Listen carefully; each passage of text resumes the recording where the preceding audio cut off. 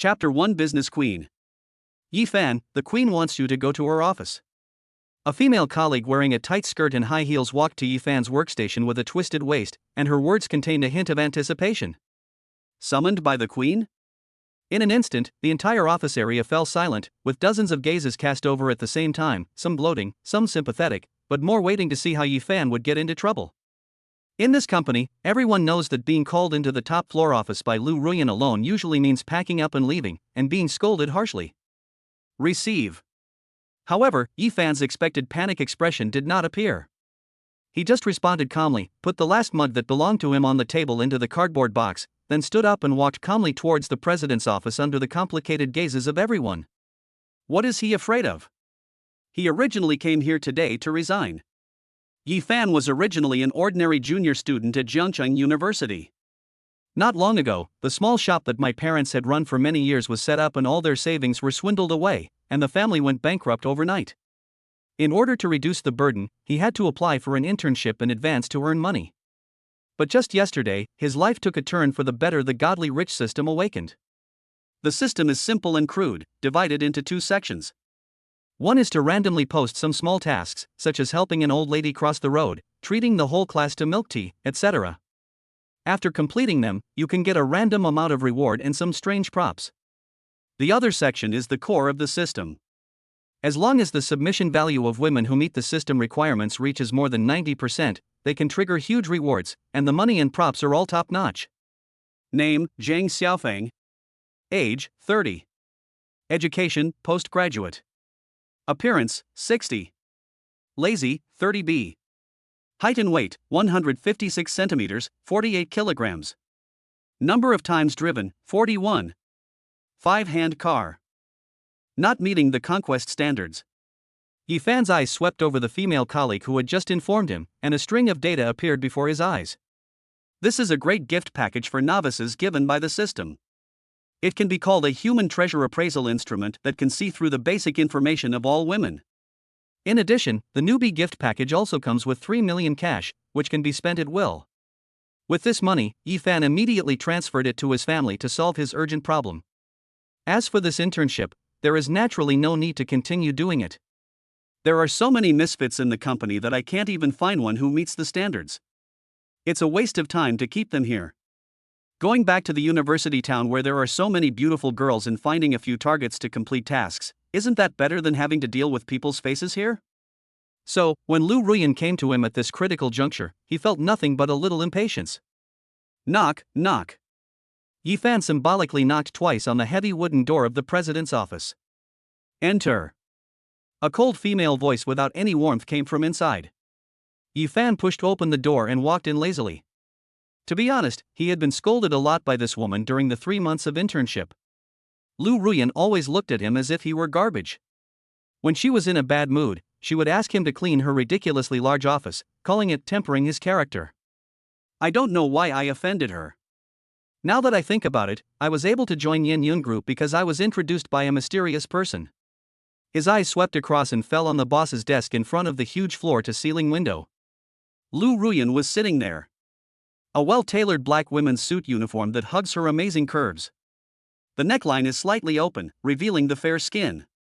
She crossed her legs, one leg elegantly resting on top of the other, her black stockings shining seductively in the light, outlining her legs to be straight and slender. She wore a pair of classic red-soled high heels with pointed heels, just like her aura. The most eye-catching thing is the small teardrop mole under her left eye, which adds a bit of inexplicable charm to her cold face.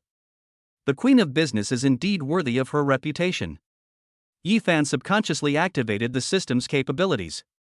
Name: Lu Ruyan. Age: 26. Education: master's degree. Appearance: 91. Lazy: 32D. Height and weight: 175 centimeters, 49 kilograms. Number of times driven: 0. New cars. Meet the conquest standard. A series of data made Yi Fan's pupils shrink slightly. Meets the standards. And it is a top-notch product with a beauty score of 91 points. What's even more outrageous is that the number of times you drove was 0. Are there any new cars with this kind of configuration these days? There was a wave of emotion in Yi Fan's heart, but what followed was not excitement, but a headache. What a joke! Let him conquer Lu Ruyan? This woman is notoriously cold-blooded and ruthless. Who in the company, from executives to cleaners, is not afraid of her? Although he had had several love experiences and thought he understood women's minds a little, when facing a boss of this level, his tricks were probably not enough to even tickle her. The difficulty of this mission is comparable to a hellish start. Have you seen enough? Lu Ruyan's cold voice interrupted Yifan's thoughts. She slowly raised her eyes, and her beautiful phoenix eyes were still filled with undisguised contempt and disdain, as if looking at him any longer was a waste of time. Yifan came to his senses and walked to her table in a neither humble nor arrogant manner. Lu Ruyan pulled out a resignation application form from a pile of documents and tapped it lightly with her fingertips. I heard you're resigning? Yes. Okay. She dropped the pen on the table, leaned back in the large executive chair, and said in a condescending tone, Before you leave, please clean up my office one last time. It's the same thing again. If it were yesterday, Yifan might have just accepted it with a pinch of his nose. But today, he is no longer the intern who can be manipulated by others. I'm sorry, Mr. Lu. Yifan put his hands in his trouser pockets and said calmly, I have submitted my resignation application. From today on, I am no longer an employee of your company. Therefore, I am not obligated to help you clean the office anymore. The air in the office seemed to freeze. Lu Ruyan stopped moving. She didn't seem to have expected that this intern who usually didn't even dare to breathe in front of her would dare to speak to her in such a tone today. Her beautiful eyebrows frowned slightly, and her eyes turned cold instantly. What did you say? I said, I won't do it. Yifan repeated, even with a smile, if Mr. Lu feels that the office is dirty, you can ask the cleaning lady, or you can do it yourself. This almost provocative remark completely ignited the fuse. The moment Yifan finished speaking, Lu Ruyan suddenly stood up from her chair. She moved incredibly fast and took a step in front of Yifan. Before Yifan could react, a white hand reached out like lightning and grabbed his tie. Hiss. Yifan was suddenly pulled forward by a huge force, his body instantly lost balance, and he fell towards her uncontrollably. The two faces were instantly close to each other. He could even smell a faint cool fragrance coming from her, see her long eyelashes, and her eyes that were burning with anger. How come this woman is so strong? Did you get the script wrong? Yifan was shocked, but he tried his best to remain calm on his face. Lu Ruyan opened her red lips slightly, and her warm breath sprayed on Yifan's face, her tone full of unquestionable arrogance and contempt. Yifan, listen carefully. Until I stamp your resignation application, I will still be your president. She paused, tightened her grip on his tie, and pulled him closer, almost touching his lips to hers. It's yours, Queen. Chapter 2 Come to my house tonight? Queen. Yifan muttered in his heart, do you really think of yourself as the queen? This line is a bit too childish.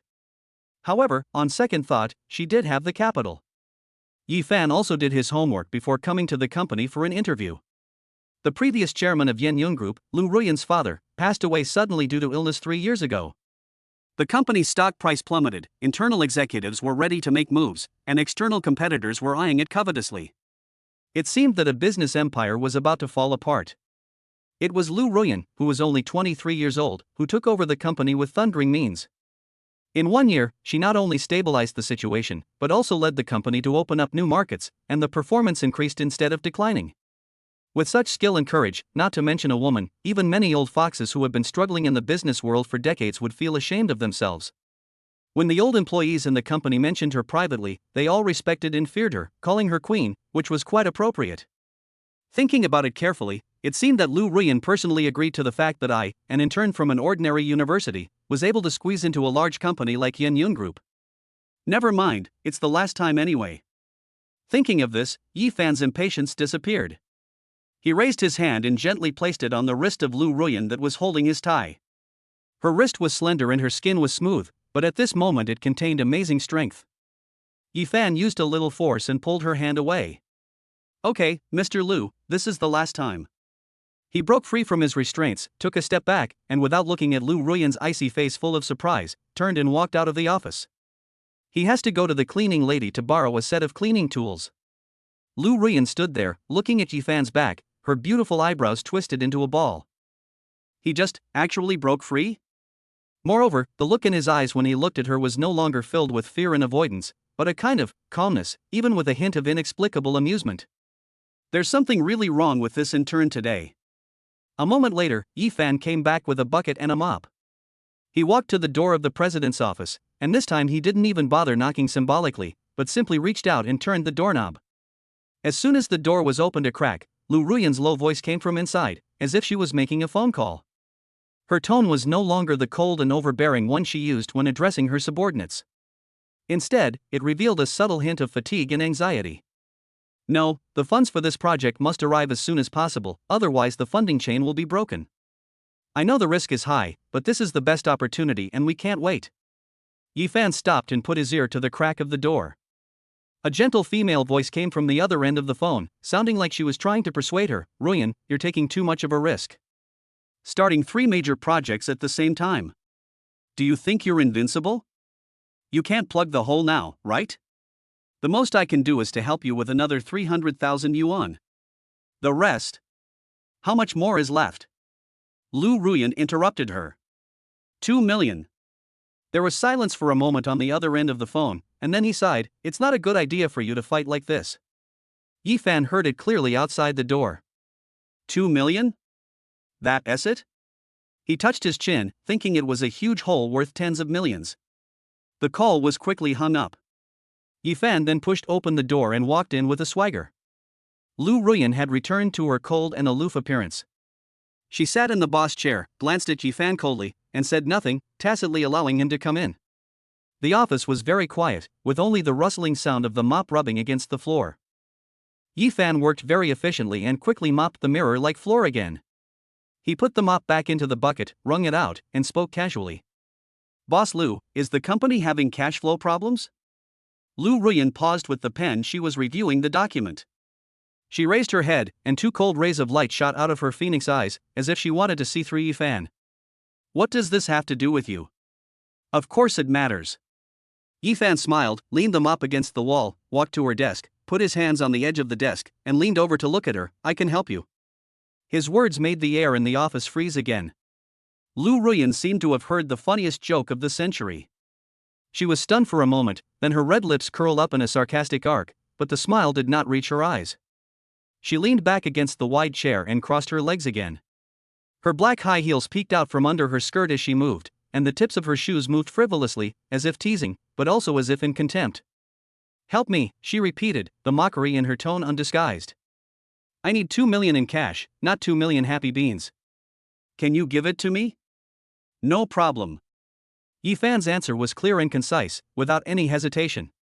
He straightened up, but his eyes slid unscrupulously from Lu Ruyan's delicate face to the breathtaking curves under her uniform, and finally fell on the pair of straight long legs wrapped in black stockings.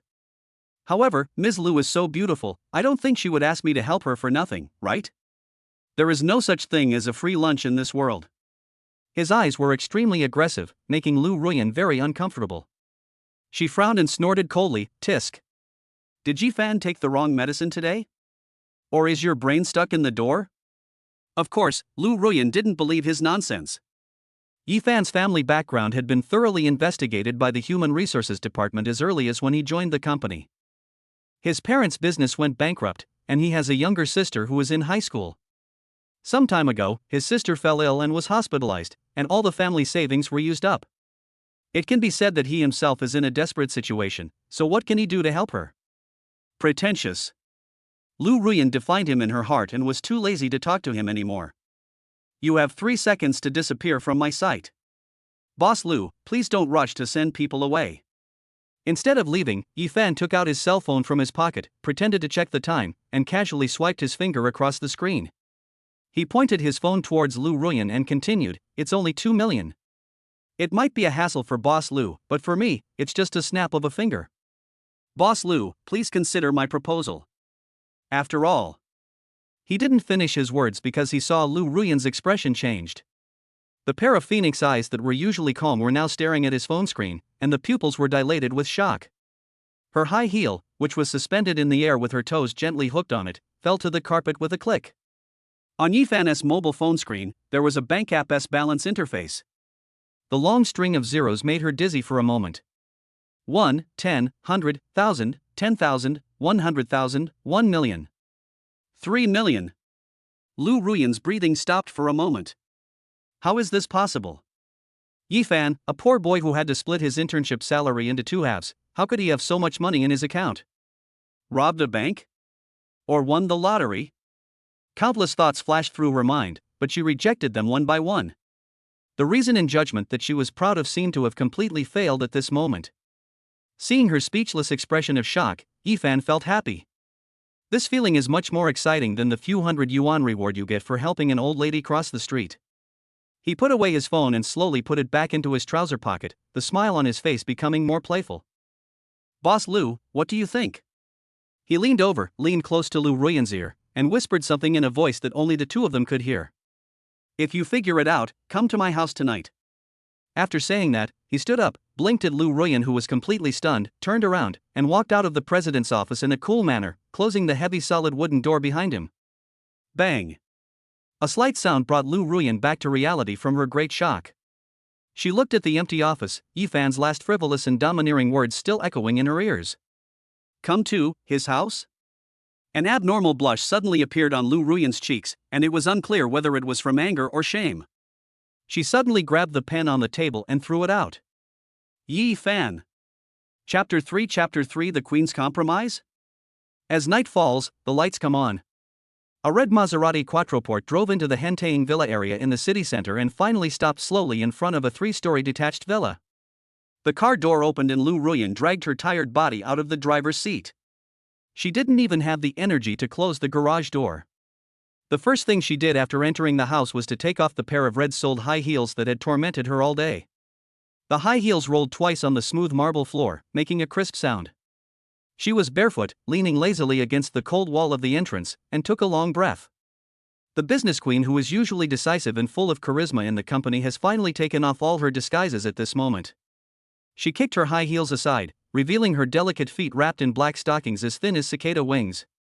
Her toes were slightly red due to prolonged squeezing. Under the soft light of the entrance, this pair of beautiful feet, which are usually coveted by countless men, now reveals only a trace of pitiful fatigue. Sister, you're back. A clear voice like a yellow oriole came from the living room, and then a girl wearing pink bunny pajamas jumped out like a little rabbit. She affectionately took Lu Ruyan's arm, rubbed her little head on her sister's shoulder, and said coquettishly, "Did you teach that scumbag Yifan a lesson for me today?" The person who came was Lu Ruyan's biological sister, Lu Shuiying. She is 1.65 meters tall, with a playful high ponytail and a typical sweet girl face.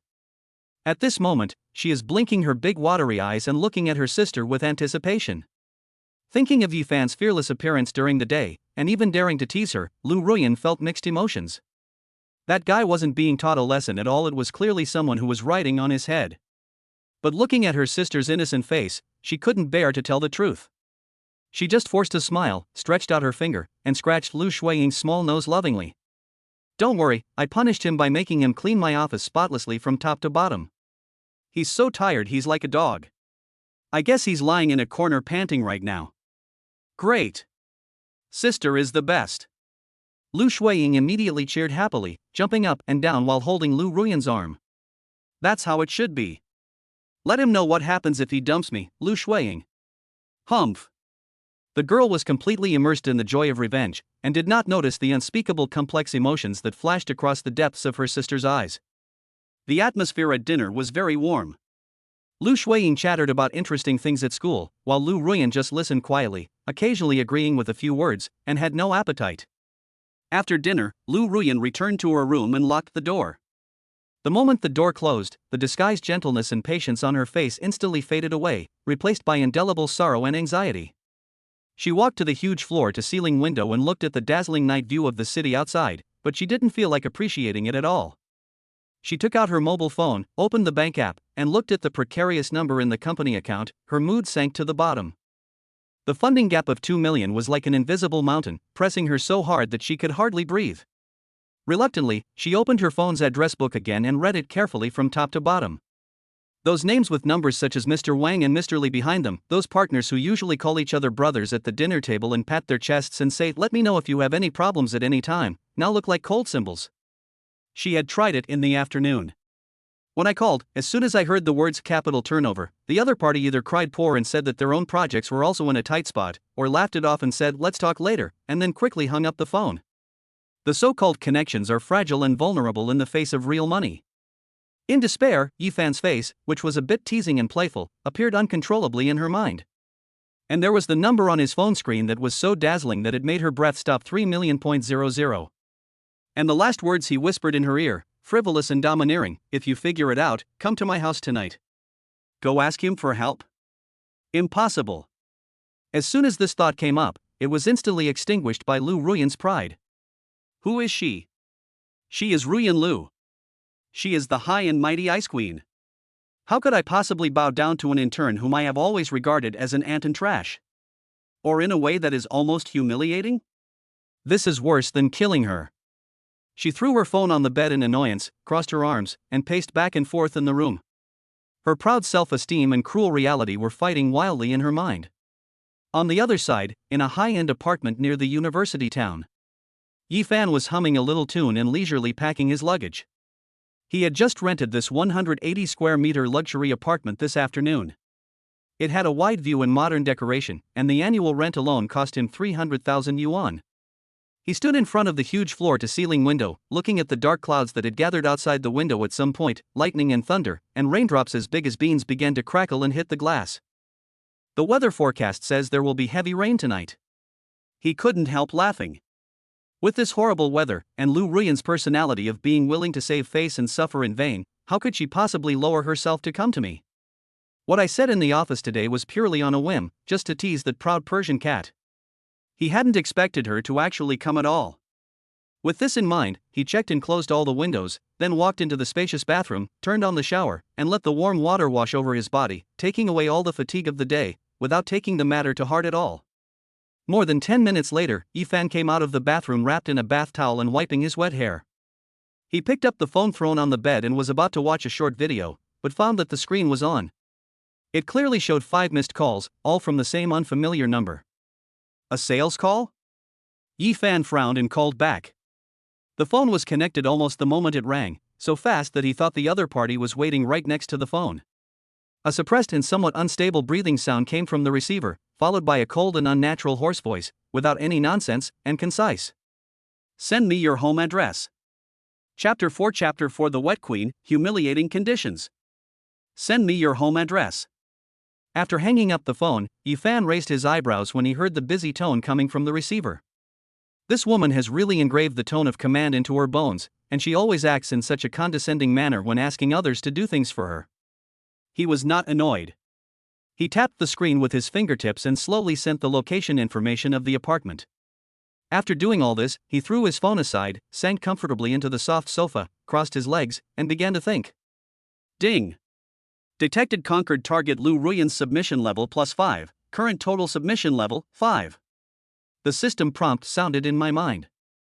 A triumphant smile appeared on Yifan's lips. Sure enough, the conquest of the system is not simply a matter of crushing money.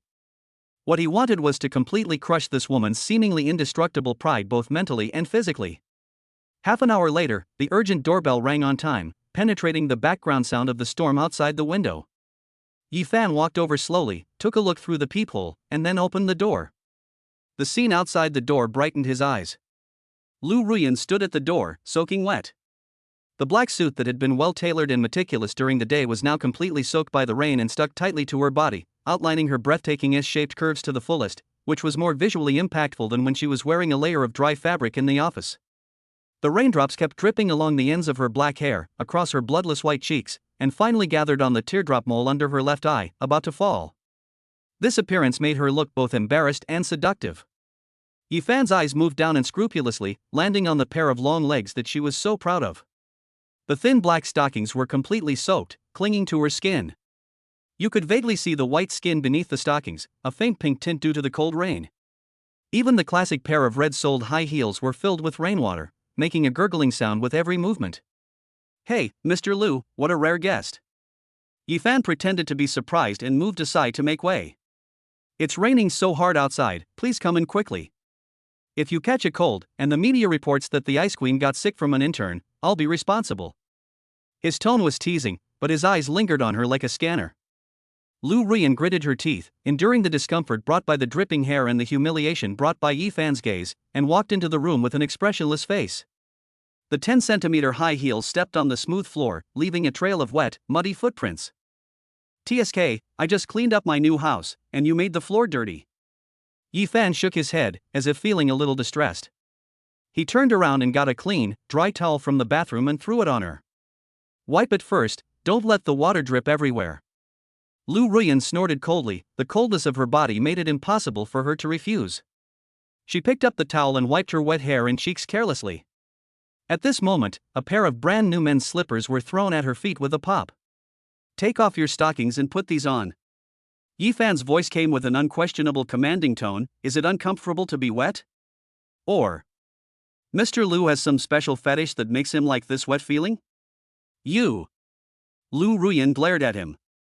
Asking her to take off her stockings in front of this man? This was a great humiliation. She bit her back teeth and squeezed out a few words from between her teeth. Turn around. Boss Lu, let's get this straight. Yi Fan didn't turn around. Instead, he folded his arms across his chest and leaned against the wall leisurely, looking at her with interest. This is my home, not your office. If you don't take it off, then we have nothing to talk about today. The door is over there. Goodbye. Thunder roared outside the window at the right moment. Under Yi Fan's aggressive gaze, a blush of shame and anger appeared on Lu Ruyan's cheeks. Her proud self-esteem and cruel reality fought fiercely in her heart, and in the end, the latter prevailed. She closed her eyes, and when she opened them again, there was only cold death in them. She slowly bent down, but this simple action seemed extremely difficult at this moment. Her slender fingers pinched the sock opening and, in front of Yi Fan, she slowly removed the wet black gauze from her long, straight legs. As the stockings were peeled off, a pair of flawless, perfect feet, with toes slightly red from wearing high heels for a long time, were exposed to the air. Lu Ruyan didn't even look at the pair of stockings that she had crumpled into a ball, and raised her hand to throw them into the trash can next to her. A hand was faster than hers and snatched the wet cloth away. What are you doing? Lu Ruyan asked with disgust. Don't throw it away. Yi Fan brought the stockings to his nose and pretended to smell them. Then, facing her murderous gaze, he said with a sly smile, it would be a shame to throw away such an expensive thing. I'll wash it for you and hang it up, and return it to you tomorrow. After saying that, he didn't care about Lu Ruyan's reaction. He took the pair of stockings and went to the balcony, hanging them on the clothesline like a trophy. Lu Ruyan looked at his back and trembled with anger. She took a deep breath, forced herself to calm down, and kept telling herself in her heart, for the company, for her sister, endure. When Yi Fan came back from the balcony, she had already adjusted her mood and said in a cold voice, Tell me your conditions. Sit down. Yi Fan pointed to the sofa opposite. He sat down in the main seat with his legs crossed, and looked with a playful smile at the woman who had just been so high and mighty, but now could only sit awkwardly in front of him wearing men's slippers that didn't fit her feet. My terms are simple. He held up 2 fingers. 2 million in exchange for 10% of your company's shares. Impossible. Lu Ruyan refused without hesitation. My company's market capitalization is over 50 million. 10% of the shares is worth at least 5 million. You're just taking advantage of the situation. Boss Lu, it seems you are not qualified to bargain with me now. Yi Fan chuckled, Don't worry, Boss Lu, you will definitely not lose money on this deal. He paused, looked at Lu Ruyan's gaze, and said word by word, Tonight, you and I will prepare the contract and agreement. This way, we will both be protected. After weighing the pros and cons, Lu Ruyan gritted her teeth and said, Okay, I promise you. Yi Fan nodded readily, I will go to your company to find you tomorrow. After the contract is signed, I will transfer the money to you immediately. After we agreed on the terms, the heavy burden in my heart finally fell. Lu Ruyan stood up, put on her wide slippers and prepared to leave, not wanting to stay here for even a second. Boss Lu, don't leave in such a hurry. A hand rested on the door handle, blocking her way. Yi Fan pointed at the muddy floor where she had stepped, leaving a series of watermarks, and the smile on his face became evil. My conditions are more than just this one. If you want to take the money and leave, you can. He slowly took out the mop and bucket from the corner and threw them at her feet. The sound was not loud, but it was like a sledgehammer hitting Lu Ruyan's heart. First, clean my place, just like you did to me during the day. From inside to outside, spotless. You can leave when I'm satisfied. Chapter 5 The Queen becomes a maid, and her submission value skyrockets. What did you say? Lu Ruyan thought she was hallucinating. She stared at Yi Fan in disbelief, her beautiful phoenix eyes almost spitting fire. The humiliation, coldness, and anger that had been pent up all night erupted at this moment. The queen's aura was fully open, and her voice was as cold as an icicle. Yifan, don't push your luck. Am I being too demanding, or does President Liu not understand the current situation? Yifan was not moved by her aura at all. Instead, he crossed his arms lazily and admired her appearance with interest. In his opinion, the woman at this moment, with her fur standing on end and her claws bared, was not threatening at all, but rather had a unique kind of fun. At this moment, a mechanical sound rang out in Yifan's mind at just the right moment. Ding! Random mission triggered, the Queen's first time. Task content: please ask Business Queen Lu Ruyan to clean your apartment including the living room and bedroom. Mission reward: 500,000 yuan in cash, Lu Ruyan submission points plus 5%. Done. Yifan was overjoyed, but the expression on his face became more and more shameless. He spread his hands and raised his chin toward the door. Boss Lu, the choice is yours. Either pick up the mop and clean my floor right now, or walk out this door right now. Of course, tomorrow's news about Yen Yun Group's broken funding chain will surely be very exciting, and may even make the financial headlines. You. Lu Ruyan was so angry that she was shaking all over. Every word Yifan said hit her soft spot. That overwhelming aura deflated instantly like a punctured balloon. The cold cruelty of reality shattered her pitiful pride. She stared at Yifan's hateful smile for a long time before squeezing out 3 words from between her teeth. Where are the tools? Yifan gestured with his eyes towards the storage room in the corner of the balcony. Soon, the Ice Queen, who was a big shot in the business world and admired by countless men, wearing a pair of men's slippers that did not fit her feet at all, holding a rag in one hand and a mop in the other, began the first thorough cleaning of her life in an extremely humiliating posture. She first bent down and wiped the floor that she had dirty. This action made her already wet black suit skirt even tighter, and the hem of the skirt rose up, revealing a breathtaking piece of snow white. From Yifan's perspective, the pair of long legs wrapped in black stockings were clearly visible, making his mouth dry. Yifan crossed his legs and sank comfortably into the sofa. He unscrewed a bottle of ice cola and drank it while pointing fingers at her like a supervisor. Boss Lu, you're not very experienced in this business. There, under the table, yes, right there, there's still dust. Wipe in the cracks of the sofa too, harder. Didn't you eat? Tisk, look at the floor you mopped, there are watermarks all over it, redo it. Lu Ruyan's silver teeth were almost broken, and her nails dug deeply into her palms. When had she ever suffered such humiliation? In the past, she always criticized her subordinates with the harshest language, but today, this in turn used the same method to retaliate against her even more harshly. Looking at the queen who once bossed him around, now like a little maid who had made a mistake, crawling around in front of him humbly, Yifan felt an unprecedented, morbid pleasure of conquest in his heart. The feeling of crushing pride under his feet fascinated him more than any achievement. He quietly took out his cell phone and quickly recorded a video of more than 10 seconds while Lu Ruyan was lying on the ground wiping the table legs, with the curve of her buttocks outlined to the extreme. The angle is tricky and the picture is clear. Although her face was not shown, her iconic black suit and eye-catching S-shaped curves were enough for any employee of Yin Yin Company to recognize who she was. Yifan admired his masterpiece with satisfaction, and even thought of a caption: "Who in my family would understand that I hired a part-time worker?" And it turned out to be the female president of a listed company. After an unknown amount of time, Lu Ruyan finally cleaned the living room spotlessly. She stood up, holding her aching waist. Fine beads of sweat had already seeped out of her forehead, and a few strands of wet hair stuck to her cheeks, making her look even more pitiful. She gasped and asked coldly, "Is it okay now?" Yifan opened his phone and took a look. The task progress bar on the system panel only showed that it was 50% complete. He touched his chin, a smirk on his face, stood up from the sofa, and pointed to the room inside. "The living room is ready, and my bedroom is not cleaned yet." Yifan, you are dreaming. Lu Ruyan couldn't hold it in any longer and exploded completely. She threw the rag in her hand hard onto the smooth floor with a crisp paw sound, and her chest heaved violently with anger. Cleaning the living room was already her limit. Entering a man's bedroom and helping him tidy it up? This touched her bottom line. Yifan was not angry either. He walked slowly in front of her. His height advantage allowed him to look down on her easily. "Boss Lu, don't forget, our contract hasn't been signed yet, and the 2 million hasn't arrived yet." Threaten. A naked threat. Lu Ruyan's body trembled with extreme anger and her face turned pale. She stared at Yifan intently, her eyes wishing she could eat him alive. But in the end, all the anger, resentment, and humiliation turned into tears in his eyes. Tolerate. At least doing these things doesn't hurt yourself, so you can tolerate it. With red eyes, she silently picked up the rag on the ground, turned around, and walked into Yifan's bedroom in humiliation. The bedroom had a unique masculine scent, and the bed was not as messy as I had imagined. Lu Ruyan closed her eyes and began to tidy up mechanically, folding the quilt and smoothing out the wrinkled sheets.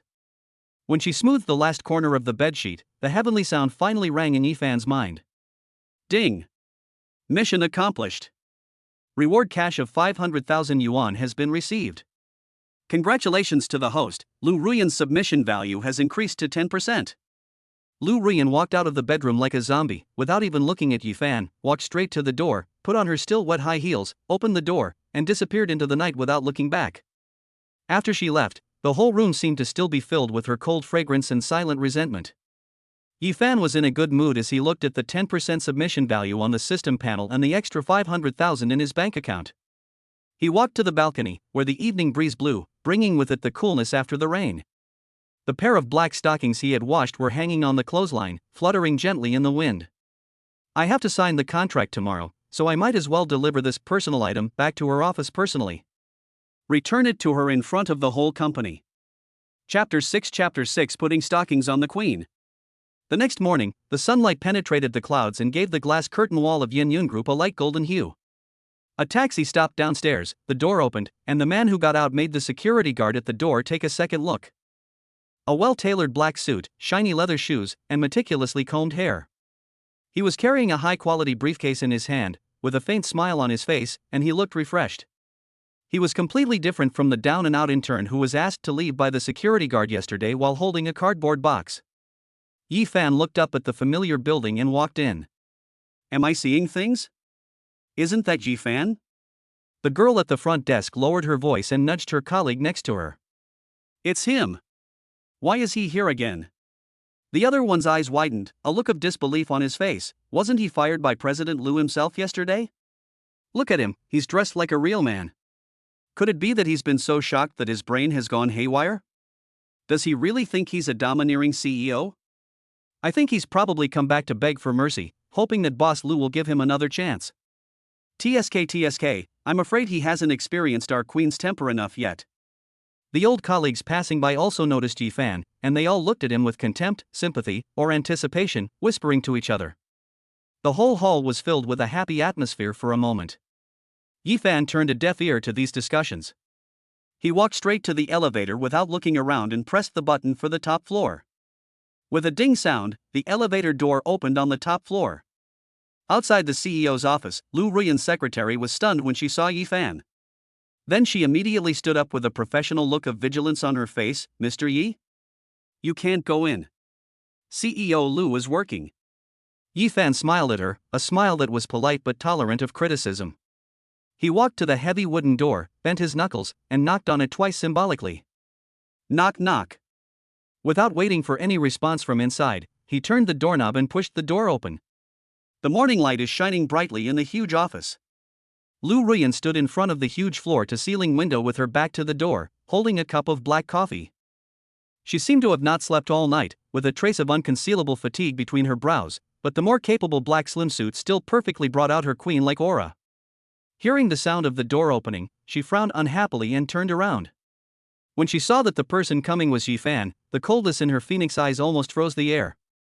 However, what is more striking is that she is not wearing stockings today. The pair of straight and slender legs were completely exposed, and in the morning light, the delicate skin was so white that it was dazzling. Yifan laughed in his heart. Is the queen going for a pure and lustful style today? What a pity, it doesn't have that flavor. Who let you in? Lu Ruyan's voice was cold and hard, as if it was made of ice. I'm here to sign the contract. Yifan closed the door and walked straight to her large desk. He pulled out a chair and sat down, placing his briefcase on the table. Boss Liu, let's make this quick. My time is precious. This cuckoo in the magpie's nest attitude made Lu Ruyan so angry that her temples throbbed. She placed the coffee cup heavily on the table with a muffled sound, walked around the desk, sat down in the main seat, and exuded a low-pressure aura of keep away from strangers. Yifan took out 2 documents from his briefcase, which were the equity transfer agreements drafted by his lawyer overnight. He pushed one of the copies in front of Lu Ruyan and said, "President Lu, please take a look.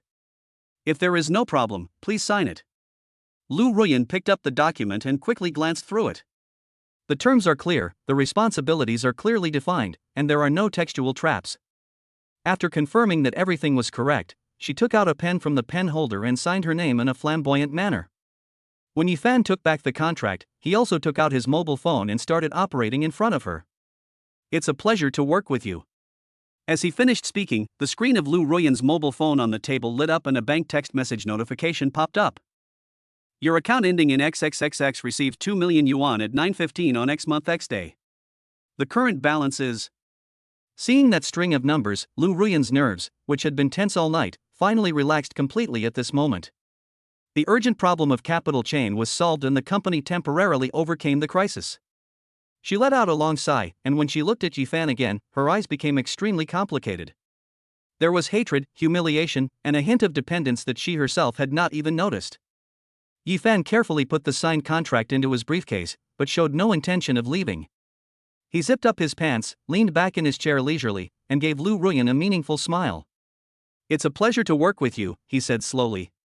"But Mr. Lu, you left in such a hurry last night that you left something with me.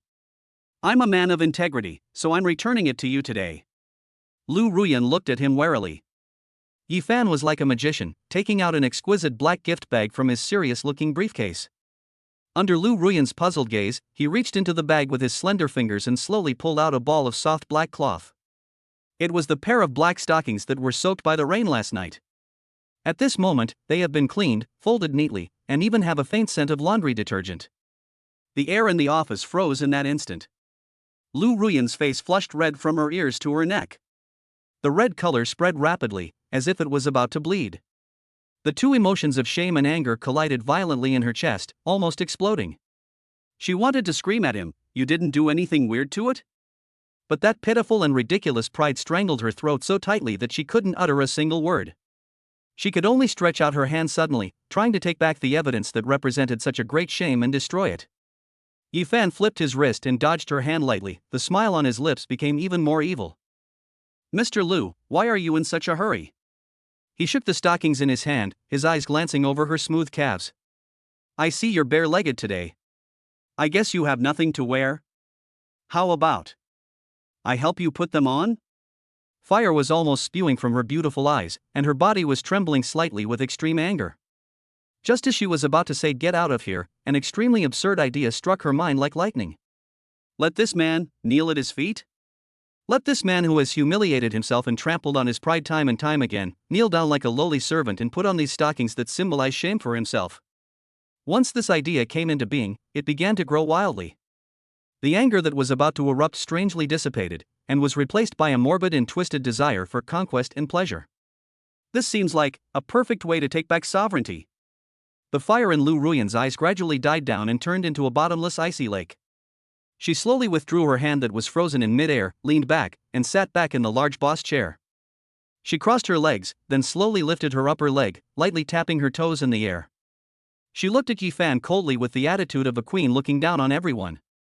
The red lips parted slightly and uttered a word. "Good." Yifan raised his eyebrows and waited for her next words. Lu Ruyan gracefully stretched out her bare, perfectly curvaceous long leg and placed her ankle on a leather footstool under the desk. She raised her chin slightly and gestured to her feet with her eyes. "Squat down." "With pleasure." Yifan saw through her little thoughts at a glance and laughed in his heart. The first step to conquering a queen is to make her think she is the conqueror.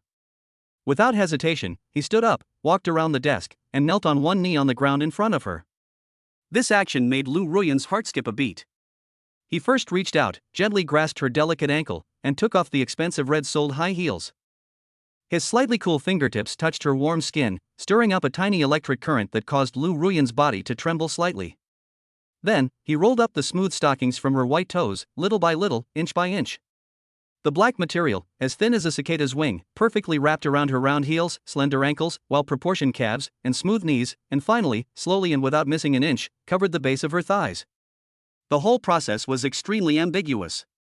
The office was so quiet that the only sounds could be heard, the subtle sound of fabric rubbing against skin and the intertwining breathing of the two people. Lu Ruyan lowered her eyes and looked at the man who was kneeling on one knee and bowing his head to serve her. An unprecedented sense of satisfaction, even stronger than closing a deal worth hundreds of millions, instantly swept over her body. Power, control, conquest. At this moment, she felt like she had turned back into the omnipotent queen.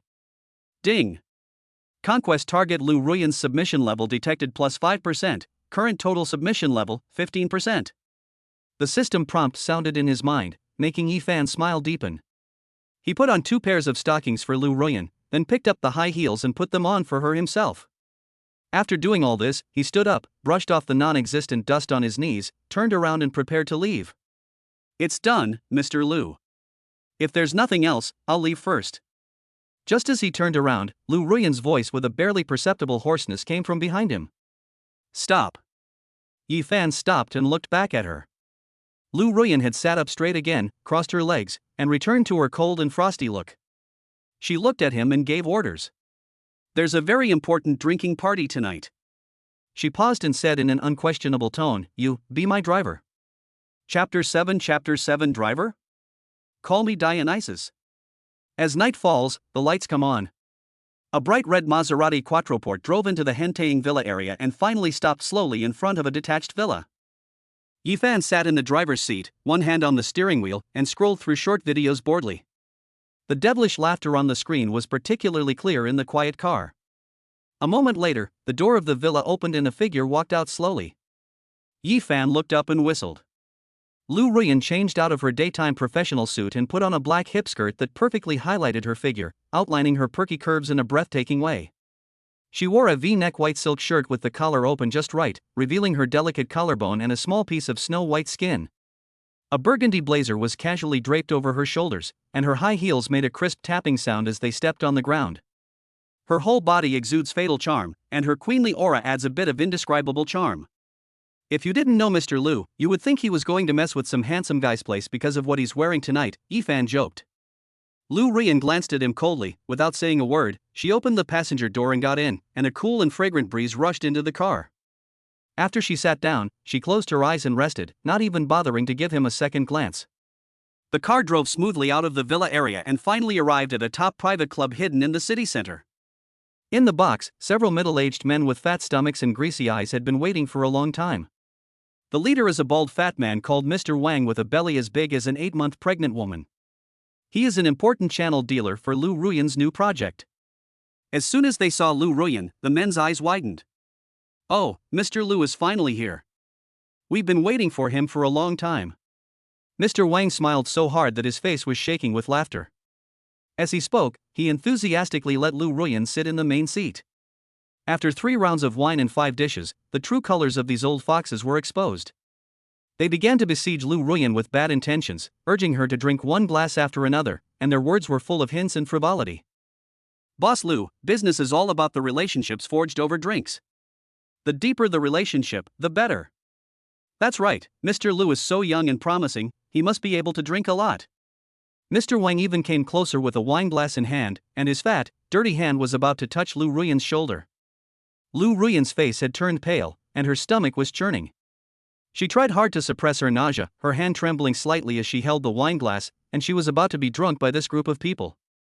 At this moment, the system's voice suddenly sounded in Yifan's mind.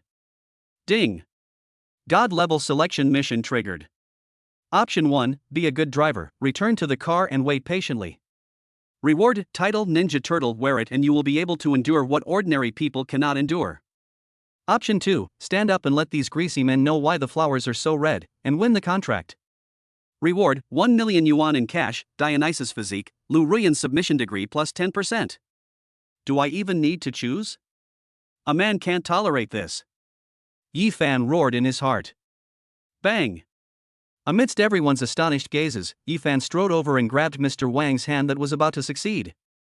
He had a smile on his face, but his tone brooked no argument. Dear bosses, my boss Lu is not feeling well. I will take care of the rest of the drinks. Mr. Wang's wrist was pinched so hard that it hurt. He angrily pushed Yifan away and said, Driver? Who let you in? What's wrong with the driver? Yifan smiled. Today, I'll show you all what it means to get the whole place drunk. Before he finished speaking, he picked up an unopened bottle of mutai from the table, unscrewed the cap with a snap, and raised his chin to the group of people in the box. I'm alone, and you're all drinking. If I fall, I lose. If I'm still standing, this contract will be signed according to our CEO Lou's terms. There was silence in the box at first, and then everyone burst into laughter. Ha ha ha, is this kid crazy? Young people don't know their place. Mr. Wang, let's teach this young man a lesson today. Yi Fan, who has obtained the physique of the god of wine, is now like a wine fairy. He was too lazy to even use a cup. He just poured the spicy strong liquor into the bottle as if it were boiled water. His Adam's apple rolled and he drank half the bottle in a blink of an eye without changing his expression or heartbeat. This action made the people on the opposite side dumbfounded. The scene that followed could be described as a one-sided massacre. Soon, people fell down in the box in all directions, all in a very ugly state. Some hugged the table legs and cried for their mothers, while others crawled directly under the table. In the end, only Mr. Wan was left sitting there. He looked at Yi Fan, who looked like nothing had happened, and was so scared that he almost sobered up. Yi Fan threw the empty wine bottle away, picked up the contract on the table, and slapped it in front of President Wang. He tapped the signature with his fingertips and smiled as kindly as a boy next door. Boss Wang, here's the pen for you. Move it yourself. Lu Ruyan sat in the corner and witnessed it all from beginning to end. Her usually cold eyes were now filled with shock, disbelief, and a hint of brilliance that she herself had not noticed. Is this man still the Yi Fan I know? Ding. Mission completed. Rewards distributed. Lu Ruyan's submission value increased to 25%. Yi Fan ignored the corpses lying on the ground and walked to Lu Ruyan. He picked up the suit jacket that had slipped from her shoulders and put it on her gently with a smirk on his face. Your Majesty, we can go home now. Chapter 8 Why did you come out of my sister's room? The bright red Maserati streaked a streak of light in the night, but the interior of the car was so quiet that only the roar of the engine and the sound of the air conditioner could be heard. Yi Fan glanced at the woman in the passenger seat through the rearview mirror. Lu Ruyan leaned back in the chair, her spine, which was usually straight, now completely relaxed. She tilted her head with her cheek pressed against the cold car window. The colorful neon lights outside the window cast mottled light and shadows on her face. Her cheeks, which were always covered with frost, were now stained with a touching blush. Alcohol is the best makeup remover, removing all her defenses and disguises. She just looked out the window quietly, her long eyelashes fluttering in the light. The pair of phoenix eyes that were always as sharp as a knife were now shimmering with watery light and covered with a layer of hazy mist. Yi Fan could even see that she would occasionally glance at him secretly and quickly out of the corner of her eye. Once noticed, she would immediately turn her head guiltily and pretend to look at the scenery. This woman is quite cute when she is drunk. The car drove smoothly into the Hentaying Villa area and stopped in front of Lu Ruyan's villa. Yi Fan turned off the engine, unbuckled his seatbelt, turned around and said to her, "Boss Lu, we're home." Lu Ruyan didn't react much, just a soft hum from her throat. Yi Fan had no choice but to get out of the car, walk around to the passenger seat and open the door for her. Your Majesty, please get out of the car. Lu Ruyan then slowly turned her head, looked at him with misty eyes for a long time before reaching out her hand. Yi Fan held the slightly cold hand and, with a little effort, helped her out of the car. Lu Ruyan's body swayed as her high heels stepped on the ground. She had indeed drunk quite a lot today, relying entirely on her willpower to hold on. The moment she relaxed, the alcohol came flooding back like a tidal wave. Her feet went weak and she fell forward without warning. Careful! Yi Fan was quick-eyed and quick-handed. He stretched out his long arms and directly embraced her entire soft body in his arms. The expected pain did not come, but instead I felt a solid and warm chest. Lu Ruyan struggled subconsciously. This was a reaction that was almost ingrained in her bones. But what lingered at the tip of his nose was Yi Fan's unique scent that was refreshing and had a hint of tobacco, which made him feel unexpectedly at ease. Her symbolic strength was no different from a cat scratching in front of Yi Fan. The next second, a feeling of weightlessness came over him, and Yi Fan had already bent down, and with a standard princess hug, he held her up steadily. You! Lu Ruyan exclaimed, and subconsciously wrapped her arms around his neck, fearing that she would fall. This posture made her curl up in Yi Fan's arms, with her cheek almost touching his chest. She could clearly hear his steady and powerful heartbeat, again and again, as if it was beating against her heart. Her face suddenly turned redder, from her cheeks to her ears. Yifan held her in his arms and walked steadily towards the gate of the villa, muttering non-stop, "Boss Lu, your weight is not right. Did you secretly lose weight without telling me? It feels like holding a ball of cotton when I hold you." The woman in his arms didn't say anything, but just buried her face deeper in his arms. When I entered the villa, the lights in the living room were off. Only a night light in the entrance hall was on, emitting a dim light. Yifan carried her up to the second floor with familiarity and went straight to the master bedroom. The bedroom door was not closed, and a cool fragrance exactly the same as Lu Ruyan's was wafting from inside. It was the scent of the perfume she often used. Yifan walked to the large European-style bed that looked very valuable and carefully put her down. An elegant human figure sank into the soft mattress. Lu Ruyan lay on the bed, looking at him with seductive eyes. The alcohol had removed all her thorns, leaving only a lazy and charming look. Her usually cold eyes now seemed to be filled with spring water. She just looked at Yifan, and suddenly spoke softly in a tone that sounded like a command but also a bit coquettish. "Help me, take off my shoes." The voice was soft and light, with a drunken hoarseness, and it made one's bones go numb when it entered the ears. Yifan's heart skipped a beat. He knelt on one knee beside the bed. At this angle, he could look straight at her face as she lay on the bed. He reached out, held her slender ankle, and gently took off the pair of red-soled high heels. The moment the shoes came off, Lu Ruyan suddenly laughed foolishly. Her laughter was crisp and pleasant, and she was completely different from her usual self. She murmured, "Yifan, you look quite handsome tonight." This sudden compliment made Yifan pause. He raised his head and met her blurry eyes. "I have so many advantages, and Mr. Lu hasn't even discovered 1/10,000th of them." He lowered his voice with a bewitching smile. As he spoke, his hand had already grasped her warm ankle, and his fingertips touched the black stockings that were as thin as a cicada's wing, which felt delicate and smooth. He moved gently, bit by bit, and removed the restraint from her smooth calves. This process is full of a certain sense of taboo ritual. For example? Lu Ruyan's curiosity was aroused. She asked with drunken eyes, her voice as soft as a cat's claws gently scratching her heart. "For example?" Yifan leaned over, his warm breath spraying on her cheek. He didn't answer. Instead, he directly kissed her red lips, which were slightly open due to her speaking. Soft, sweet, with a hint of aftertaste. Lu Ruyan's eyes widened instantly. All the drunkenness seemed to be shattered by a bolt of thunder at this moment. What is going on? Her brain froze for 3 full seconds before she realized what had happened. A mixture of shame and anger instantly rushed to my head. She exerted force suddenly and pushed Yifan away. Yifan was pushed back 2 steps by her, but he was not annoyed. He stood up straight and leisurely, raised his hand and touched his lips, which seemed to still have the amazing soft touch and fragrance. He grinned and finally answered her previous question, "For example?" "I have a thick skin." Lu Ruyan was completely furious. She suddenly sat up from the bed. Her eyes, which had just been sparkling with water, were now burning with rage. Her cheeks were so red that they seemed to be bleeding. She didn't know whether it was out of shame or anger. This bastard. A scoundrel. A lecher. How dare he? Yifan. You bastard.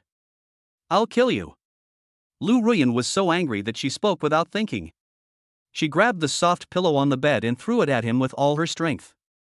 Seeing that the queen was about to lose her temper, Yifan quickly ran away. "Boss Lu, please go to bed early. I won't disturb you." He dodged the pillow's attack nimbly, then turned and ran, his movements smooth and seamless. After rushing out of the room, he was thoughtful enough to close the door. With a bang, Lu Ruyan's roar was blocked out. Yifan leaned against the wall in the corridor, his heart still beating a little fast.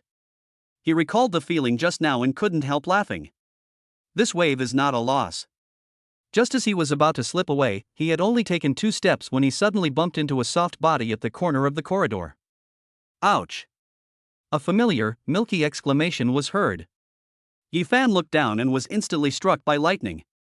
The smile on his face was stiffer than plaster. The person in front of me was wearing a pink bunny one-piece pajamas, with the 2 long ears on the hat drooping, looking particularly cute. She had her hair tied in a high ponytail, and her pure and sweet face was full of astonishment. If this isn't his ex-girlfriend, Lu Shuiying, then who else could it be? Yifan? Shuiying? The two called out each other's name in unison, with the same shock written on their faces. The cup of milk in Lu Shuiying's hand fell straight onto the smooth floor with a bang, and the milky white liquid splashed everywhere. She was a little confused. Why is Yi Fan here? Why are you here? This is my home. Lu Shuiying pointed at him, her voice trembling. Yi Fan's head buzzed, as if 100 loudspeakers were broadcasting into his ears at the same time. Your home? This is Lu Ruyan's home, your home? So? Lu Shuiying is Lu Ruyan's younger sister? Oh shit. This world is too small. The ex-girlfriend and the new target are actually sisters? What do you call this? This is called targeted poverty alleviation, which means keeping the benefits within the family. Before Yi Fan could recover from the huge shock of this information, Lu Shuiying's innocent big eyes had narrowed dangerously. Her eyes moved back and forth between Yi Fan and the bedroom door behind him that had just been closed. That look was full of suspicion, scrutiny, and a hint of sharpness as if Conan was possessed. No. Lu Shuiying's voice turned cold. Why did you come out of my sister's room? She took a step forward, approached Yi Fan, and raised her little face. Yi Fan, tell the truth. You and my sister, what did you two do in there just now? Chapter 9. The sisters said yes. The corridor was dead silent. The air was filled with the sweet aroma of milk and a hint of awkward sourness. Yi Fan and Lu Shuiying stared at each other, their expressions were exactly the same, both of them were shocked to see a ghost. Lu Shuiying pointed at Yi Fan, then pointed at the closed door behind her. Her mind was a mess, with countless question marks popping up in her mind. Why did he come out of my sister's room? How come he is here? What did they just do in there? Yi Fan's mind was also working rapidly. His ex-girlfriend and current target were sisters. This kind of bloody plot that even urban novels dared not write about easily, actually happened to him. Where can I find justice? System. He almost subconsciously repeated it in his head. A blue virtual panel that only he could see instantly unfolded above Lu Shuiying's head.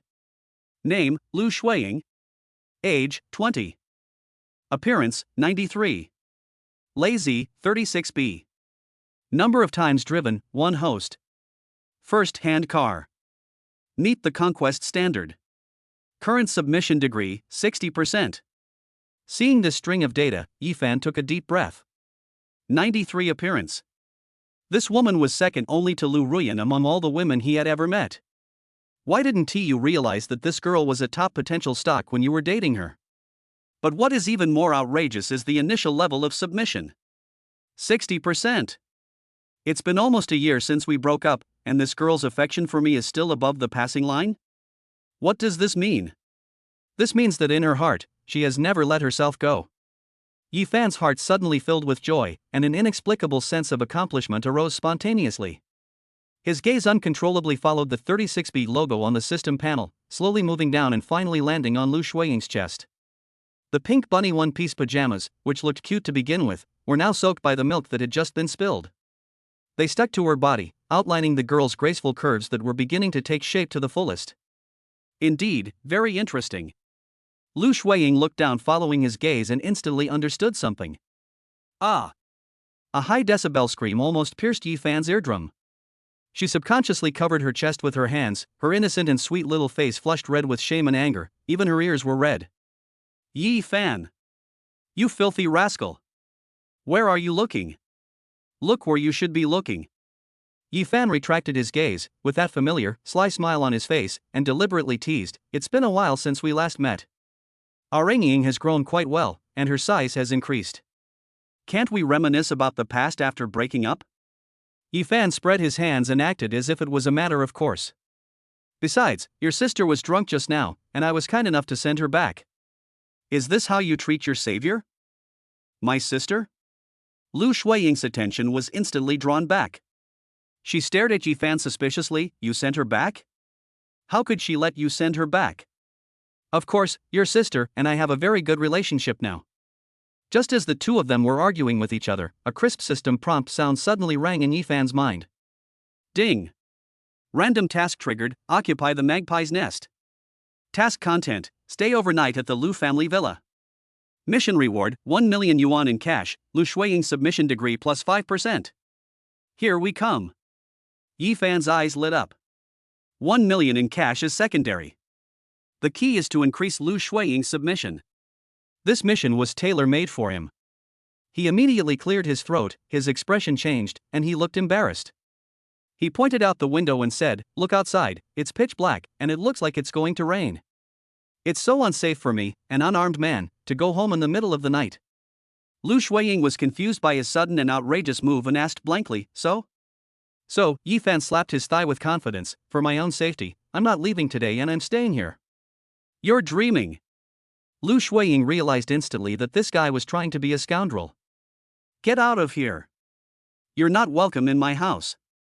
Although she was shouting fiercely, there was an inexplicable ripple in her heart. This guy is still the same as before, a scoundrel and shameless, but why don't I feel disgusted with him, but instead feel a little, like laughing?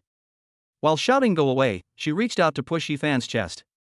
But the force was so soft, it was more like acting coquettishly than pushing. "I really don't want to leave. It's no use pushing me."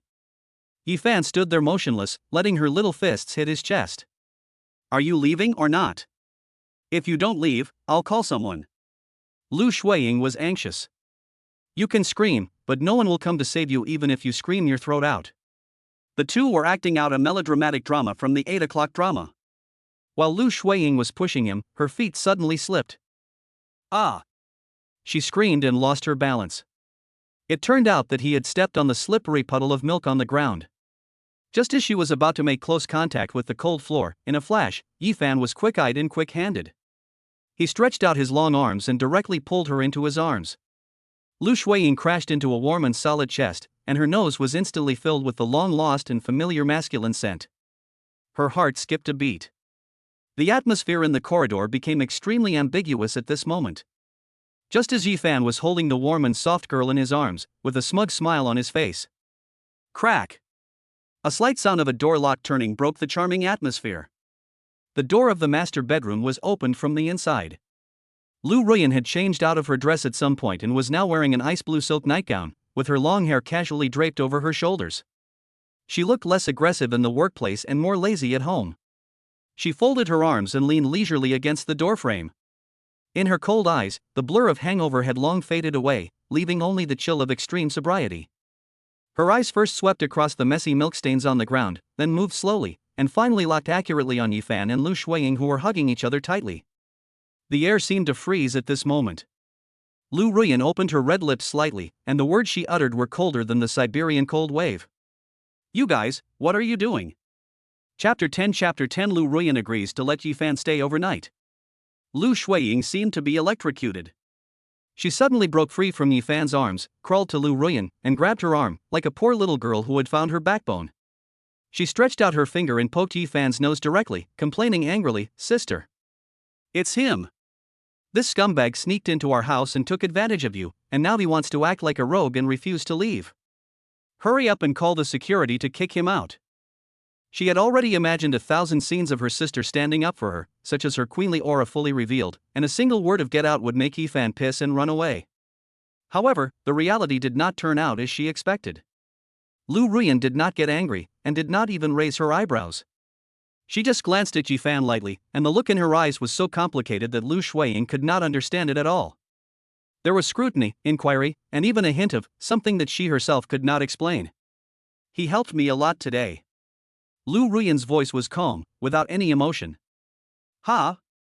Lu Shuiying's complaint stopped abruptly, and her brain froze on the spot. "Help, help. How can I help you? How can this bad guy, who is good for nothing except sweet talk to deceive the little girl, help her sister, the powerful business queen? Did the sun rise from the west today?" What happened next was even more devastating for her worldview. Lu Ruyan completely ignored the shocked expression on her sister's face, which looked like, "Who am I and where am I?" She turned her gaze to Yifan and said in a commanding tone that left no room for questioning, "The guest room is on the 3rd floor, the first one on the left. Go up there by yourself. Tomorrow morning at 8 o'clock, take me back to the company." After saying that, she turned around and walked towards the kitchen with elegant steps, as if she was just going to pour a glass of water to quench her thirst, leaving the two people standing in the corridor stunned with a cold and mysterious back. Lu Shuiying was completely dumbfounded. She turned her neck stiffly, looked at her sister's back as she disappeared at the kitchen door, and then looked at Yifan opposite her with a look of triumph on his face. My dear sister, the dear sister who had said more than once after she broke up, "That kind of man is not worthy of you, it's just right that you broke up." The dear sister who said coldly that she would find someone to teach him a lesson when she cried and complained about Yifan having an affair with another girl. Now, unexpectedly, she agreed to let him stay overnight? This is no longer a matter of the sun rising from the west, this is simply the Big Bang, Panga creating the world again. Yifan was already very happy when he saw Lu Shuiying's expression of doubt about life. He raised his eyebrows triumphantly at her and mouthed two words silently. "Look, here." Lu Shuiying understood it instantly, and a nameless anger rushed to her head. She was so angry that her cheeks puffed up, but she couldn't vent her anger. Her sister has already spoken so clearly, what else can she do? He could only use his eyes as a weapon, shooting his eye knives by Yubiubiu, trying to cut Yifan into pieces. Yifan didn't care at all. He whistled and went up to the third floor in a happy mood. The guest room was very clean and had a faint scent of lavender, which was more than 100 times better than his doghouse. Downstairs, Lu Shuiying was unwilling to give up and ran into Lu Ruyan's room. "Sister! What's wrong with you? How could you let him stay here? Have you forgotten how he bullied me?" Lu Ruyan was drinking water. Upon hearing this, she simply glanced at her and said, "You don't understand business matters." She briefly explained the danger of tonight's drinking party and the financial trap set by the greasy old man, Mr. Wang. In her words, Yifan was just a person who happened to appear and solved the business crisis with some special means. Even with such a castrated version of the narrative, it was enough to leave Lu Shuiying stunned. In her impression, Yifan, who only knew how to play games, skip classes, and say sweet words, could actually help his sister in that kind of situation? Is this still the Yifan she knows? She was half believing and half doubting in her heart, but her impression of Yifan began to change subtly without her realizing it. The next morning, the atmosphere in the restaurant of the Lu family villa was extremely weird. On the huge dining table, 3 people sat on 3 sides, performing a silent palace intrigue. Lu Shuiying specially changed into a brand new JK uniform, a white short-sleeved shirt with a plaid pleated skirt, black calf socks on her 2 white and slender legs, a pair of shiny little leather shoes on her feet, and her high ponytail swinging back and forth, exuding youthful vitality. She deliberately wandered around in front of Yifan, sometimes getting bread, sometimes pouring milk, with her skirt fluttering, as if she wanted to prove her charm and regain her sovereignty in this way. On the other side of the table, Ruyan Lu regained her true self as the queen of business. A well-tailored black professional suit wrapped her curvy figure perfectly. She wore thin black stockings on her legs, and paired them with a pair of classic red-soled high heels. Her aura was fully open. Xiaohubot file anti-piracy, look for, choose Xiaohu for book robots, stable, reliable, no pitfalls. She ate her meal gracefully, as if the lazy woman in the silk nightgown last night was just an illusion. Yifan sat between the two of them, with his sweet and lovely young ex-girlfriend on his left and his target, the cold and abstinent queen, on his right. It was simply an imperial enjoyment. "I'll take you there after dinner." Lu Ruyan wiped the corners of her mouth with a napkin, picked up the car keys, and prepared to carry out last night's order. Unexpectedly, Yifan waved his hand and lazily refused. "Boss Lu, don't bother me, I have my own arrangements." He stood up, stretched, and said something earth-shattering. "I plan to go to the 4S store to pick up the car myself today, so I won't delay your precious working time." As soon as these words were spoken, the beautiful sisters at the table were stunned at the same time. Lu Shuiying almost spit out the milk in her mouth. She blurted out, "Where did you get the money to buy a car?" In her memory, Yifan's family went bankrupt and his sister was sick. "Even this job at Yen Yun was obtained by begging my sister." After being separated for so long, could it be that she went to dig for a mine? Yifan didn't answer, but just winked at her mysteriously, then nodded at Lu Ruyan, turned around and walked out of the villa gate in a leisurely manner. Lu Ruyan's hand holding the car keys stopped in mid-air. She looked at Yifan's back as he disappeared at the door. An unprecedented depth flashed in her cold phoenix eyes. Just as Yifan walked out of the villa gate and basked in the morning sunshine, crisp system prompt sounds rang in his mind one after another. Ding! The random task Cuckoo occupies the magpie's nest has been completed. Task reward, 1 million yuan in cash has been automatically deposited into your bank account. Lu Shuiying's submission degree plus 5%. Current total submission degree, 65%. Ding! Detected that the target of conquest, Lu Ruyan, is experiencing a dramatic emotional fluctuation. Submission level plus 5%. Current total submission level, 30%.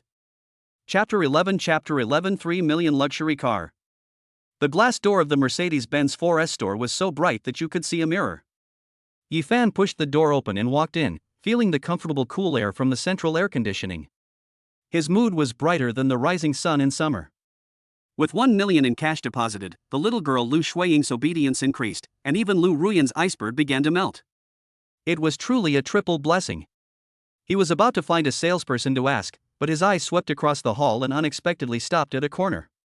A girl wearing a sales uniform and a ponytail was lowering her head as another female salesperson who was dressed up was pointing at and scolding her. "Lin Wei, how many times have I warned you? Don't always think about stealing my clients. Don't you see what kind of person you are?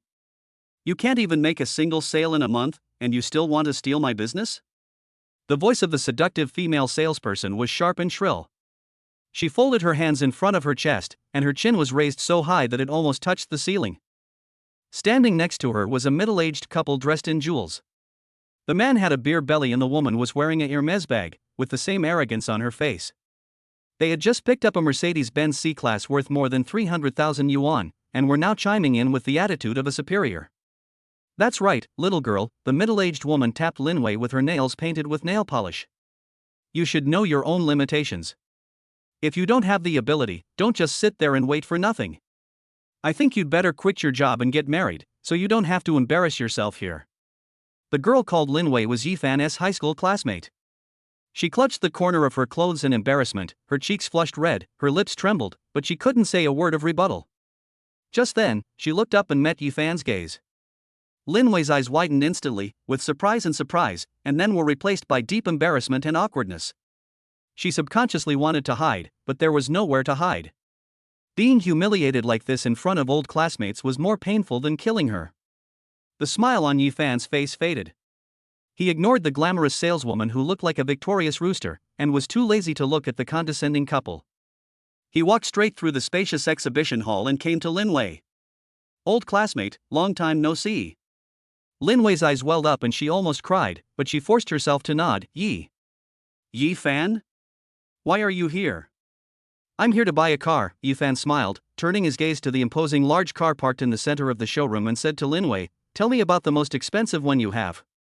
As soon as these words were spoken, the air around them seemed to freeze. The middle-aged couple looked at each other as if they had heard a huge joke. The glamorous female salesperson even laughed exaggeratedly, looking up and down at Yifan's casual clothes that cost no more than 500 yuan in total, with no concealment of contempt. "Hey, are you in the wrong place? There's an Audi next door, and if you turn left, there's a BMW. If all else fails, there's a Volkswagen across the street. There's bound to be one that suits you." She said sarcastically, "The cheapest car here costs over 300,000 yuan. Do you have enough money?" The middle-aged man also echoed, "Young people nowadays are so vain. They like to act rich even though they have no money. Young man, listen to my advice, keep your feet on the ground, and don't try to be so pretentious." Lin Wei waved her hands anxiously. "Sister Lily, he is my classmate, don't say that." Yifan ignored those jumping clowns and didn't even bother to give them a glance. He just patted Lin Wei on the shoulder, signaling her to be at ease, and then pointed at the treasure of the store in the exhibition hall. It was a Maybach S680. The obsidian black paint exuded a deep luster under the light, like a dormant black beast. "This one, full payment." The mocking smile on the face of the glamorous saleswoman Lily froze instantly, and the middle-aged couple were stunned, like ducks with their necks strangled. "Sir, are you talking about this Maybach S680? Lily's voice was trembling. She thought she had misheard. After adding all the options, this car costs over 3 million. Yifan took out his bank card impatiently. "Don't you understand what I'm saying? I said, full payment, by card." At this moment, a middle-aged man in a suit and tie came over quickly after hearing the news. He was the manager of the 4S store. He had come to deal with a customer dispute, but he overheard this earth-shattering conversation as soon as he arrived. When he saw the pure black bank card without any extra logos that Yifan handed over, his pupils suddenly shrank. As a senior manager, he knows the importance of this card better than anyone else. "Sir." Hello. I am Wang Hai, the manager of our store. I am sorry for not welcoming you in person." Manager Wang's face was instantly filled with a fawning smile. He respectfully took the bank card with both hands. His attitude was just like a eunuch receiving an imperial edict in ancient times. He glared fiercely at the completely stunned Lily beside him and shouted, "Lily, what are you still standing there for? This distinguished guest is Lin Wei's client. You're pestering her and offending her. Your bonus this month will be deducted. If you do it again, you'll be kicked out." Lily's face turned pale and she couldn't even utter a word to beg for mercy. Manager Wang turned around and smiled at Yifan again. "Sir, please come this way. I will handle the procedures for you personally. I guarantee to give you the fastest and most professional service." From swiping the card to signing, the whole series of procedures went smoothly under the personal supervision of Manager Wang. When the receipt for more than 3 million yuan was printed out, all the sales staff in the 4S store gathered around and looked at Yifan as if he were a walking god of wealth. Lin Wei was in a dreamlike and confused state throughout the whole process. She looked at the big boy who used to sleep in class and sweat on the court, and now he calmly spent the money for a house just to help her out. Touched, shocked, admired, all these emotions intertwined together, making her look at Yifan with surprisingly bright eyes. "Yifan, I really don't know what to say." After completing the formalities, Lin Wei was so excited that she was incoherent. "This commission is too much. We're old classmates, why be so polite?" Yifan put the car keys in his pocket and added Lin Wei's WeChat. "I changed WeChat. We're all old classmates, so we'll keep in touch." The middle-aged couple who had been so arrogant before were now hiding in a corner with the saleswoman named Lily. They wanted to come over and get close to her, but they didn't dare. Yifan glanced at them with a cold look, and the three of them were immediately frightened and slipped away through the back door in shame. That night, the WeChat group of high school classmates, which had been silent for a long time, was suddenly set off by a piece of news. "Lin Wei, oh my god. Classmates. Guess who I met today? Excited. Lin Wei, Yifan. He came to our 4S store and picked up a Maybach S680. Over 3 million. Picture. She took the pictures secretly. One was Yifan's back as he swiped the card, and the other was the domineering Maybach. The group instantly exploded. What the hell? Is this true? Lin Wei, your account was hacked? That's impossible. I heard a while ago that Yifan's family went bankrupt and his father was in debt. A Maybach worth over 3 million? Did he rob a bank? Or did he win the lottery? At Lin Wei, have you been scammed? There are a lot of scammers renting luxury cars to show off, specifically targeting young girls like you. There was a lot of chatter in the group, and 99% of them were questioning and unbelieving. After all, the news that Yifan's family had fallen on hard times was no longer a secret in their small circle. Amidst the noisy questioning, the squad leader at the time, a man named Zhao Yu, spoke. "Class monitor Zhao Yu, talk is useless, seeing is believing. How about this, I will host a class reunion next weekend. We haven't seen each other for a long time. When the time comes, Lin Wei, you can invite Yifan and drive his $1 million luxury car to let everyone open their eyes." As soon as these words were spoken, there was an immediate chorus of agreement in the group. "Awesome, squad leader. That's a great suggestion. Yeah, we haven't seen each other for a long time. Let's meet up and talk about what's going on recently. Call our school beauty, the school beauty must not be absent." Chapter 12 Classmates Reunion, Meet the School Beauty Again. As the night deepened, Yifan lay sprawled on the leather sofa in his 180 square meter luxury apartment, his mind still recalling the completely different styles of the Lu sisters last night. An ice queen and a tsundere sweet girl are actually sisters. If only this could. TSK, the difficulty and fun of conquering are maxed out. He was just thinking about how to operate 2 lines of business after school started when his phone dinged. It was a WeChat message from Lin Wei. Lin Wei's message was filled with excitement that was about to overflow the screen. "Yifan. You're famous. I sent the news about you picking up the car to the class group, and now the group is going crazy." Then, another message, "By the way, class monitor Zhao Yu said he's having a class reunion tonight to welcome you back. You must come." Yifan sneered. Welcoming party? It sounds better when spoken than when sung. Isn't it just to see in person whether he is really rich, so as to satisfy the vanity and jealousy of some people? He has never been interested in such boring parties. I just put my finger on the screen, ready to type a rejection. Lin Wei seemed to have guessed his thoughts. A voice message popped up. When he clicked it, she pleaded, "Just come. Consider it a favor to me." And Xu Qingyan is coming too. You still remember that campus beauty from our high school, right?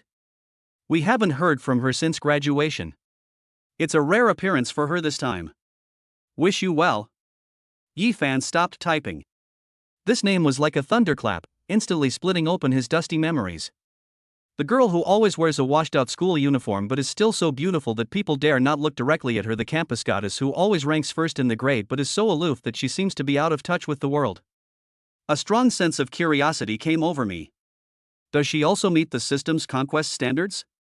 Thinking of this, Yi Fan changed his mind, tapped his fingertips, and replied with 2 words, "Okay, send me the address." The next evening, at the entrance of Zhengcheng's top hotel, Daihachuan, an obsidian black Maybach S680 slid silently into the parking space like a silent black beast. Yi Fan did not act like those nouveau riches who were eager to park their cars in the hotel lobby. Instead, he chose a low-key corner and then slowly walked into the reserved box. Squeak! The moment the box door was pushed open, the noisy conversation and laughter inside came to an abrupt end. Dozens of pairs of eyes were focused on him. "Oh, our bossy is finally here. Please take a seat, the main seat, the main seat." Zhao Yu, the squad leader at that time, was the first to react. He came up to him with a smile on his face, put his arm around his shoulders enthusiastically, and pushed him to the main seat. Yi Fan calmly broke free from his hand and glanced around the box. At the same time, he quietly turned on the system. Several female classmates who had been quite pretty back then, but now the data panels made him lose interest in an instant. Number of times driven, 18. Evaluation, third-hand car, high mileage, poor maintenance. Appearance, 58 after makeup. Yi Fan withdrew his gaze with a lack of interest. What a bunch of ugliness these were. At this moment, the door of the box was pushed open again, and Lin Wei walked in with a girl. The girl was wearing a simple white shirt and light-colored jeans, with her long hair casually draped over her shoulders and no makeup on. However, the moment she stepped into the box, she stole the limelight from the entire room. She is Xu Qingyan. After not seeing her for a few years, she had lost her youthful innocence and her facial features had become breathtakingly delicate. But his face was too pale and his body was so thin that it seemed like he could be blown down by a gust of wind, which made people feel distressed. But that cold and aloof temperament is even worse than in high school, like a lotus blooming alone on the top of a snowy mountain, holy, aloof, and out of reach. Yi Fan almost subconsciously activated the system on her. Name, Xu Qingyan. Age, 20.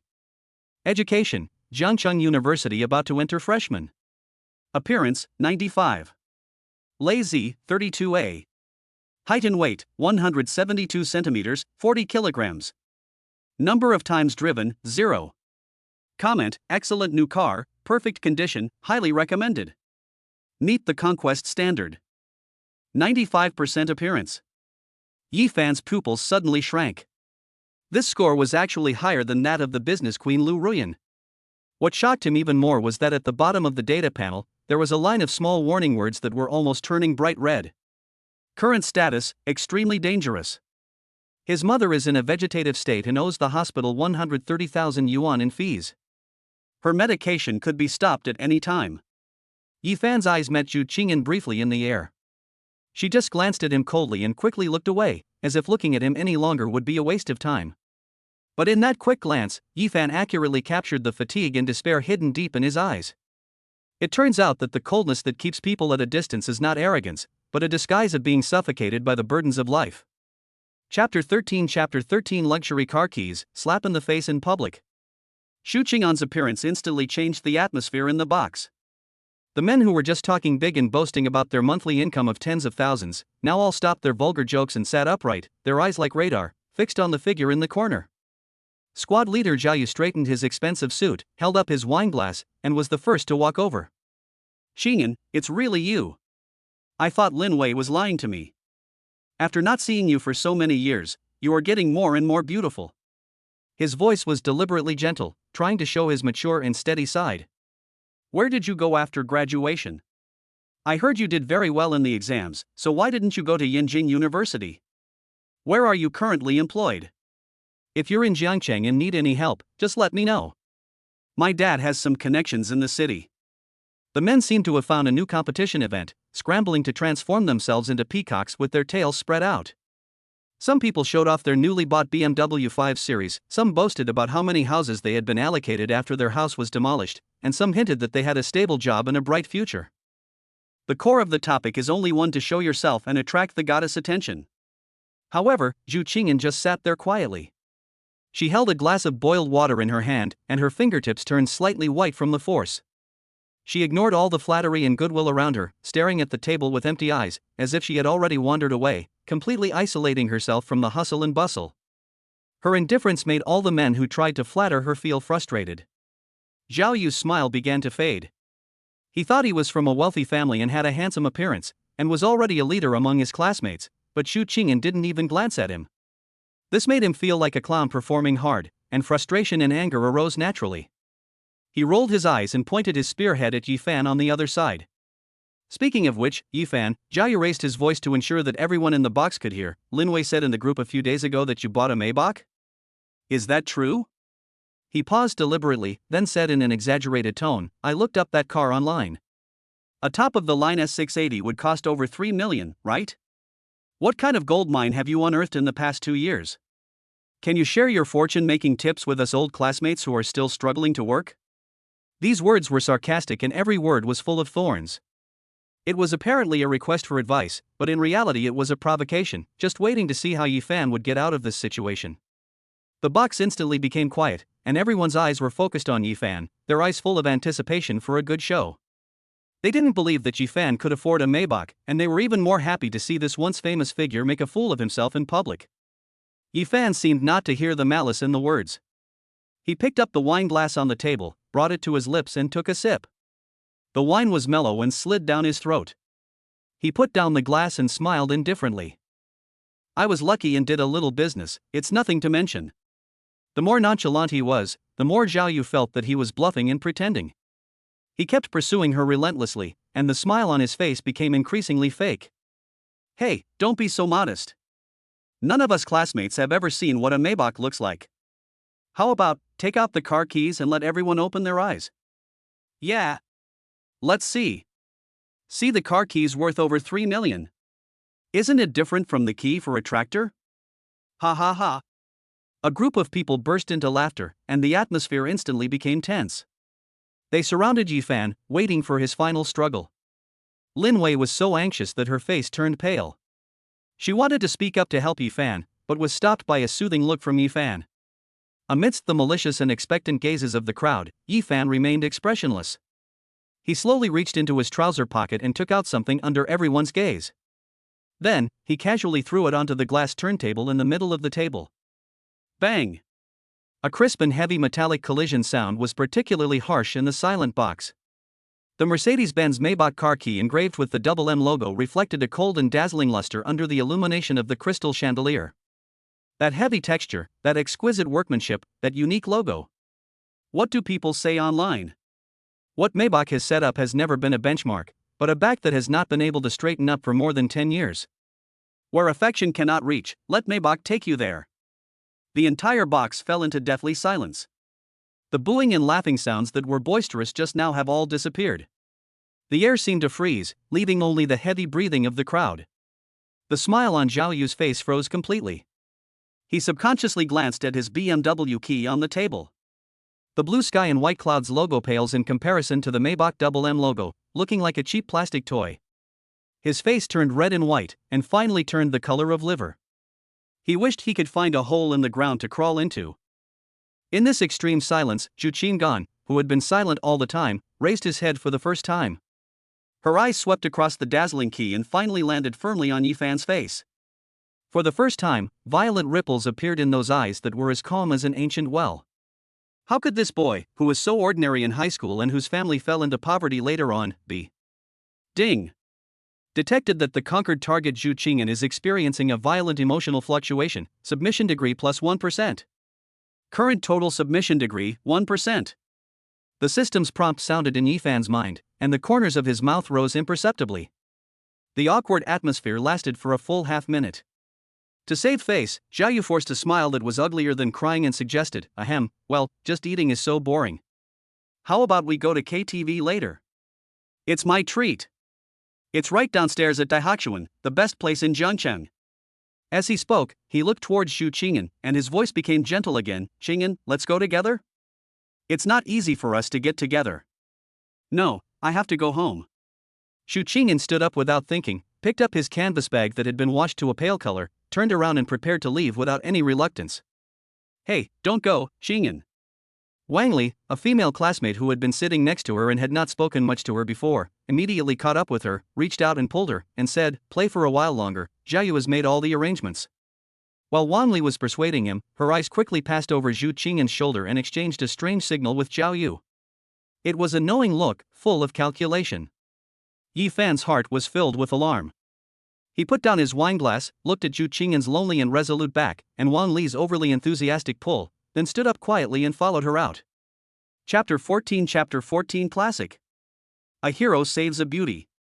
There was a cool night breeze in the parking lot outside the hotel. Xu Qing'an walked alone in front, holding the washed-out canvas bag tightly in her arms. Wang Li trotted beside her, still chattering. Yi Fan did not start the car immediately, but just followed them quietly at a distance.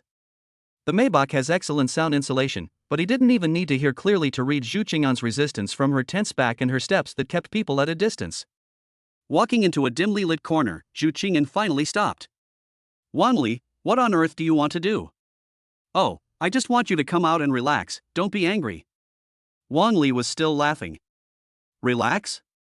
Xu Qing'an sneered, his voice low but every word clear. If you hadn't come to me crying and begging me with my mom's medical bill for next month, saying Xiaoyu could help, do you think I would come to a place like this? Wang Li's expression changed, but then she smiled again and reached out to pull Xu Qing'an's arm. Okay, I know I was wrong. It's just that you're too tired. We're all classmates, so having more options is always a good thing. Come on, get in the car, I'll take you home. Yi Fan's eyes darkened. He watched Xu Qing'an being half pushed and half shoved into a shabby white Honda. The sound of the car door closing was dull and depressing. Without hesitation, he lightly tapped the steering wheel with his fingertips, and the Maybach started silently and drove up slowly. As expected, the white Honda did not drive towards the city center. Instead, it circled several main roads like a headless fly, then suddenly turned and drove into an area to be demolished where most of the street lights were broken. The air here is filled with a mixed smell of dust and decay. On both sides of the road were half-demolished ruins, and the dark windows looked like the eyes of wild beasts. The Honda's headlights bounced on the bumpy dirt road, and finally, after twisting and turning, it plunged into a dark dead end. As soon as the car stopped, Xu Qing'an's questioning voice came out from the car, with a hint of panic that could no longer be tolerated. Wang Li, what on earth are you doing? This isn't the way back to my house. Before she finished her words, two dazzling beams of light suddenly appeared at the entrance of the alley. A BMW X5 blocked the only exit, the roar of its engine sounding particularly loud in the silent alley. The car door opened, and Xiaoyu walked down with a few young men with colorfully dyed hair and a scoundrel-like look, with a grim smile on his face. At that moment, Xu Qing'an understood everything. She felt as if a basin of ice water had been poured over her from head to toe, and her whole body was freezing cold. She suddenly pushed open the car door and rushed out. There was no trace of blood on her pale face, and her eyes were fixed on Wang Li, who had hidden behind Xiaoyu. Why? These words were almost squeezed out from between teeth. Wang Li felt guilty when she looked at her. She avoided her gaze and dared not meet her gaze. She could only quietly defend herself. Qing'an, don't blame me, brother you really likes you, his family is so well off, what's wrong with you following him? She paused, lowering her voice even more, but still loud enough for Xu Qing'an to hear clearly. He promised me that as long as you obey him tonight, he will not only help you with your mother's medical expenses, but also buy me the latest LV bag. Shameless. Xu Qing'an was so angry that she was shaking all over. She could never have imagined that the friend who had once slept in the same dormitory and shared her secrets with her would push her into the abyss so easily for a brand name bag. Zhao Yu had a determined smile on his face as he approached her step by step, full of undisguised desire. Qing'an, don't be so disrespectful. He adjusted his tie pretentiously. You embarrassed me so much at the class reunion. But it doesn't matter. Men should be more generous. I've done some research. Your mother's hospital stay is a big expense every month, right? I heard that the subsequent surgery costs are still 800,000 yuan. TSK, 800,000 yuan. How can you, a poor student who hasn't even graduated yet, fill this bottomless pit? He walked up to Zhu Qing'an, greedily sniffing the fragrance of her hair, his voice low and full of threats. Be good and follow me. I'll give you the money. Otherwise. His eyes suddenly turned cold, and he raised his chin towards the thugs behind him. My brothers haven't eaten yet. They won't be as gentle as me when they attack. You're dreaming. Zhu Qing'an's eyes flashed with resolute hatred. She took a step back, her back against the cold and rough wall, with nowhere to retreat. She would rather die than suffer such humiliation. If you don't accept my toast, you'll have to pay me back. Zhao Yu's patience finally ran out. He tore off his disguise, revealing a ferocious expression on his face. Then don't blame me for being rude. As he spoke, he suddenly stretched out his hand and grabbed Zhu Qing'an's slender arm. At this critical moment. Beep. Beep. Two extremely penetrating horn sounds, like thunder from a clear sky, suddenly exploded in the dead silent alley. The voice was loud and heavy, with an unquestionable majesty that made people's eardrums buzz. Immediately afterwards, a matrix beam of light that was several times brighter than a BMW's high beam instantly lit up the entire dark alley, making it as bright as day. The strong light was so bright that Zhao Yu and others couldn't open their eyes at all. They screamed and stretched out their hands to block it. In this dazzling halo, a huge black car drove silently into the alley and stopped behind the BMW. The door of the Maybach opened gracefully, and a tall and slender figure emerged against the light. The person who came was Yi Fan. He walked slowly, his shiny custom-made leather shoes making a rustling sound as they stepped on the gravel ground. It was neither hurried nor slow, yet it carried a suffocating sense of oppression. He didn't even look at Zhao Yu and those thugs, as if they were just a few annoying flies. He walked straight up to Zhu Qing'an, who was trembling all over but still stubbornly straightened his back. Under the complex gaze of the girl's eyes filled with shock, despair, and a hint of faint hope, Yi Fan took off his well-tailored Armani suit jacket and gently draped it over her thin shoulders. The warm fabric, carrying the faint, clean scent of his cologne, instantly dispelled the chill of the night and blocked out the malicious gazes around him. After doing all this, he raised his eyes and looked calmly at Zhao Yu, whose face was ashen. Then, in a tone that brooked no argument, as if stating a fact, he softly said to Zhu Qing'an, "Don't be afraid, I'll take you home." Chapter 15 I will send you to report tomorrow. The warm cloth instantly wrapped Zhu Qing'an.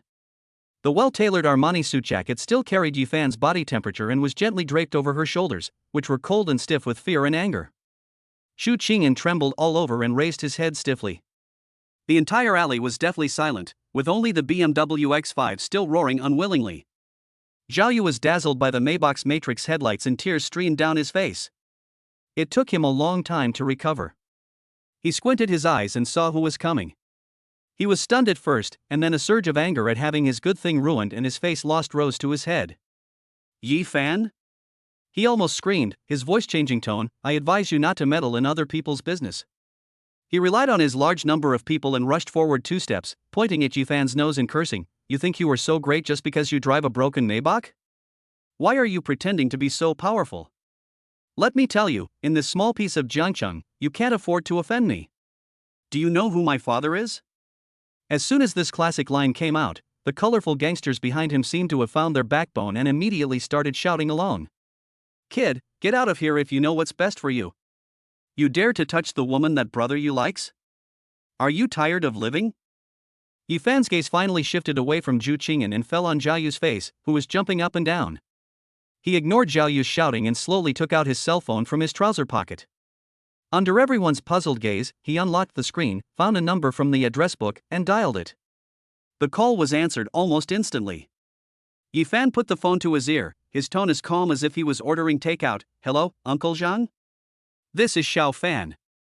When Zhao Yu heard the words Uncle Zhang, his heart skipped a beat, but he still stiffened his neck and snorted in a cowardly manner. Keep pretending, he wants to see what he can come up with. Yes, it's me. Yi Fan's voice remained steady. Nothing serious, I just came out to get some fresh air at night. I'm in the west of the city now, and they're almost done demolishing that area. Yes, right here. He paused, glancing at Zhao Yu, whose expression began to change, and continued, I met a young man here named Zhao Yu. He's quite energetic. He said his father is Zhao Dahan, Director Zhao of the Urban Construction Bureau. He was quite enthusiastic and insisted on treating us, my friends, to, well, midnight snack. Do you think that's a bit too polite? When the 3 words Zhao Dahan came out of Yi Fan's mouth lightly, the arrogance on Zhao Yu's face froze instantly. Zhang Jianguo, the deputy mayor of Jiangqing City in charge of urban planning. His father's boss. There seemed to be a suppressed roar coming from the other end of the phone. Although the specific content could not be heard clearly, the anger seemed to be able to penetrate the mobile phone signal and directly hit Zhao Yu's face. With a swish, Zhao Yu's face turned from red to white, then from white to blue, and finally became as pale as paper, without a trace of blood. Cold sweat instantly soaked his back, and his legs trembled uncontrollably as if the bones had been pulled out. It's over. It's all over. His father dreamed of climbing up the social ladder, and kept telling himself at home that he had to behave well in front of Deputy Mayor Zhang. But his stupid son actually reported his biological father's name in front of him, and in this way. This isn't just about trying to trick his father, this is about trying to bury his father alive in a fire pit. Yifan was still talking on the phone, and his tone even had a hint of smile. Hey, Uncle Zhang, don't be angry. Young people are hot-tempered. Okay, I get it. Don't worry, I won't argue with him. Okay, I'll treat you to tea another day. After hanging up the phone, Yifan put the phone back into his pocket. The whole process was calm and composed, as if he was just dealing with a trivial matter. He raised his eyes and looked at Zhao Yu. Thump! Zhao Yu's legs went weak and he could no longer hold on. His knees hit the gravel ground hard and he almost knelt down to Yifan. Yi, brother Yi. Master Fan. I was wrong. I didn't recognize a great man. I am not a human being. I am just a fart. Please be magnanimous and let me go. He no longer had any of the arrogance he had just now. He had a sad face and was about to hug Yifan's thigh to beg for mercy. The thugs behind him were already scared silly. Although they are not well educated, they still have good vision. Zhao Yu was so scared by just one phone call. The power of the man opposite was beyond their imagination. Several people looked at each other, then rushed over and helped Zhao Yu up. Get out quickly. Zhao Yu came to his senses and urged. A group of people hurriedly squeezed into the BMW X5, without even having time to turn the front of the car. They just put it in reverse gear and stepped on the accelerator. With a harsh sound of tire friction and the wailing of the engine, they fell out of the alley in a mess and disappeared into the night. During the whole process, he didn't dare to say a single harsh word. As the BMW disappeared, only 3 people were left in the alley. Yifan, Zhu Qing'an, and Wang Li, who was completely abandoned, collapsed in the mud with a deathly pale face.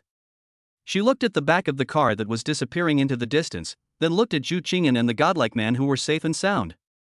Her eyes were empty and she was muttering something, but she couldn't utter a single word. Yifan didn't even look at her. Just at this moment, the long-lost system prompt sound rang in his mind. Ding! The host has demonstrated absolute strength and completed the hero saves the beauty achievement. Conquer target. Zhu Qing'an is deeply shocked, and his submission level is increased by 15%. Current total submission level, 16%. Yifan raised his eyebrows and was in a good mood. He turned around and looked at Zhu Qing'an again. The girl was still standing there in a daze, her beautiful eyes filled with shock. She clutched the collar of her suit tightly, as if it was her only piece of driftwood in the storm. Let's go. Yifan's voice sounded again, breaking the eerie silence. Zhu Qing'an trembled slightly like a rabbit that was awakened, and nodded silently. She lowered her head, not daring to look at Yifan again. She took a step with her weak legs, walked around Wang Li who was lying on the ground, and walked straight out of the alley. From beginning to end, she never looked at Wang Li again.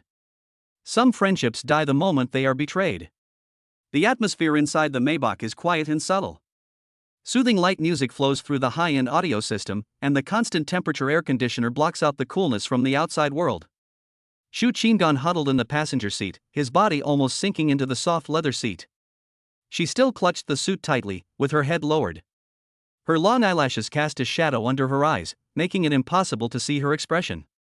She didn't dare look at the man next to her. Yifan didn't say anything, but just concentrated on driving. He could feel the awkwardness and uneasiness of the girl beside him. He knew that it was redundant to say anything now. He just needed to give her time and space. The navigation destination was announced by Zhu Qing'an in an almost inaudible voice. As the car drove away from the bustling city center, the scenery outside the window became increasingly outdated. High-rise buildings have become low residential buildings, and bright neon lights have become dim street lights. Finally, the Maybach stopped smoothly under an extremely dilapidated old residential building that was visible to the naked eye. A dim voice-controlled lamp hangs at the entrance of the corridor. The walls are covered with mottled marks and peeling paint, and there seems to be a damp and old smell in the air. This building and the top luxury car parked downstairs create a strong and even somewhat absurd visual impact. Xu Qingdan silently unbuckled his seatbelt, paused for a moment as he pushed open the car door, and whispered, "Thank you, today. I'll take you upstairs."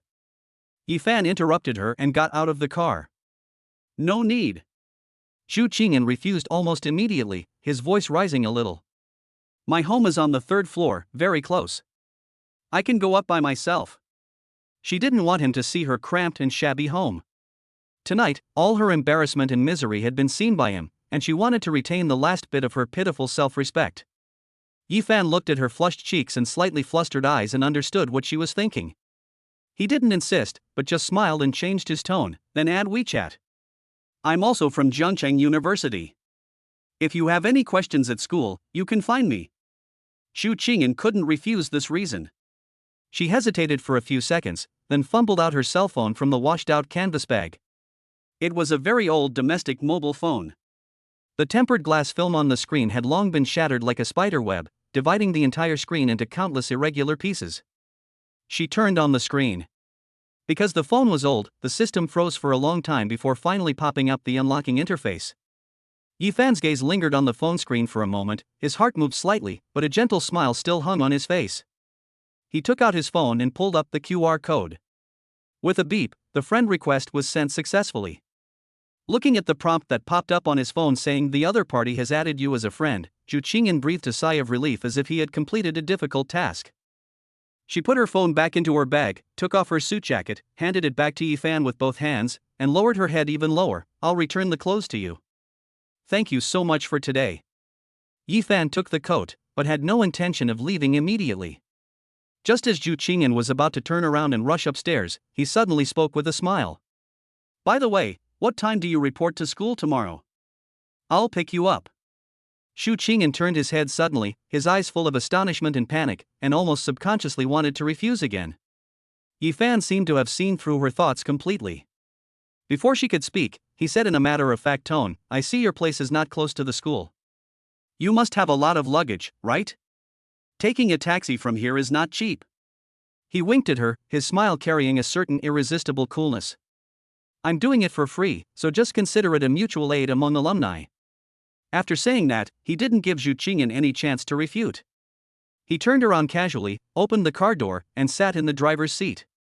The Maybach started silently, turned elegantly, and merged into the night. Only Xu Qingdan was left standing there alone, with the cold touch of the mobile phone still lingering in his hand, but the warmth and scent of the suit seemed to still remain on his shoulder. She looked down at her phone with a broken screen, and saw a new avatar named Fan in her WeChat contact list. The evening breeze blew, ruffling her hair and also ruffling her heart. Chapter 16 Xu Qingdan is in love? The next morning, it was just dawn. A black Maybach that looked out of place in the surroundings was parked under the dilapidated residential building. This car is really eye-catching. Soon, the elderly people in the community who came out for morning exercises or to buy groceries noticed this uninvited guest and gathered around him in twos and threes, pointing and whispering from a few meters away. "Wow, what kind of car is this? Even an Audi with 4 circles on it can't be this long, right?" An old man holding a birdcage squinted his eyes, trying to identify the car logo. "What do you know? This is a Maybach. My son showed it to me, and it cost close to 10 million. A well-informed woman nearby lowered her voice, her tone filled with wonder. "Whose do you think this is? There's a dragon hiding in this shabby building of ours. I think it's probably some girl that the big boss has taken a fancy to. TSK, the young people these days. Don't talk nonsense. What if the young man has made it big and is back to pick up his parents?" Various speculations and discussions intertwined together, adding a bit of gossip to this quiet morning. Yifan sat in the car, ignoring the discussions outside the window, and just looked at the corridor entrance with interest. About half an hour later, Xu Qingyan finally appeared. She changed into a pair of jeans that were washed a little bleached and a pure white t-shirt. Her long hair was tied into a neat ponytail and she had no makeup on, but she still couldn't hide her elegant and refined temperament. She was pulling a half-worn suitcase. The suitcase was not big and looked very light. The wheels made a gurgling sound on the uneven concrete floor. When her eyes fell on the eye-catching Maybach, her steps paused noticeably, her eyes subconsciously drifted away, and her fingers gripping the suitcase handle turned white from the force they exerted. Accepting his help seemed like a huge psychological burden to her. Before she could hesitate whether to come over, Yifan had already pushed the door and got out of the car. He walked a few steps towards her, a natural smile on his face, and took the small suitcase from her without saying a word. "Is that all?" He waited. It was as light as an empty box. After saying that, he turned around and easily put the suitcase into the spacious trunk, then walked around to the passenger side, opened the door for her, and motioned her to get in with a look that did not allow any objection. The whole action was smooth and flowing, and his domineering attitude was accompanied by a natural consideration, which made Zhu Qingyan swallow back all the rejections that were on the tip of his tongue. Under the increasingly curious gazes of the elderly people around her, she got into the car almost as if she was fleeing. The car door closed, blocking out all the noise and inquiring gazes from the outside world. The car fell silent again. Zhu Qingyan took out a bottle of milk and a loaf of bread from his canvas bag, which had also been washed white. He held them in both hands and mustered up the courage to hand them to Yifan. "Thank you for last night. This is for your breakfast." Her voice was soft, but every word was filled with stubbornness. "You helped me. I'll find a way to repay you slowly in the future." Looking at the girl's serious eyes and the simple breakfast in her hand, Yifan smiled. He didn't answer it, but started the car. "I don't like this drink. I'll take you to eat something good, just as a celebration for your start of school." As he spoke, he pretended to go to the center console to get his phone to set the navigation, and his right hand reached out naturally. However, the space inside the car was limited after all. When he retracted his hand, it accidentally brushed against Zhu Qingyan's thigh, which was covered in tight jeans. Under the thin cloth, there is the girl's firm and elastic skin. Zhu Qingyan's body suddenly shrank as if he had been electrocuted, and his whole body tensed up instantly. A hot current rushed from the soles of his feet to the top of his head, and his cheeks instantly turned red as if blood was about to drip out. She turned around and glared at Yifan, feeling embarrassed and angry. There seemed to be two small flames burning in her beautiful eyes. Yifan seemed to be completely unaware of the brief touch.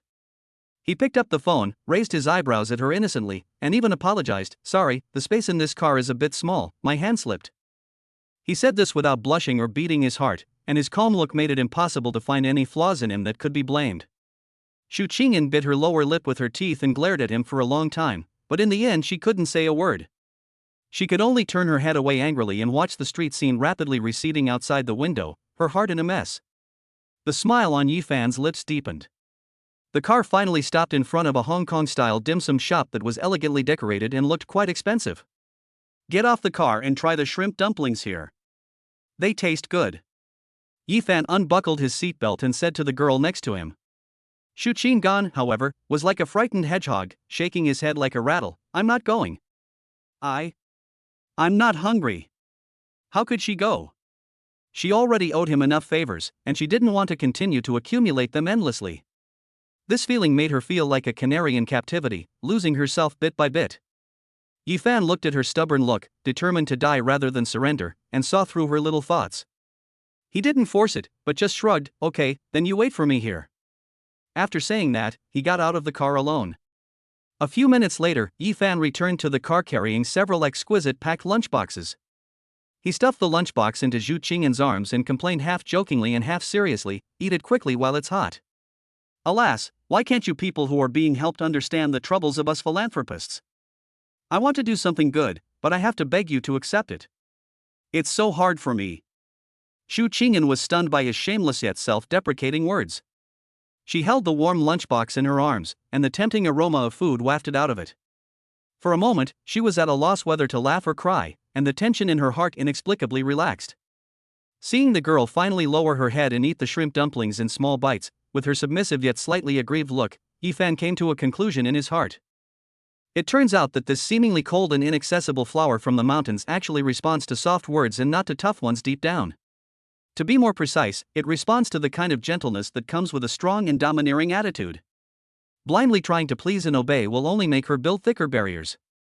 On the contrary, it was this kind of arrangement that could not be refused that made her let go of her proud disguise. After breakfast, the Maybach started smoothly again and drove towards Jiangcheng University. The sunlight shone through the car window onto Zhu Qing'an's profile, giving her a soft golden edge. The iceberg in her heart was quietly melting under Yifan's soft and hard offensive. Just at this moment, the system prompt sounded in Yifan's mind. Ding!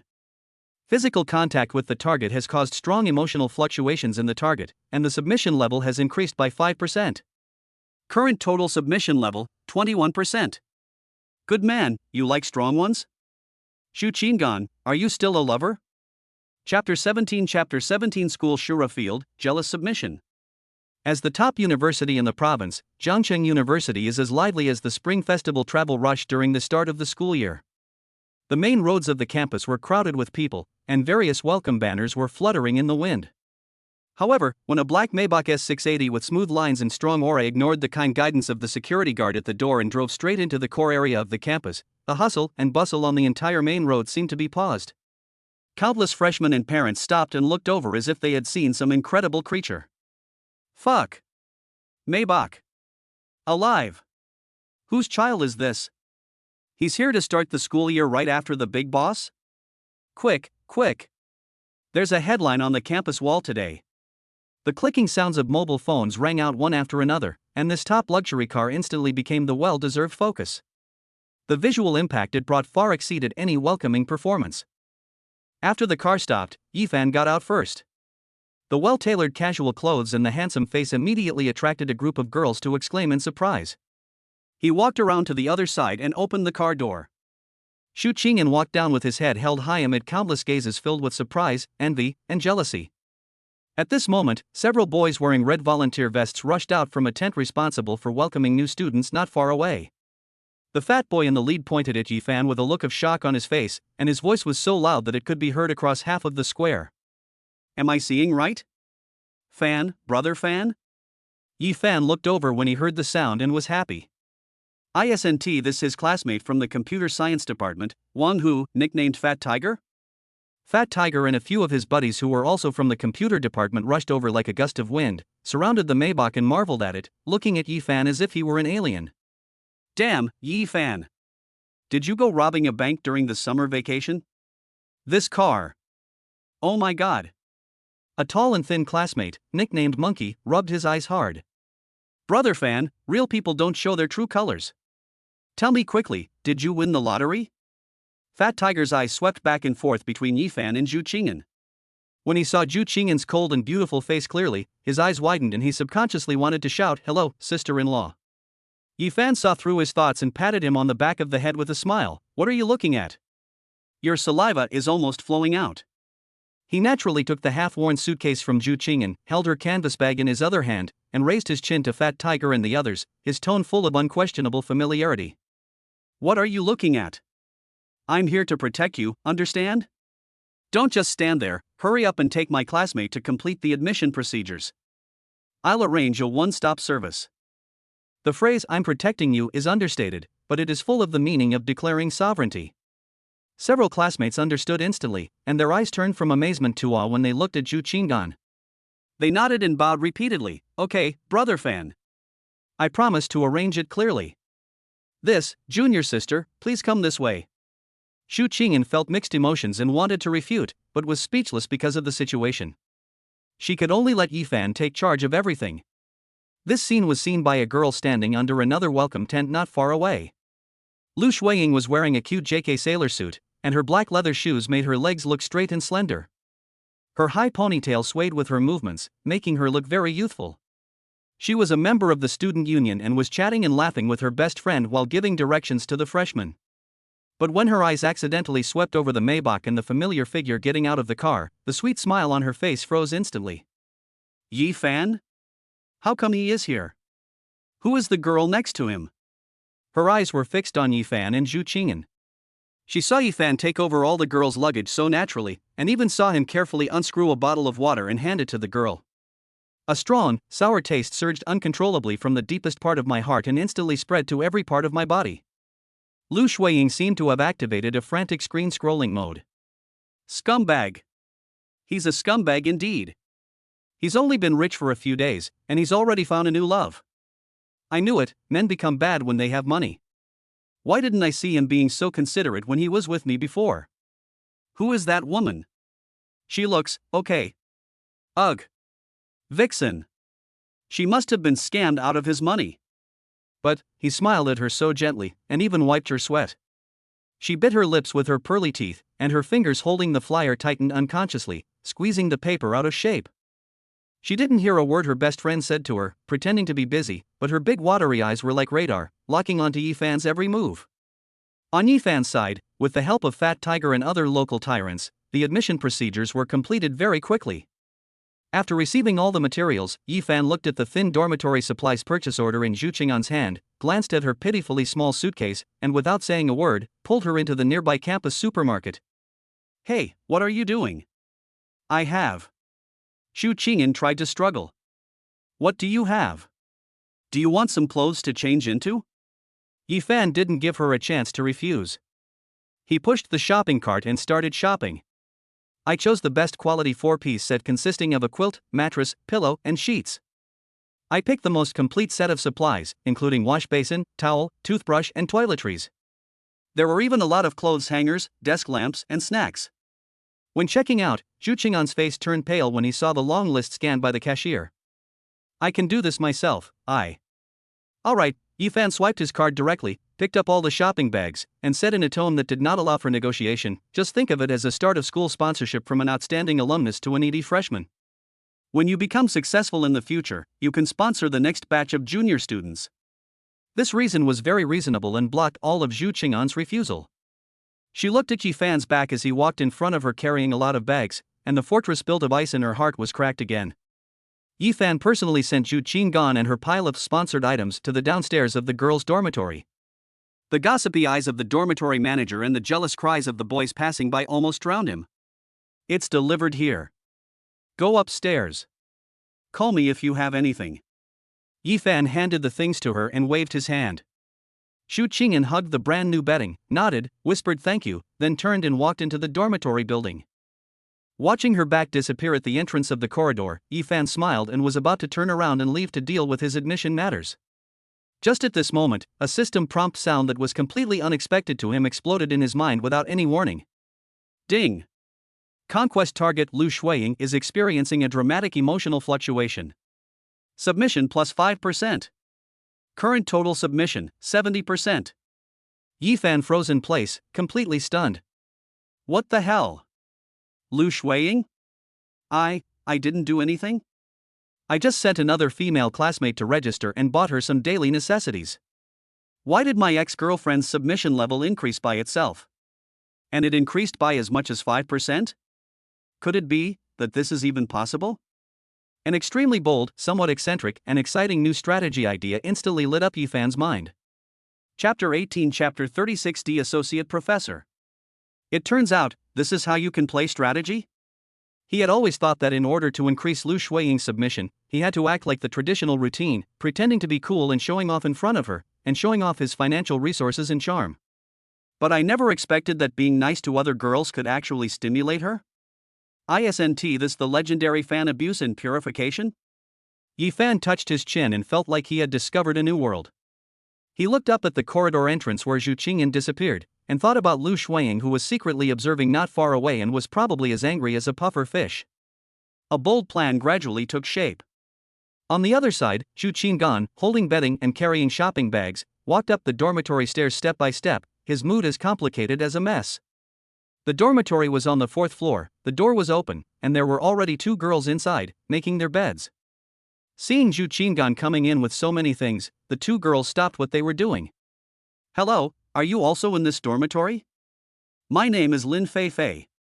A round-faced girl with a bun greeted enthusiastically. My name is Zhou Xiaoye. Another girl with short hair also smiled and nodded. Hello, my name is Zhu Qing'an. She put her things on an empty bed and responded somewhat stiffly. She had too many things to carry by herself. She was just about to put the quilt away and then go downstairs to get the rest when she heard a familiar voice behind her. Let me do it. Yifan caught up with her at some point, his hands full of her remaining sponsorship items, as easy as if he were carrying a few bags of cotton. He walked into the dormitory, naturally placed his things beside Zhu Qing'an's bed, and skillfully helped her unpack the new quilt. Didn't I tell you not to come up here? Shu Qinggan was anxious and embarrassed, her cheeks flushed slightly. This was a girls' dormitory. There are so many things. By the time you finish moving them one by one, it will be dark. Yifan didn't even raise his head and quickly made the quilt for her. Finish it early and rest early. The other two girls in the dormitory, Lin Feifei and Zhou Xiaoye, stared with their eyes wide open. Lin Feifei was the first to react. She moved closer to Zhu Qinggan, nudged her gently with her elbow, and lowered her voice, her tone full of envy. Wow, Qinggan, is this your boyfriend? He's so handsome and considerate. That's right, it's hard to find such a good boyfriend nowadays.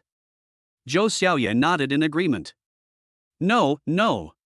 Shu Qinggan's face flushed instantly, and he quickly waved his hands to explain, don't get me wrong, he's my high school classmate and a senior in our school. When they heard that it was not her boyfriend, Lin Feifei and Zhou Xiaoye's eyes brightened even more. Hello, senior.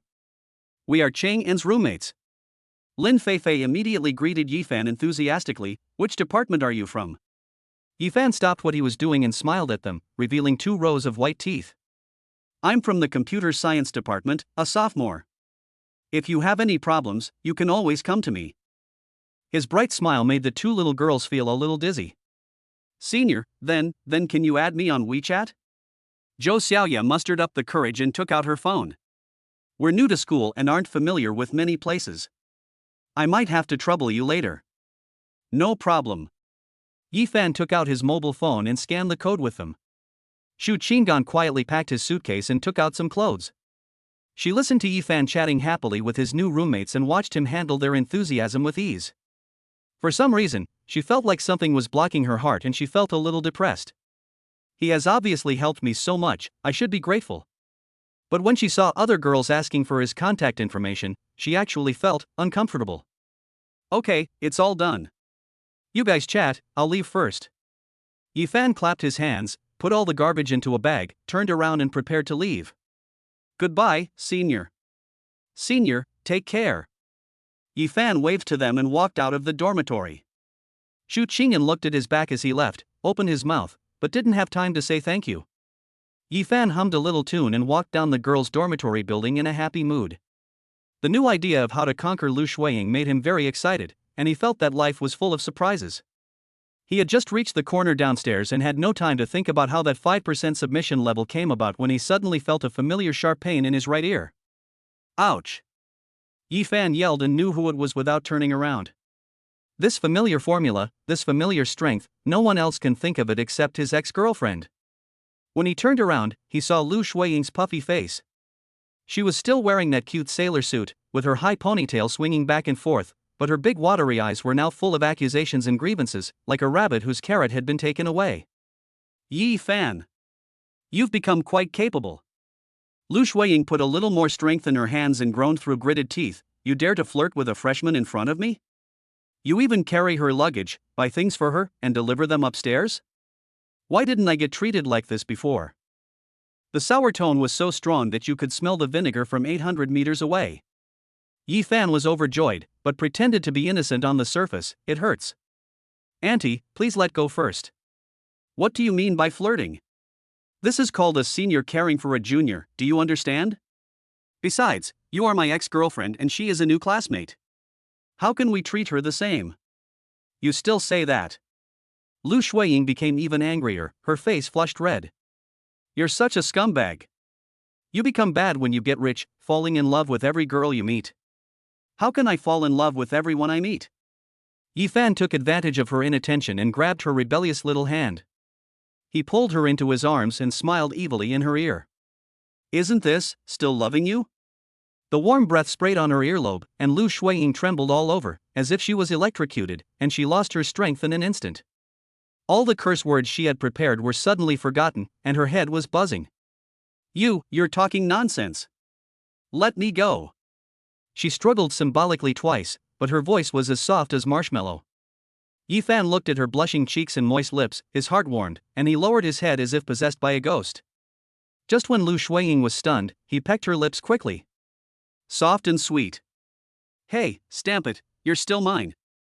After the kiss, Yifan immediately let go of her and ran away at a speed comparable to a 100-meter sprint, leaving behind only an arrogant declaration. Lu Shuiying stood there in a daze. It took her 3 full seconds to realize that she had been kissed forcibly. Yi Fan! You bastard! Stop right there! She stamped her feet, feeling embarrassed and angry, and chased after him. Yi Fan ran wildly in front, and laughed even more happily when he heard the shouting and cursing coming from behind him. He looked back and was about to tease Lu Shuiying a few more times, but he didn't pay attention to the road ahead. When he turned around, he felt like he had hit a wall. No, not a wall. It's a wall of meat. Soft but resilient. There was a muffled bang sound, accompanied by a woman's scream of pain. Ouch! Yi Fan was knocked back 2 steps. When he looked closely, he saw a woman falling to the ground with a pile of books in her arms scattered all over the floor. The woman looked to be about 27 or 28 years old. She wore a pair of gold-rimmed glasses and a well-fitting off-white skirt that showed off her amazing curves. Her big wavy hair was a little messy because of the fall, adding a bit of disheveled charm. She doesn't have the immaturity of a college student, but instead has a mature and intellectual air. At this moment, she was frowning and covering her knees. There was a glaring red on her fair skin. The skin had broken and blood was oozing out. Teacher? Are you okay? Yi Fan subconsciously called out teacher when he saw the other person's dress and temperament. He hurried forward and tried to help the other person up. The moment he reached out his hand, the system in his mind started up again. Ding! Scanning target. Name, Liang Chun. Age, 29. Associate Professor of Jiangcheng University. Appearance, 90. Lazy, 36D. Height and weight, 165 centimeters, 61 kilograms. Number of times driven, 0. New cars. Meet the conquest standard. Chapter 19 Take Liang Chun tonight. Yi Fan's eyes changed instantly. What the hell? A university professor? Or an associate professor? A 29-year-old associate professor, this is truly a man of both talent and beauty. Look at the data again, Lazy 36D? Classmate, don't you look at the road when you walk? Liang Chuan's voice was filled with a hint of pain and anger, interrupting Yi Fan's wild thoughts. I'm sorry. Yi Fan immediately came back to his senses. His attitude was extremely sincere. Teacher, it's all my fault, I ran too fast. Are you seriously injured? I'll take you to the infirmary. As he spoke, he nimbly picked up the books scattered on the ground and carefully went to support Liang Chun. Liang Chun tried to stand up, but she felt a piercing pain in her knees, which made her gasp. Don't move, teacher. Seeing this, Yi Fan bent down without saying anything and picked up Liang Chun in a standard princess hug. I'm sorry, healing is more important. You. Liang Chun exclaimed and subconsciously hugged Yi Fan's neck, almost dropping his glasses. This was the first time in her life that she was hugged by a student in this way. The refreshing youthful aura and strong arms of the other person made her face turn red instantly and her heart skipped a beat. This sudden and powerful embrace made her feel dizzy. This ambiguous scene happened to be seen by Lu Shuiying, who was chasing after them breathlessly. Lu Shuiying's footsteps froze in an instant. She widened her watery eyes and looked at Yi Fan, who was holding a strange woman with a hot body and intellectual temperament in his arms. The woman was wearing a tight-fitting dress that showed off her curves. Her big wavy hair exuded a mature charm. At this moment, she was hugging Yi Fan's neck affectionately. An indescribable feeling of bitterness and grievance instantly overwhelmed my rationality. He was kissing me 1 second and hugging another woman the next?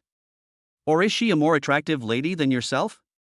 Lu Shuiying's eyes suddenly turned red, and her voice was filled with tears. Yi Fan. You are such a bad guy.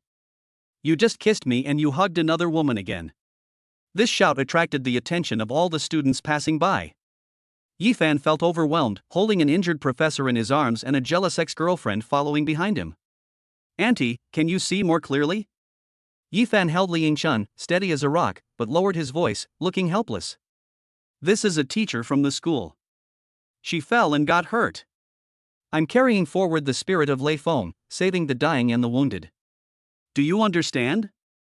As he spoke, he held Liang Chun and turned slightly to the side, signaling Lu Shuiying with his eyes to look at the wound on Liang Chuan's knee. The redness, swelling and bloodshot on that fair skin were really eye-catching. It was only then that Liang Chun noticed the sweet and hot girl next to her who was wearing a JK uniform and a high ponytail. She listened to the conversation between the two, and then looked at the aggrieved look of the little girl who was about to cry, and instantly understood the relationship between the three.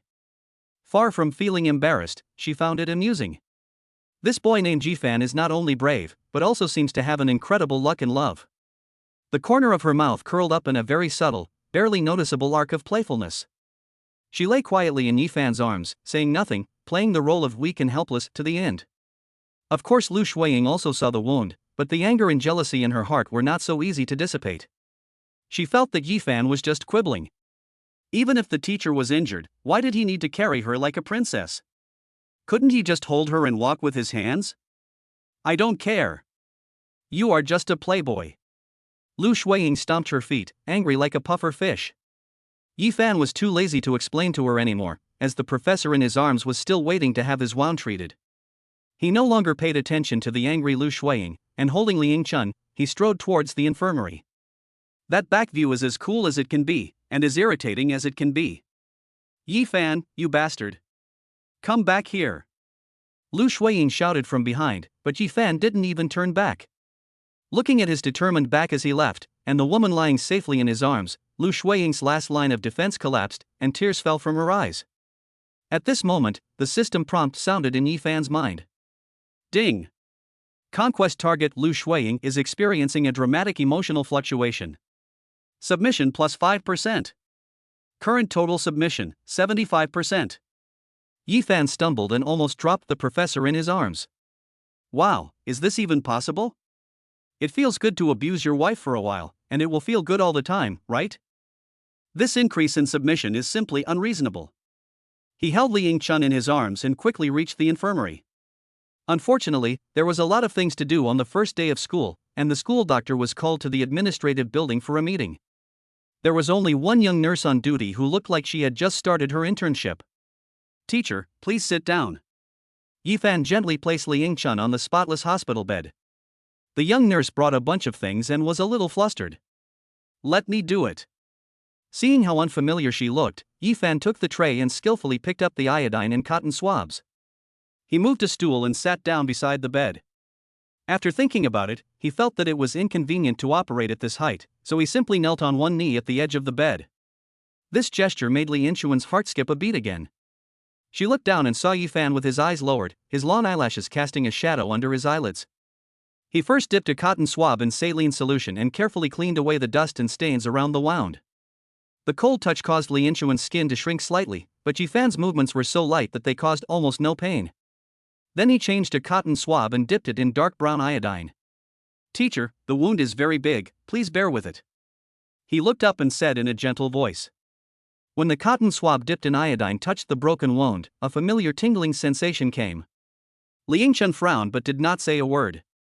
Yifan's movements became gentler. While disinfecting, he blew gently on the wound, trying to relieve her pain. The warm breath brushed across my knees, bringing waves of strange tingling sensations. Li Yinchuan's gaze fell from his focused profile to his hands that were treating her wound. While treating a small abrasion below her knee, Yifan's warm fingertips inadvertently stroked her calf in order to stabilize her calf. Just a moment of contact. Li Yinchuan's body trembled suddenly, as if a weak but clear electric current instantly ran through his body from the contact point and rushed straight to his head. She subconsciously bit her lower lip hard to prevent the scream from escaping her throat. She felt her cheeks getting hot and her heart was beating so fast that it seemed like it was going to jump out of her chest. This boy is so good. Each of his unintentional movements precisely touched her most sensitive nerves. All right. Yifan's voice brought her back from her trance. He had already made a simple bandage for her with gauze and tape. Thank you, classmate. Li Yingchun sorted out his emotions and his voice returned to his usual gentle and intellectual tone. Teacher, you're too polite. Ultimately, it's my fault. If I hadn't run so fast, I wouldn't have bumped into you. Yifan stood up and threw the used cotton swabs into the trash can, looking apologetic. To express my apology, I'll treat you to dinner tonight as an apology. Li Yingchun originally wanted to refuse. After all, one was a teacher and the other was a student, and it would not have a good impact if they ate alone. But when she met Yifan's clear and somewhat aggressive eyes, she couldn't say no. She felt a stir in her heart, and suddenly wanted to see what kind of person this boy was, who looked so youthful but acted so boldly and sophisticatedly. Is he a rich second generation from a wealthy family, or a love expert who knows how to manipulate people's hearts? She wanted to test his strength. Okay, Li Yingchun smiled and agreed, then. I'll trouble you, Mr. Yi. As night falls, the lights come on. Li Yingchun went back to the apartment specifically to change clothes. She took off the slightly rigid professional suit she wore during the day and put on a burgundy silk dress, the hem of which swayed, outlining her graceful figure. She wore light makeup and let her long wavy hair casually draped over her shoulders, looking both elegant and a bit lazy and sexy. She stood downstairs of the apartment building, the cool evening breeze blew up the corners of her skirt. She took out her cell phone, thinking that Yifan would send her the location of the restaurant and then call a taxi to go there. However, what she waited for was not information. A Maybach slid silently in front of her and stopped steadily. The lines of the car body are smooth and noble, reflecting a charming luster under the light of the streetlights. The double M logo on the front of the car alone is enough to explain everything. A flash of surprise passed through Li Yingchun's eyes. The rear door slowly opened upwards, revealing the luxurious off-white interior of the car. Yifan got out of the car. He had changed out of his casual clothes during the day and put on a well-tailored Versace casual suit. He didn't wear a tie, and 2 buttons on the collar were undone, revealing a small piece of his strong chest. He had the unruly nature of a young man, but also the maturity and composure beyond his age. He leaned against the car door, one hand in his pocket, and gave her a smile that would make any woman's heart beat faster. Teacher Li, I'm sorry to have kept you waiting. At this moment, he was no longer the young boy running around the campus, but a superior with a strong aura. The surprise in Li Yingchun's eyes was quickly replaced by an even stronger interest. She curled her red lips slightly, lifted the hem of her skirt, and sat elegantly in the back seat of the luxury car. The leather seats are incredibly soft to the touch, and the interior is filled with a subtle, luxurious fragrance. Yifan then got into the car, closed the door, and blocked out the noise from the outside world. In the small space, his strong masculine scent, mixed with the faint smell of cologne, instantly surrounded her. Li Yingchun felt an unprecedented sense of oppression, but this oppression did not make her uncomfortable. Instead, it accelerated the flow of her blood. She turned her head and looked at the man beside her who was perfect from every angle, and smiled softly, Mr. Yi, you have a lot of surprises. Chapter 20 Eat Professor Li. Yifan chuckled and tapped his fingers on the steering wheel. Teacher Li has many surprises. During the day, she is a respected professor, and at night, she is a beauty who turns everyone upside down. These words are straightforward and bold, but they don't sound greasy. Instead, they sound like a perfect compliment. Li Yingchun's heart skipped a beat, and then her red lips curled up into a deeper arc. She liked this direct confrontation, which was much more interesting than those timid temptations. The Maybach drove smoothly into the center of Jiangcheng and finally stopped downstairs of the Cloud Tower. Jiangcheng's top revolving restaurant, located 300 meters above the ground, is famous for its unparalleled night view and hard-to-get reservations. Yifan opened the car door for Li Yingchun and gestured please. The two took the exclusive elevator directly to the top floor. The waiter had already been waiting respectfully beside them and led them to the window seat with a 360-degree panoramic view, which was the best in the entire restaurant.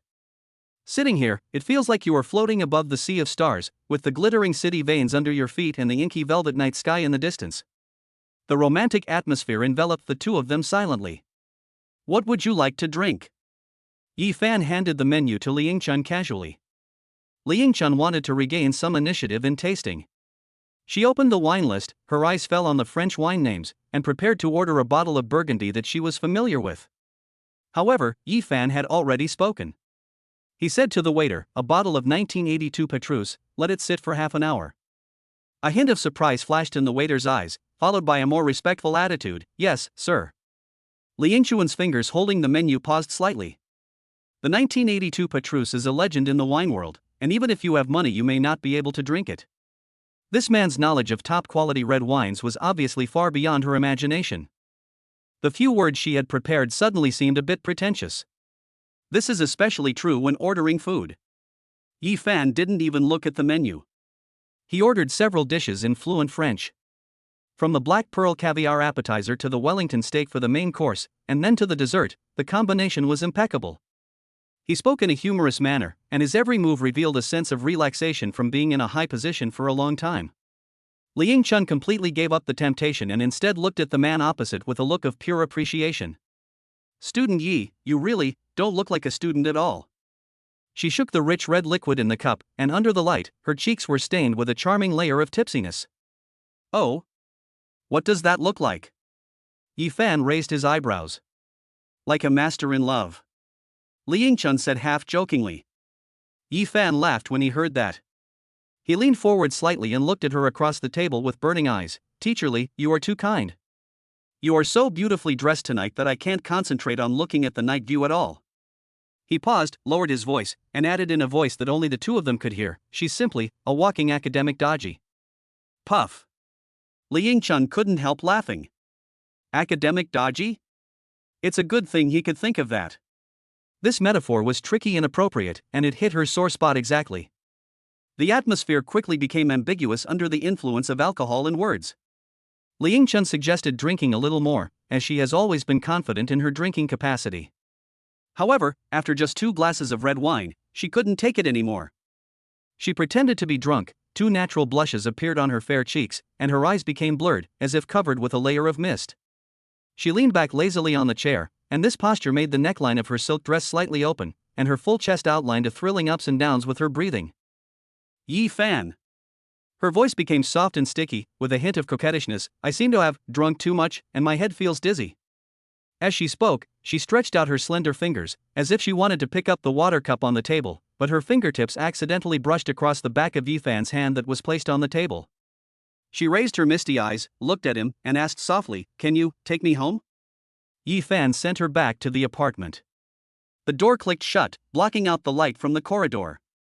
The sensor light in the entrance hall lit up.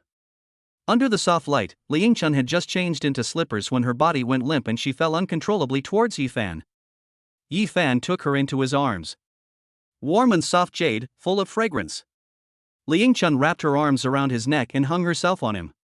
She raised her head, her warm breath brushed his chin, and her breath was as fragrant as orchid. Thank you for sending me back. There was no trace of drunkenness in her eyes, only undisguised desire and invitation. As a reward, the teacher can give you private lessons tonight. Before she finished speaking, she offered her red lips. Yi Fan no longer restrained himself.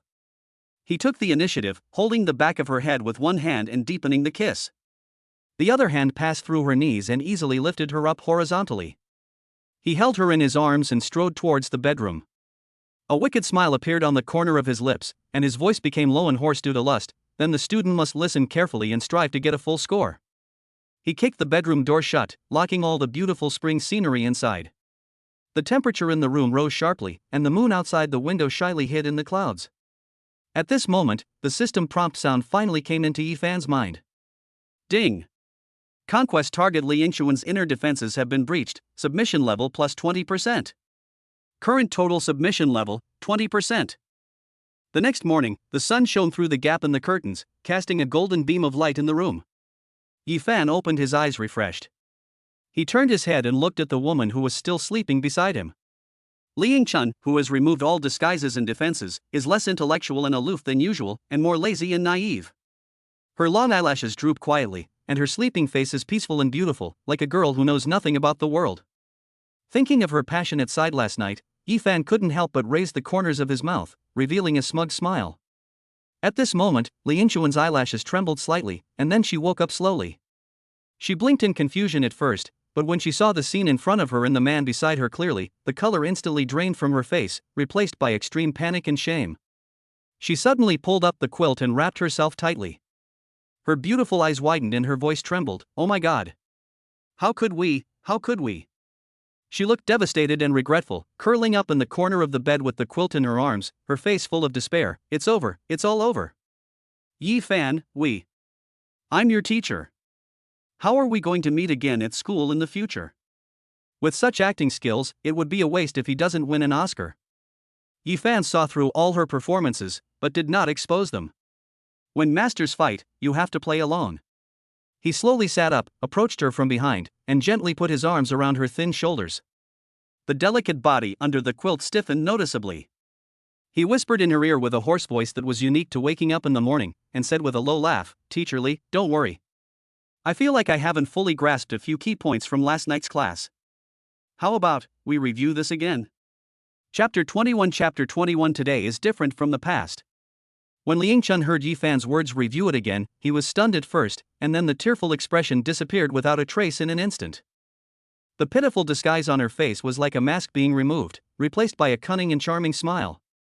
The woman who was huddled in the corner of the bed and shivering just now turned over charmingly, lying lazily on her side, supporting her head with her hands, and the quilt slipped off, revealing a large area of snow-white shoulders and delicate collarbones. She stretched out her slender index finger and gently hooked Yi Fan's chin. The temperature of her fingertips was a little teasing. "Little rascal, you have grown up and even dared to lie to the teacher." There was no trace of shame or panic in her eyes, it was clearly the pride of having tasted the sweetness of life. "But," she changed the subject, lightly stroking his chin with her fingertips, "you hurt the teacher, so we can't just let this go." Yi Fan let her hook his eyebrows, raised his eyebrows, and continued her words, "Then how does the teacher plan to punish me? Make me copy the paper 100 times? Put." Liang Chun was amused by him. She licked her dry lips. This unintentional action seemed extremely seductive. She leaned closer, her warm breath brushing against Yi Fan's earlobe, her voice low and charming. "The punishment is, from now on, whenever the teacher needs makeup lessons, you must be there at any time, no lateness, no early departure." This amazing contrast, the seamless switch from the intellectual associate professor to the domineering little goblin, made Yi Fan's heart warm. He held her rebellious fingers with his backhand, placed them on his lips and kissed them gently, then nodded with a smile. "I understand, my personal tutor. I promise to complete the task." Ding! Conquest target Liang Chuan's inner defenses have been breached, submission level plus 15%. Current total submission level, 35%. After coming out of Liang Chuan's apartment, Yi Fan felt relaxed all over. He had benefited a lot from last night's review and this morning's preview. He had just gotten into the Maybach and before he could start the car, his cell phone rang. The caller ID read Ice Queen. Yi Fan picked up the phone, and Lu Ruiyan's usual cold voice came from the receiver, but when he listened carefully, it seemed that there was less deliberately maintained alienation than before, and there was a hint of imperceptible calmness. "Come to the company and sign the equity transfer agreement." He spoke briefly and to the point, without any unnecessary emotion, and then hung up the phone. Yi Fan looked at the hung-up call interface and laughed. The Queen has won the comeback battle and is here to fulfill her promise. Without any delay, he stepped on the accelerator and the black Maybach drove towards the Yin Yun Group like a flash of lightning. When this luxury car worth tens of millions of yuan stopped downstairs of Yin Yun Group, it immediately attracted the attention of passing employees. When Yi Fan stepped down from the driver's seat, those gazes instantly changed from amazement to astonishment. He walked into the once familiar office area. The hall was quiet for a moment, and then whispers broke out. "Am I seeing right? Isn't that Yi Fan? Why is he here? Wasn't he driven away by the Queen herself?" Zhang Xiaofang, the female colleague who had originally notified him to go to the office, immediately came over with a twisted waist as soon as she saw Yi Fan, crossed her arms over her chest, and said sarcastically, "Hey, isn't this our top intern Yi Fan? How dare you come back after being fired by the Queen herself? Could it be that you can't find a job and want to come back to ask President Liu for a kind offer of cleaning?" Zhang Xiaofang once wanted to have sex with Yi Fan and have something happen between them. After being rejected by Yi Fan in public, she would always say a few sarcastic words to Yi Fan every time she saw him. Maybe he thought he wouldn't see me again in the future, so his tone became even worse. "Ha, you 15-hand car." Her words were met with laughter from those around her. "Ha, Sister Xiaofang is right. Maybe he's here to ask the Queen to take him in. Looking at him, he's definitely not going to make it." Young people these days just have high expectations but low skills. Everyone was waiting to see how Yi Fan would be kicked out by the security guards in disgrace, hoping to laugh at the joke. In their eyes, Yi Fan was just a stray dog who ran back home after being beaten by reality. Yi Fan had no interest in these buzzing flies. He didn't even bother to look at Zhang Xiaofang. He just smiled faintly and said, "Boss Liu invited me here." This sentence instantly caused the entire office to explode. "Ha ha ha ha. What did I hear? Did President Liu invite him here? Is he out of his mind? Would the Queen invite an intern she fired? Why invite him? How can he pretend to fail at a live performance?" Zhang Xiaofang laughed so hard that her body shook uncontrollably, tears almost streaming down her face. "Yi Fan, are you crazy because you're broke? Boss Liu is so busy, how could he have the time to deal with someone like you?" Just as everyone was laughing and the atmosphere reached its climax, the crisp and powerful sound of high heels hitting the ground came from far away. Everyone looked in the direction of the voice and saw the president's secretary walking out of the president's exclusive elevator with a straight posture and an expressionless face, wearing 10-centimeter red-soled high heels. Amidst everyone's suspicious gazes, the president's secretary ignored everyone and walked straight up to Yifan, who was surrounded by the crowd. Then, under everyone's incredulous gaze, she bowed slightly respectfully to Yifan. "Mr. Yi, President Liu is already waiting for you in the VIP room on the top floor. Please follow me." The entire office area fell into deathly silence in an instant. The air seemed to freeze. The laughter that was so boisterous just a second ago suddenly stopped, leaving only the heavy breathing of the crowd. The sarcastic smile on Zhang Xiaofang's face froze, her expression absurd and ridiculous. Her eyes widened like bells, her jaw nearly dislocated and dropped to the ground, her eyes filled with a look of shock and awe. What the hell is going on? "Mr. Yi? Top floor VIP room? Isn't that a place only used to receive the most distinguished guests? How could this in turn, who they regarded as a joke?" Yifan nodded to the secretary, took a long step, and followed her to the president's exclusive elevator that ordinary employees were not even qualified to approach. From beginning to end, he did not even look at his petrified former colleagues. Chapter 22 Establishing a Media Company. Bite. The metal door of the president's exclusive elevator slowly closed, completely isolating Yifan's calm figure from the stunned people in the office area. That door divides two worlds. Dead silence. After more than 10 seconds of dead silence, the entire office area seemed to be dropped with a depth charge and instantly boiled over. Did I hear correctly? Mr. Yi? The VIP room on the top floor. Oh my god, I've been in the company for 3 years, and I've only heard of representatives from major overseas conglomerates going there. The president's secretary came to pick me up personally, even bowing. What kind of a plot is this? The discussion came like a wave, slapping Zhang Xiaofang in the face. The color on her face faded at a speed visible to the naked eye, turning as pale as paper. The domineering attitude she had just had was now gone, leaving only a shaky fear. She thought of her previous sarcastic taunts about the cleaning job and talking nonsense because of poverty, and she felt dizzy, her legs went weak, and she almost collapsed to the ground. It's over. She offended a big shot who even Mr. Liu treated as a VIP. Top floor VIP room. Unlike the hustle and bustle of the office area downstairs, it is so quiet here that you can hear the slight sound of the coffee machine. Liu Ruyan has changed out of the black professional suit that symbolizes power and distance, and replaced it with a well-tailored white Chanel long dress. The soft fabric wraps around her tall and slender curves, making her look less fierce than a career queen and more lazy and charming at home. She sat on the sofa, her long legs crossed elegantly, holding a cup of steaming Blue Mountain coffee in her hand. Her phoenix eyes with teardrop moles were staring at Yifan, who walked in, with an indescribable complexity in her eyes. There was relief after the crisis was over, curiosity about his mysterious identity, and a hint of exploration that she herself had not even noticed. "Sit down." She raised her chin and gestured to the seat opposite. The legal team that had been waiting on the side immediately stepped forward and pushed a share transfer agreement in front of Yifan. Liu Ruyan took a sip of coffee. She was very curious about how Yifan would react to this agreement worth tens of millions. Will your hands shake with excitement, or will you pretend to be calm and review each item one by one? However, Yifan's reaction was beyond her expectations. Without even glancing at the cover of the agreement, he picked up a pen and wrote his name in a flamboyant style at the signature spot. The whole process was smooth and flowing, with a casual and effortless posture. After signing, he threw the pen aside, leaned back on the sofa, and smiled at Liu Ruyan. The moment he put pen to paper, a voice that only he could hear rang in his mind. Ding! Staged conquest completed. Conquest target Liu Ruyan submission degree plus 10%. Current total submission degree, 40%. Congratulations to the host for officially becoming a shareholder of Yin Yung Group and unlocking the business territory module. Liu Ruyan put down her coffee cup and said businesslike, "Okay, now that the agreement is signed, you can." Etc. Yifan interrupted her. He leaned forward slightly, resting his elbows on his knees. His dark eyes, startlingly bright, stared directly into Liu Ruyan's. "Boss Liu, you don't think I spent so much money just to be a hands-off shareholder with year-end dividends, do you?" Liu Ruyan was stunned. "I plan to set up a media company," Yifan said shockingly.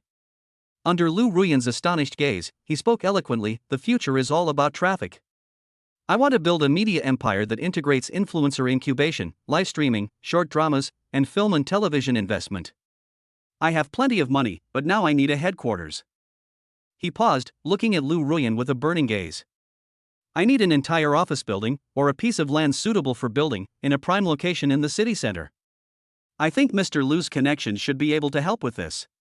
Lu Ruyan was completely shocked. She originally thought that Yifan was just a wealthy man with incredible luck, a nouveau riche who spent money like water.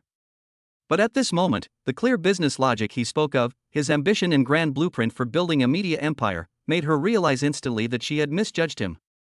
This man is definitely not an ordinary person. His understanding and layout of business are no less profound than those old foxes who have been struggling in the business world for decades. A strong urge surged in my heart. Lu Ruyan's business acumen was fully stimulated. She realized that if she could deeply bind herself with Yifan, Yan Yun Group might be able to take advantage of this favorable situation and reach an unprecedented new height. For the first time, she truly regarded Yifan as a partner with whom she could have an equal dialogue. Okay. Lu Ruyan barely hesitated. Within 3 days, I'll give you a list of all the land parcels and office buildings in the city that meet your requirements, as well as the contact information for their respective owners. It's a pleasure working with you. Yifan smiled with satisfaction. After the serious business was over, the atmosphere in the room became a little subtle. Lu Ruyan picked up her coffee cup, blew away the steam as if casually, and asked casually, by the way, I heard that you and my sister Shuiying were very close in college? Here comes the family background check. As soon as Yifan heard it, he knew that this woman was testing him. Not only did he not avoid her, but he moved closer to her with a wicked smile. The distance between them was instantly shortened, so close that they could smell each other's scent. Boss Lu is so concerned about my personal life. Could it be that he's jealous?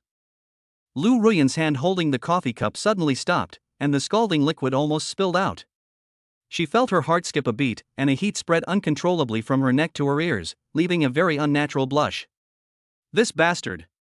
How dare you talk to her like that? She subconsciously leaned back, creating a safe distance, forced herself to put on a stern face, and snorted coldly, boring. Yifan knew when to stop, laughed, and stood up. He walked to the door, his hand already grasping the door handle, but suddenly turned around and left a meaningful word to the woman who was still calm on the sofa. Boss Lu, you have to work hard. Perhaps it won't be long before I acquire you and the entire Yan Yun Group. The door closed with a click. In the VIP room, Lu Ruyan sat alone on the sofa, her slender fingers holding the coffee cup unconsciously tightened slightly. In those phoenix eyes that were always as cold as frost, an unprecedented flame was now burning. That was the fighting spirit after being provoked and meeting a worthy opponent. And a hint of anticipation that she herself hadn't even noticed. Chapter 23 Freshman Campus Bell, prepare to claim sovereignty. When Yifan returned to the classroom, he was greeted by deathly silence and dozens of pairs of eyes that seemed to be looking at prehistoric creatures. The next second, the entire computer class 2 classroom exploded. His roommates Monkey and Fat Tiger pounced on him even more exaggeratedly, hanging on Yifan on the left and right, almost hugging his thighs and shouting "Dad." Yifan was so embarrassed by their annoyance that he didn't know whether to laugh or cry. He finally broke free and was just about to find a place to sit down when a delicate voice sounded in front of him. Yifan. The person who came in was wearing heavy and exquisite makeup and a tight short skirt, which outlined her curvy figure. She was Li Na, the class beauty who had despised Yifan for being poor, kicked him, and then got into the student union president's BMW. At this moment, she was looking at Yifan with tears in her eyes, her voice full of grievance and regret. Yifan, I know I was wrong. I was bewildered at the beginning. Can you give me another chance? In fact, you are the only one in my heart. With such acting skills, it would be a waste not to apply to film school. The students around stretched their necks, looking like they were just waiting to see the show. Yifan looked at her and suddenly smiled. He spoke slowly, his voice not loud, but clearly carried throughout the classroom. Hey, isn't this the class beauty Li who complained that my shared bike seat was too hard and said that BMW's leather seats were more comfortable to sit on? Li Na's face froze. Yifan looked her up and down, his tone a little amused. Why, is your BMW's maintenance due? Or did you find that the engine power is not enough, and you want to try my 16-cylinder one? He paused, moved closer, and said in a voice that only the two of them could hear, what a pity. Although my car has powerful performance, it has a problem. No second-hand garbage. Puff. Some of the classmates around couldn't help but laugh out loud. Lena's face instantly turned purple, and her carefully drawn eyeliner seemed to be a little crooked due to anger. She never imagined that the boy who used to obey her in everything could speak so harshly now. She kept mumbling for a long time but couldn't say a word. Finally, she could only stamp her feet and ran out of the classroom with her face covered amid laughter. Brother Fan is awesome. This is how you deal with a gold digger like that. Fat Tiger slammed the table excitedly. It's so satisfying. It's so fucking satisfying. The monkey also echoed. After resolving the entanglement with his ex, Yifan felt refreshed. As soon as he sat down, Monkey brought his cell phone over to him with a mysterious look on his face. Brother Fan, stop bullying the weak. Look at this. The schoolgirl you sent here yesterday has become a legend overnight. Yifan took the phone. The screen showed the Jiangcheng University campus forum. The title of a post was bolded and highlighted in red. The popularity was already off the charts. First day of freshman registration. The top beauty has been changed. A true goddess-like beauty, crushing all the previous campus beauties. When I clicked on the post, there were several high-definition photos of Zhu Qingdan. There was a stunning glimpse of her cold profile as she got out of the Bugatti. There was the quiet and beautiful photo of her dragging her suitcase on the tree-lined avenue, with the sunlight shining through the leaves onto the tips of her hair. There was also a photo of her downstairs in the dormitory, with a slightly frown on her face and a confused look in her eyes, which made me feel pity for her. Every one of them is incredibly beautiful. The comments section below has already collapsed. Oh my god, what kind of beauty is this? Mom, I feel like I'm in love again. It's been confirmed. It's Xu Qingyan, a freshman from the School of Economics. From today on, she's my half-wife. Get lost upstairs. Fairy Qingyan is mine. I've already found out her dorm number and am ready to go and show her some warmth. With this kind of temperament and this kind of beauty, she's way better than that Zhou Xinru, okay? This is the true #1 beauty on campus at Jiang University. Seeing those comments like wife and fairy, Yifan frowned unconsciously. He returned the phone to Monkey, then patted the shoulder of Fat Tiger, who was watching with great interest next to him. Fat Tiger. Ah. What's up, brother Fan? Go, find some brothers and go to this post to lead the pace for me. Yifan's tone was very flat. What rhythm? Fat Tiger didn't react. Yifan leaned back in his chair and said lazily, just tell them that this ferry is already taken, and the owner has a bad temper. If anyone dares to call me wife online again, I will go through the network cable and let him experience what it means to be physically banned. Fat Tiger and Monkey looked at each other, understood instantly, and showed obscene smiles on their faces. All right. I promise to complete the mission. I promise to let the whole school know that junior sister Zhu Qingyan is under the protection of Brother Fan. Yifan looked at the time and it was almost time for the halftime break in the freshman's military training. He stood up and said to Fat Tiger, come on, go somewhere with me. Where are you going, Brother Fan? Go to the most popular milk tea shop at the east gate of the school and buy a full cup of domineering cheese strawberry. For some sovereignty, it is not enough to just declare an oath online, but actual action is required. On the playground under the scorching sun. Lu Shuiying, wearing the student union cadre uniform, was meticulously patrolling the freshmen's military training formation under the scorching sun to maintain order. Her best friend, Chen Xian, the head of the Arts and Literature Department of the Student Union, nudged her with her elbow and lowered her voice, her tone full of excitement. Ying, look. Isn't that Yifan? Lu Shuiying subconsciously looked in the direction she pointed, and sure enough, she saw the familiar figure. Yifan was walking towards the playground with a cup of milk tea in his hand. In the sunlight, his handsome face shone brighter than ever. He's holding a milk tea, so he must be here to make peace with you. Chen Xian analyzed excitedly, I've always said that men are all the same. They only appreciate things after they've lost them. Your cold treatment tactics these past few days have been absolutely successful. Lu Shuiying's heart seemed to be filled with countless small fireworks blooming at the same time, and she was filled with joy. See, this scumbag still can't forget himself after all. However, she still maintained a cold attitude on the surface and snorted softly, who asked him to make peace. He was so heartless when we broke up, and now he wants to change my mind with a few cups of milk tea? I don't care. Although she said so, the corners of her mouth that could not be controlled to slightly rise, and the eyes that frequently looked at Yifan, had already completely betrayed her inner feelings. She had even thought of the script for later. Yifan walked up to her and apologized affectionately. She first scolded him with a stern face, then reluctantly forgave him and took the milk tea. Well, this process is perfect. Under the expectant gaze of Lu Shuiying and Chen Xian, Yifan walked closer and closer. 10 meters. 5 meters. 3 meters. Then, he carried the cup of milk tea and walked past them without looking around. He didn't even spare them a glance. The smile on Lu Shuiying's face froze instantly. Chen Xian was also stunned. What's going on? He didn't see us? Lu Shuiying turned around unwillingly and stared at Yifan's back.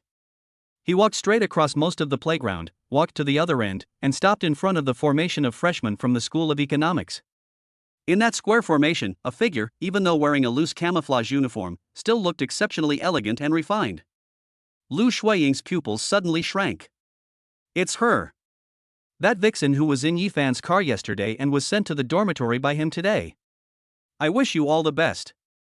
At this moment, Yifan was standing outside the square formation, with a gentle smile on his face that she had never seen before, and his eyes seemed to be able to drip water.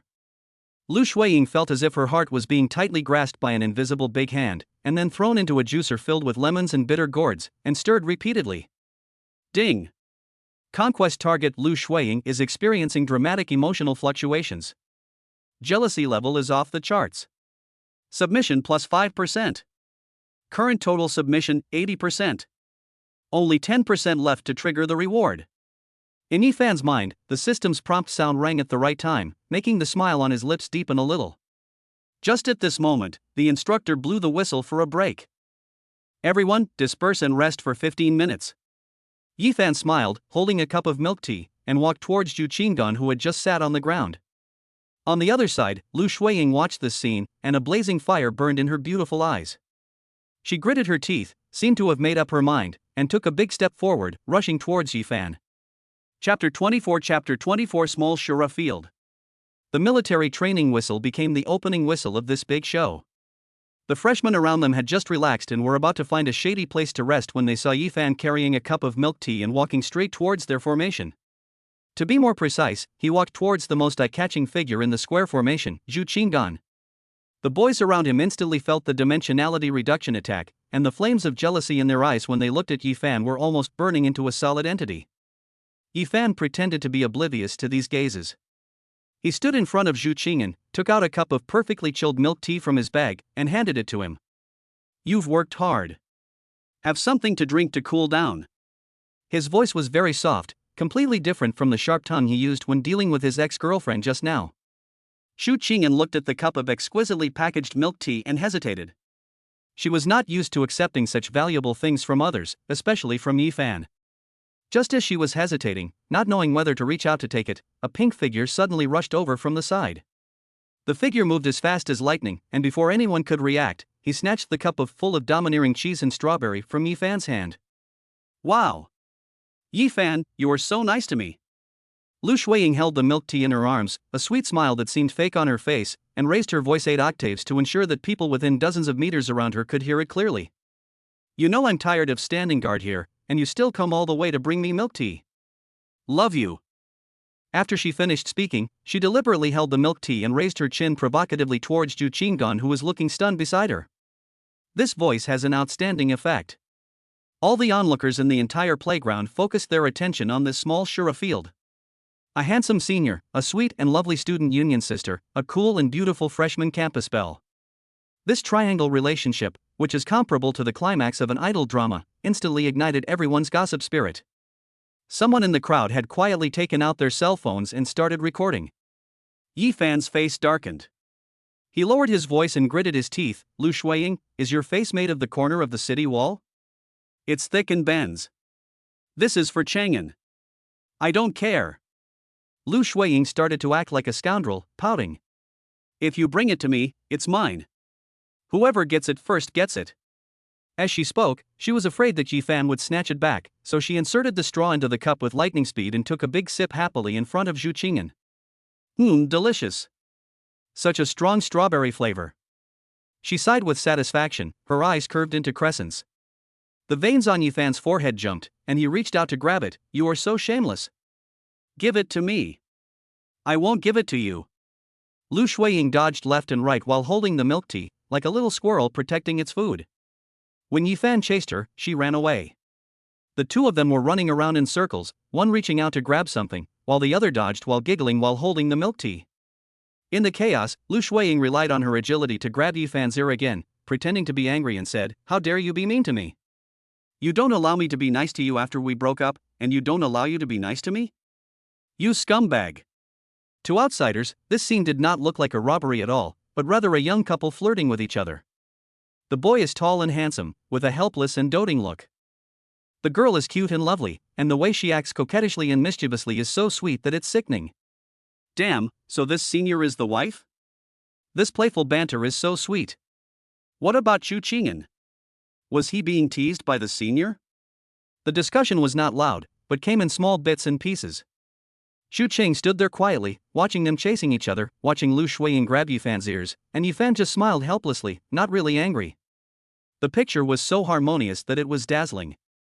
Her long eyelashes drooped like two small fans, covering the complex emotions surging in her eyes.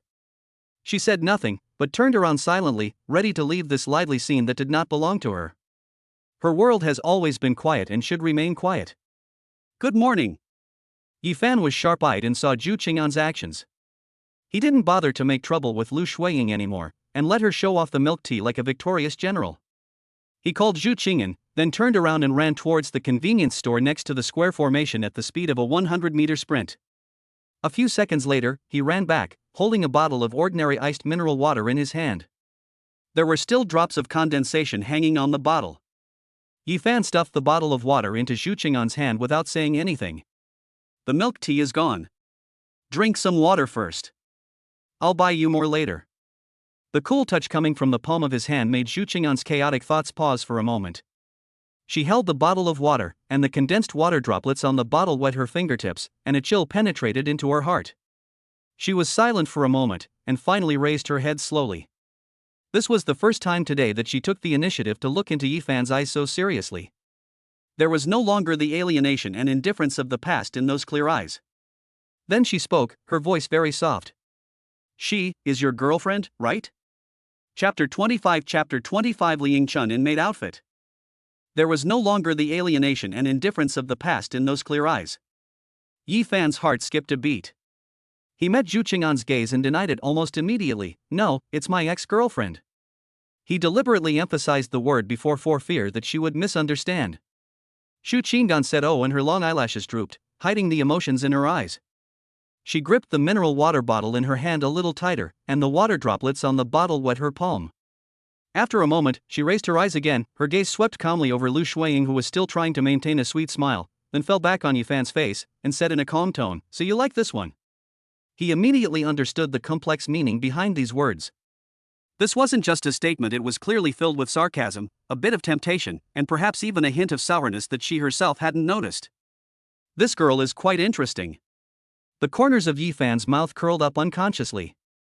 Just as he was about to say something, the assembly whistle blew again at an inopportune time, interrupting this undercurrent of conversation.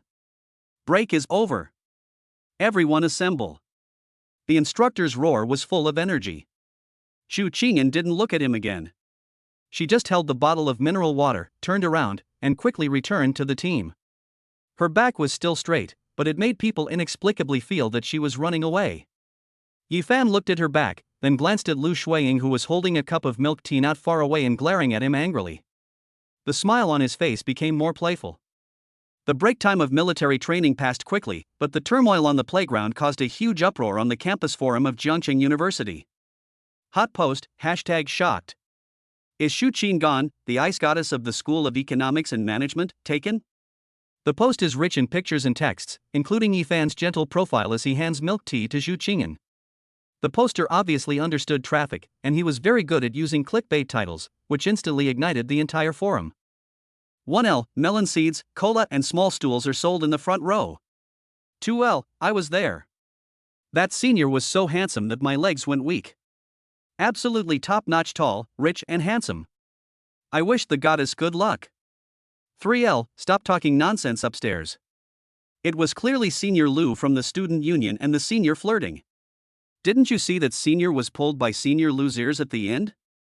That doting look, wow, so sweet. Xu Qing'an was just an accident. 4L, bullshit. Is that Lu Shuiying flirting? That's called one-sided fraud. Didn't you see the senior's face turn gloomy at the end, and then he turned around and ran to buy water for Xu Qing'an at the speed of a 100-meter sprint? The look in his eyes was almost thread-like. The main wife has definitely got his shoe. 5L, so, to sum it up, this is a story about a rich and handsome senior and a cool and beautiful junior, who are head over heels for each other, only to have their relationship ruined by their unresigned, materialistic ex-girlfriend? Love it! I could imagine an 80-episode TV series with this plot. 6L, can anyone tell me who this senior is? He's so handsome, how come I haven't seen him before in school?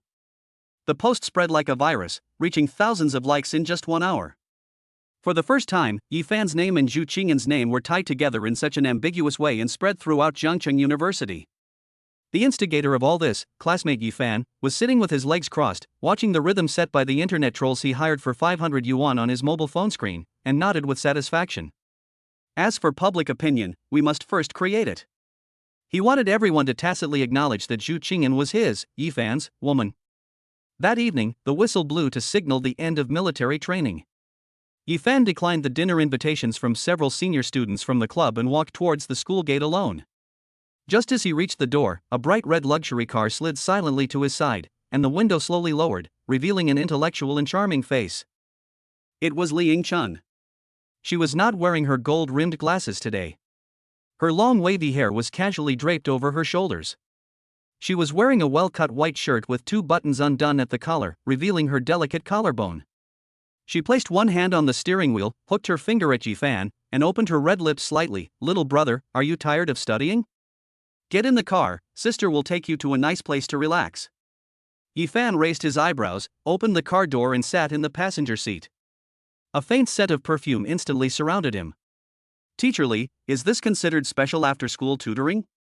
He fastened his seatbelt, turned his head and smiled at her. Hee, Li Yingchun was amused by him and rolled her eyes at him coquettishly. You're the only one who talks too much.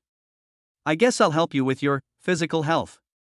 With a step on the accelerator, the vehicle merged into the evening rush hour traffic. The car finally stopped in the underground garage of an upscale residential area. Li Yingxuan's home is a large flat with minimalist decoration but full of style. Outside the huge floor-to-ceiling windows are the lights of thousands of homes in Jiangcheng. Please sit down and I'll cook for you.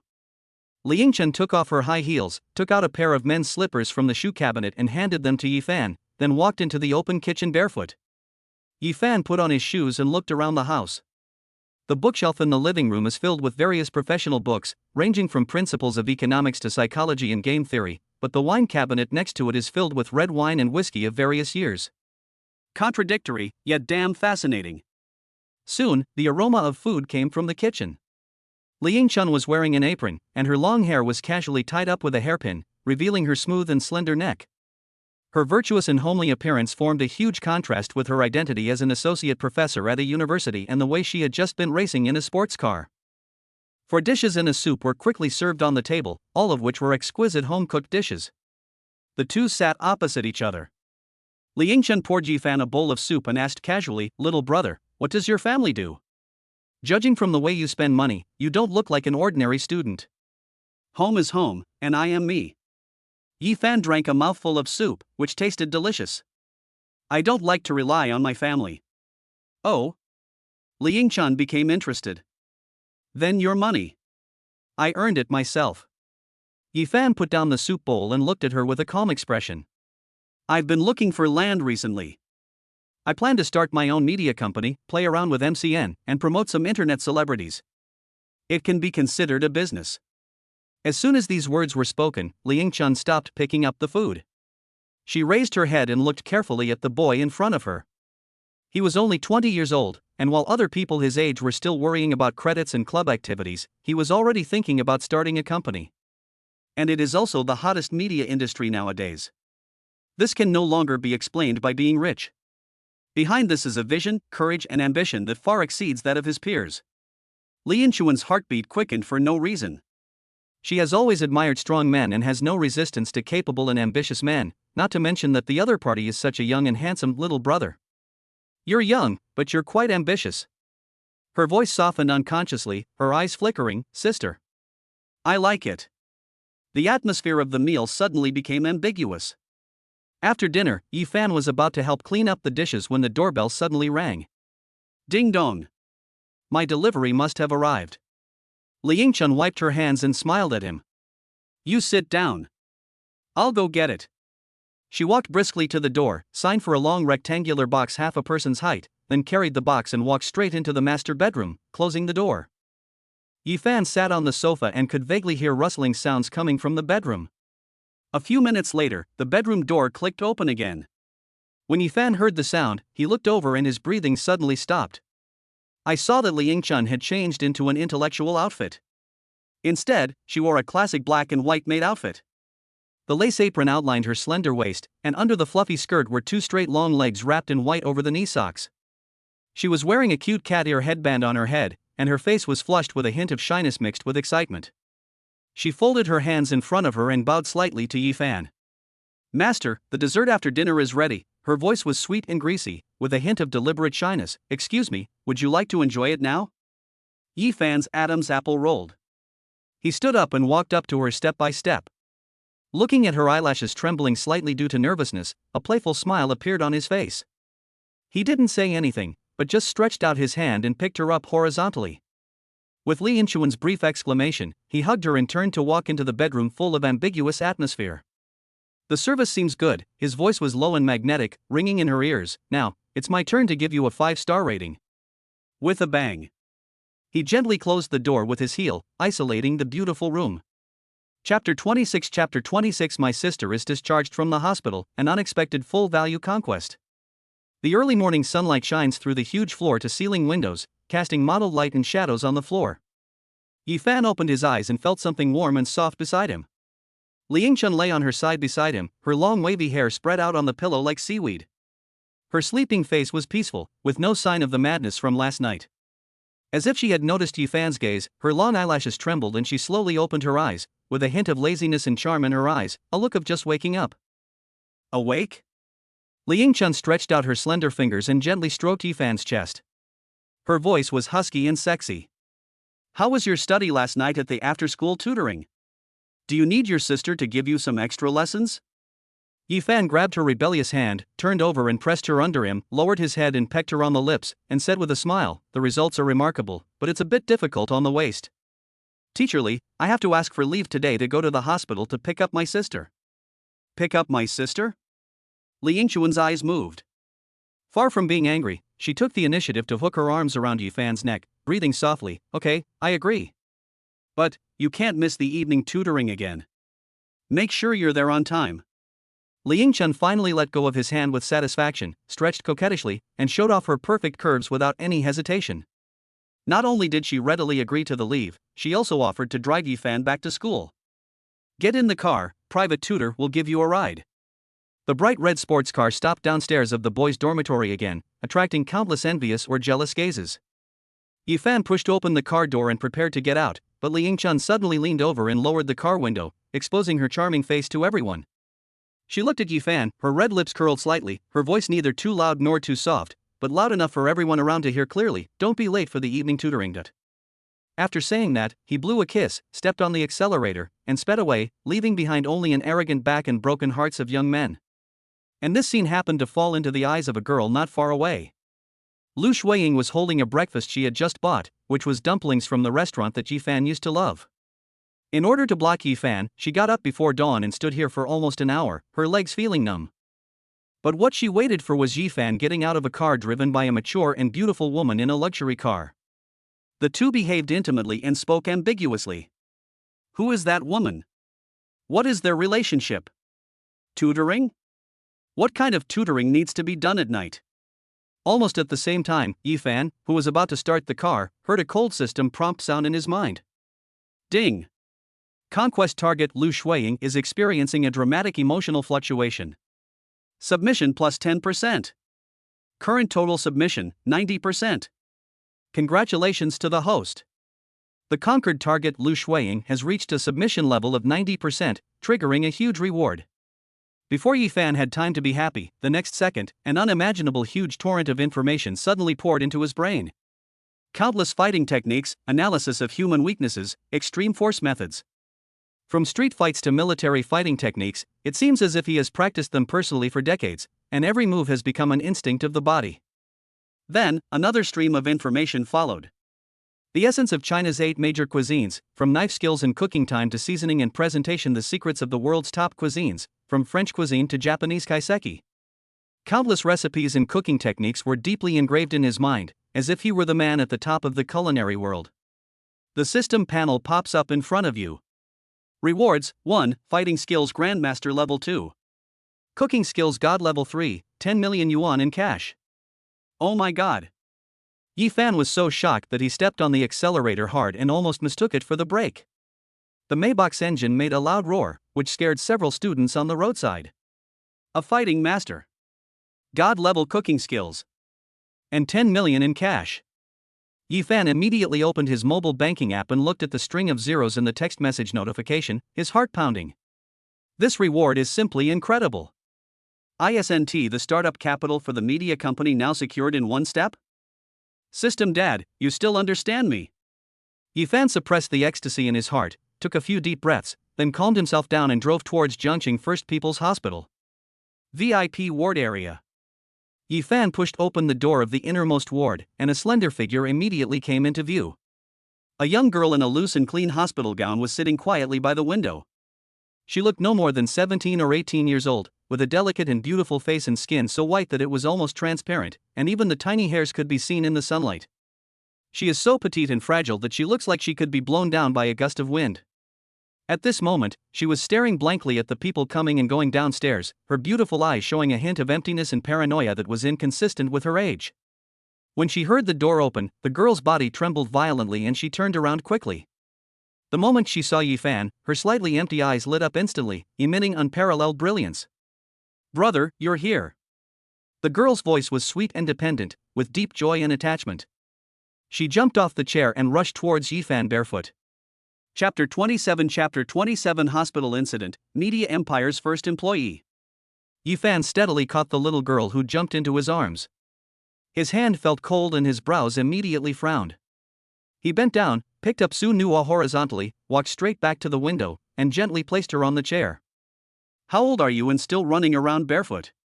Yi Fan's voice was full of reproach, but his hands were extremely gentle.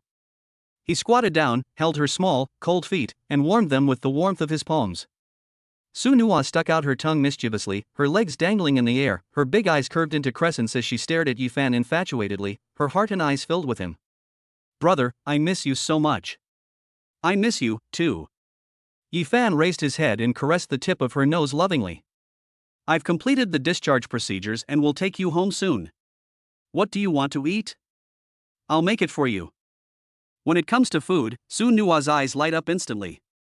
She counts on her fingers like a greedy cat ordering food. "I want sweet and sour spare ribs, cola chicken wings," and Buddha jumps over the wall. "Buddha jumps over the wall?" Yi Fan laughed. "You little girl, you're quite arrogant." "No way?" Su Nuwa pouted. "Okay, why not?" Yi Fan stood up, and the knowledge of god-level cooking skills instantly merged in his mind. He cleared his throat and spoke slowly in a tone like a commentator in a food documentary. "Buddha jumps over the wall is nothing compared to the real deal.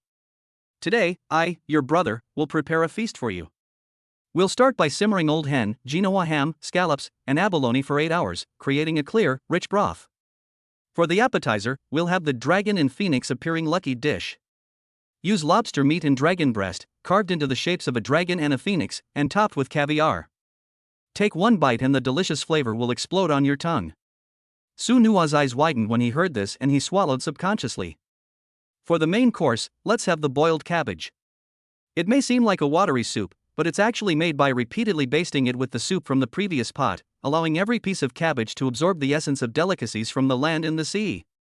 Next, let's have the snowflake chicken soup. The chicken is so tender that you can't even see it, it melts in your mouth, as tender as tofu pudding. For dessert, let's make the 3-no sticks. It's golden in color, soft and glutinous in texture, and won't stick to the plate, chopsticks, or teeth." Every time Yi Fan mentioned a dish, he described its color, aroma, taste, and shape in detail. Su Nuwa's eyes lit up and his saliva was already flowing from the corners of his mouth. She wiped it carelessly and grabbed the corner of Yifan's clothes anxiously. Brother, stop talking, stop talking. I'm hungry. Let's go home now. Seeing his sister's greedy look, Yifan laughed and rubbed her hair. Okay, let's go home now. The brother and sister were packing up their things and preparing to leave when a loud bang suddenly came from the next ward, as if a thermos had been smashed to the ground, followed by a man's vulgar shouting. Damn it, old man, I'm giving you face, right? I'm asking you again, if you let your granddaughter follow me, I'll cover all your medical expenses. Otherwise, don't even think about using this medicine today. A patient in the corridor immediately stuck his head out, but when he saw a few ruffian-looking young men standing at the door of the next ward, he shrank back. A young nurse mustered up the courage to step forward and gently advised, Sir, this is a hospital.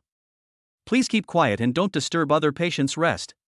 A bald man with a face full of flesh walked out of the ward. He looked the nurse up and down, showing his yellow teeth, and pointed at the nurse's nose viciously. Who do you think you are? Do you know who I am? Brother Biao from Chengdong. If you meddle in other people's business again, believe it or not, I will make sure you don't get a chance in Jiangcheng. The young nurse was frightened by his ferocious look and her face turned pale, her lips trembled, she stepped back repeatedly, and her eyes were red. Yifan stopped. He stopped the young nurse who was about to cry and said in a steady voice, What's going on in there? When the nurse saw Yifan, she seemed to have found her backbone and told him the whole story in a tearful voice. It turned out that there was an old lady named Zhao living in the ward, and the thug named Biaoga had taken a fancy to the old lady's granddaughter Zhao Yurue. Zhao Yurue is a beautiful internet anchor. When Brother Biao failed to pursue her, he came to the hospital to harass her every day, preventing the old lady from receiving proper treatment, in order to force Zhao Yurue to submit. The hospital called the police several times, but each time they were just given a few verbal warnings and then became even more violent, and no one could do anything about them. What a bunch of scum! Su Nua's face turned red with anger. Yifan's eyes instantly turned cold, without any emotion. He patted Su Nua's shoulder, his tone still gentle. Nanyuo, wait here for me, I'll go take care of some garbage. After saying that, he turned and walked towards the next ward. Su Nua looked at her brother's back. His body was not particularly big, but at this moment, it made her feel extremely at ease. She knew that her brother was omnipotent. Everyone else in the corridor held their breath and watched Yifan walk to the closed ward door. When the yellow-haired thugs guarding the gate saw someone else meddling in other people's business, they immediately surrounded him. Boy, you want to be a hero and save the damsel? Why don't you take a piss and look at yourself? Before he finished speaking, Yifan's figure moved. Before anyone could react, he had already walked to the door of the ward. His right leg was like a steel whip filled with power, leaving a trail in the air as he kicked the door hard. Bang! A deafening bang. The solid wooden door of the ward, along with the doorframe, was kicked directly by him and flew backwards. The door panel rolled in the air and hit the wall inside the ward heavily, making a dull sound and breaking into several pieces. Brother Biao and two other thugs in the room were showing off their power in front of the old lady on the hospital bed. They were frightened out of their wits by this sudden change and turned around in unison. At the door, Yifan's figure was bathed in the light of the corridor. His expression could not be seen clearly because of the light, but his terrifying aura made the temperature of the entire ward seem to drop by several degrees. You, who the hell are you? A gangster roared in a timid manner. Yifan did not answer. He moved. His figure was like a ghost. He took a step forward and instantly appeared in front of the shouting gangster. The gangster only felt a flash before his eyes, and before he could react, a hand had already grabbed his throat and lifted him off the ground. Crack! There was a crisp sound of bones breaking. Yifan didn't even look at him. He just threw the gangster away like a broken sack, hit the wall, and slid to the ground. He hugged his deformed wrist and screamed like a pig being slaughtered. Seeing this, the other two thugs screamed and rushed forward with their fists raised. Yifan did not dodge or evade, his master-level fighting skills had long since become his body's instinct. Little tiger. He dodged one person's fist by leaning sideways, and then raised his elbow and hit the opponent's jaw accurately. The man rolled his eyes and fainted without even a sound. At the same time, he grabbed the wrist of another thug with his backhand and twisted it hard. Ah! There was another scream, and the man's arm twisted at a strange angle. The whole process was smooth and extremely fast. From the time Yifan kicked the door open to the time all three thugs fell to the ground, it took no more than 10 seconds in total. The patients and nurses watching outside the corridor were all stunned, their mouths open wide. In the ward, only the bald brother Biao was still standing. The flesh on his face kept shaking, his legs were trembling like sieves, and a dark water stain quickly spread across his crotch. He was scared to death. Yi Fan walked towards him step by step. "You, don't come over here. I'm telling you, my eldest brother is." Yi Fan didn't give him a chance to talk nonsense. He grabbed his collar and lifted him up with one hand like a chicken. "Roll." Yi Fan only said one word, his voice was not loud, but it carried an unquestionable majesty. Brother Biao felt like he was being stared at by a prehistoric beast, and the blood in his body was about to freeze. He struggled with his hands and feet, and crawled out of the ward. The few thugs who could still move supported each other and fled the hospital in a hurry, not daring to say a single harsh word. The whole world became quiet in an instant. On the hospital bed, the white-haired old lady and a crying girl beside the bed looked at Yi Fan with shocked and grateful eyes. "Thank you. Thank you, young man." The old lady thanked him in a weak voice. Thank you so much." The girl quickly wiped away her tears and bowed deeply to Yi Fan. The girl looked to be in her early 20s and was very good at dressing herself up. Yi Fan's heart moved and he muttered to himself. System, scan. A blue panel that only he could see popped up above the girl's head. Name, Zhao Yurue. Age, 23. Education, full-time anchor, 150,000 fans. Appearance, 63. Lazy, 30C. Height and weight, 160 centimeters, 58 kilograms. Number of times driven, 11. Third-hand car. Not meeting the conquest standards. Yi Fan looked at the label, thoughtfully. This Zhao Yurue was an unexpected surprise. He is short of staff now, especially in the media company, and a capable anchor is crucial. Thinking of this, Yi Fan showed a kind smile on his face and spoke to Zhao Yurue, who was still a little frightened. I see you have good eloquence and are photogenic. Are you interested in developing on a different platform? Zhao Yurue was stunned, obviously not following Yi Fan's train of thought. How come he was a violent man who punched the Nanshan nursing home and kicked the Beihai kindergarten the previous second and became a talent scout the next second? Yi Fan saw her confusion and continued, I'm planning to set up a media company and I'm in urgent need of a top anchor who can hold my own. I think you have great potential. What do you think? Are you interested in switching jobs and becoming my anchor? Chapter 28 My Sister's Full Surrender. Zhao Yurue's brain froze for 3 full seconds. However, she quickly reacted. My current anchor platform takes a high commission and has few resources. That bastard named Brother Biao found me through the live broadcast room. Changing places, escaping the current predicament, and becoming the number one sister? This is simply pie in the sky. I do. Of course I do. Zhao Yurue was surprised and delighted, and nodded repeatedly as if afraid that Yi Fan would go back on his word. His cheeks flushed with excitement. Very good. Yi Fan nodded with satisfaction, add WeChat and I'll contact you. The two quickly exchanged contact information. Yi Fan glanced at the old lady on the hospital bed again and said to Zhao Yurue, just take care of grandma these few days. If those scumbags dare to come again, just call me. These simple words carry a power that brings peace of mind. Zhao Yurue nodded vigorously, his eyes moist again. After resolving the issues here, Yi Fan turned around and walked out of the ward. Su Nuo came up to him immediately, his little face full of admiration, looking at him with sparkling eyes. Brother, you were so handsome just now. Basic operation, no need to worry.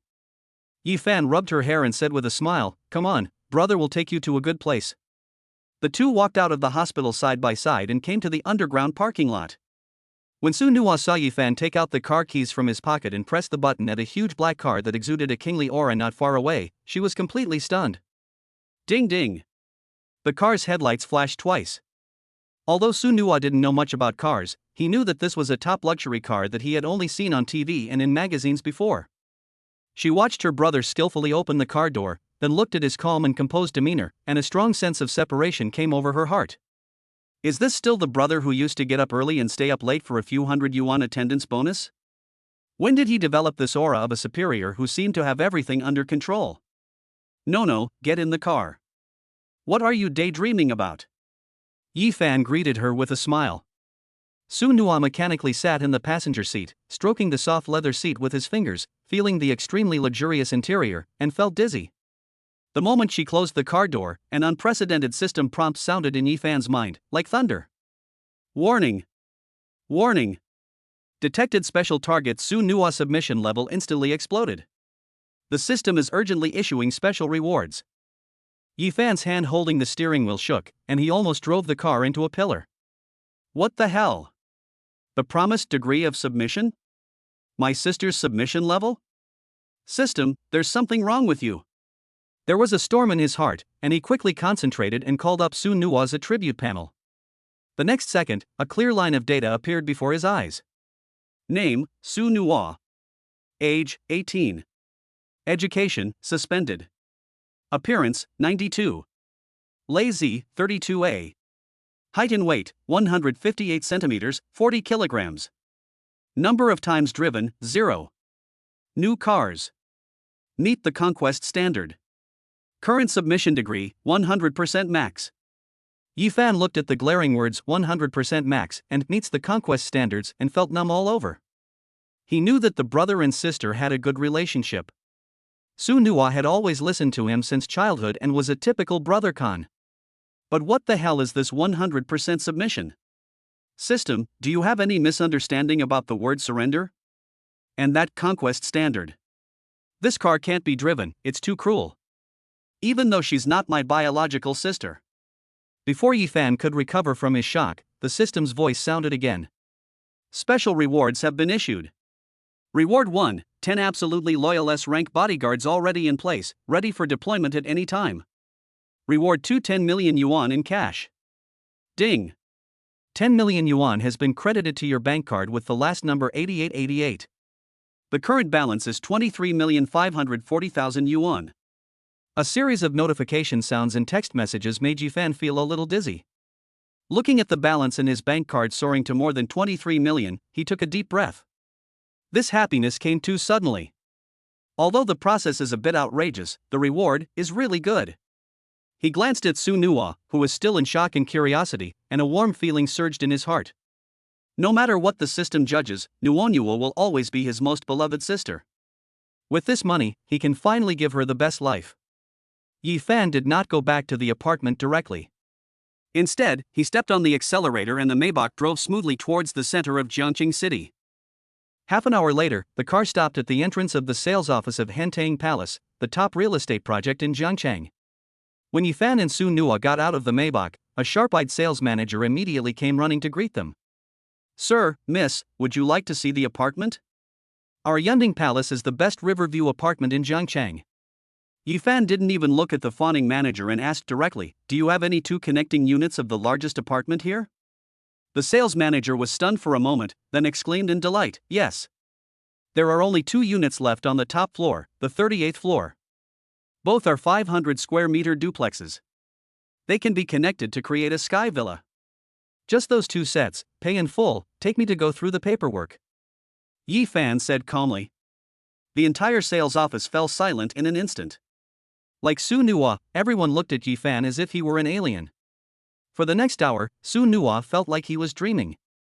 Watching her brother swipe his card to pay nearly 10 million yuan for the house without blinking, signing a bunch of documents she couldn't understand, and getting 2 gold-plated property certificates, her brain had completely given up thinking. It was not until the two returned to their old apartment that Su Nua finally found his voice again. She hugged Yifan's arm, her big eyes filled with admiration and curiosity. Brother, tell me the truth, did you win the lottery? Or are you actually a rich young man who has been living away from home and has now been recognized by the family? Yifan was amused by her wild imagination and scratched her nose. Neither of them. I, your brother, rely on my own strength. He stuffed one of the property deeds into Su Nua's hand and said, this one belongs to you and your parents. From now on, we will live next door to each other and no one will bully us anymore. Su Nua looked at the red book in his hand, his eyes turned red, and he nodded heavily. Brother, is the media company you mentioned in the hospital real too? Su Nua asked curiously again. Of course it's true. Yifan sat on the sofa and began to describe his grand blueprint to his sister. My goal is not just to open a media company, but to build a business empire covering the entire industry chain of live streaming, short videos, film and television, and entertainment. Meeting Zhao Yurue today is just the first step. Yifan's voice was not loud, but it was full of confidence and strength. Su Nua's eyes lit up when he heard it, and his admiration for him reached its peak. Just then, Yifan's cell phone suddenly rang. He picked it up and saw the caller ID Ice Queen. Yifan raised the corner of his mouth slightly and answered the phone. On the other end of the phone came Lu Ruyan's voice, as cold as ever, yet with a hint of barely perceptible excitement. I found the land you wanted. And it's more perfect than you could imagine. Chapter 29 Brother, can you rub my back? On the other end of the phone, Lu Ruyan's cold voice was filled with a subtle excitement. Without any nonsense, she got straight to the point. I found the land you wanted. She paused, as if weighing her words, then changed her words and said, No, I should say I found you the prototype of an empire. Yifan raised his eyebrows and became interested. Oh? Tell me about it. It's a media company called Starlight Entertainment, Lu Ruyan said clearly and quickly, displaying a high level of professionalism. The owner is a gambler. He lost everything in Macau and is desperate to sell the company for cash. I've had someone evaluate it, and while Starlight Entertainment is currently experiencing a funding shortage, its foundation is very good. The company has a complete structure, with everything from artist management to live streaming operations and post-production. Most importantly, they hold contracts with nearly 100 live streamers, several of whom are already relatively well known. Furthermore, the company maintains its own trainees and a professional dance troupe, ready for commercial performances at any time. Simply put, it's a ready-made shell with everything in place, just waiting for the right moment. After hearing this, Yifan couldn't help but whistle. It's more than just finding the land. Even the foundation and the unfinished house are prepared for him. He only needs to invest money, do some simple renovations, and then he can move in directly. You are worthy of being the queen, you are so efficient. Yifan praised without hesitation.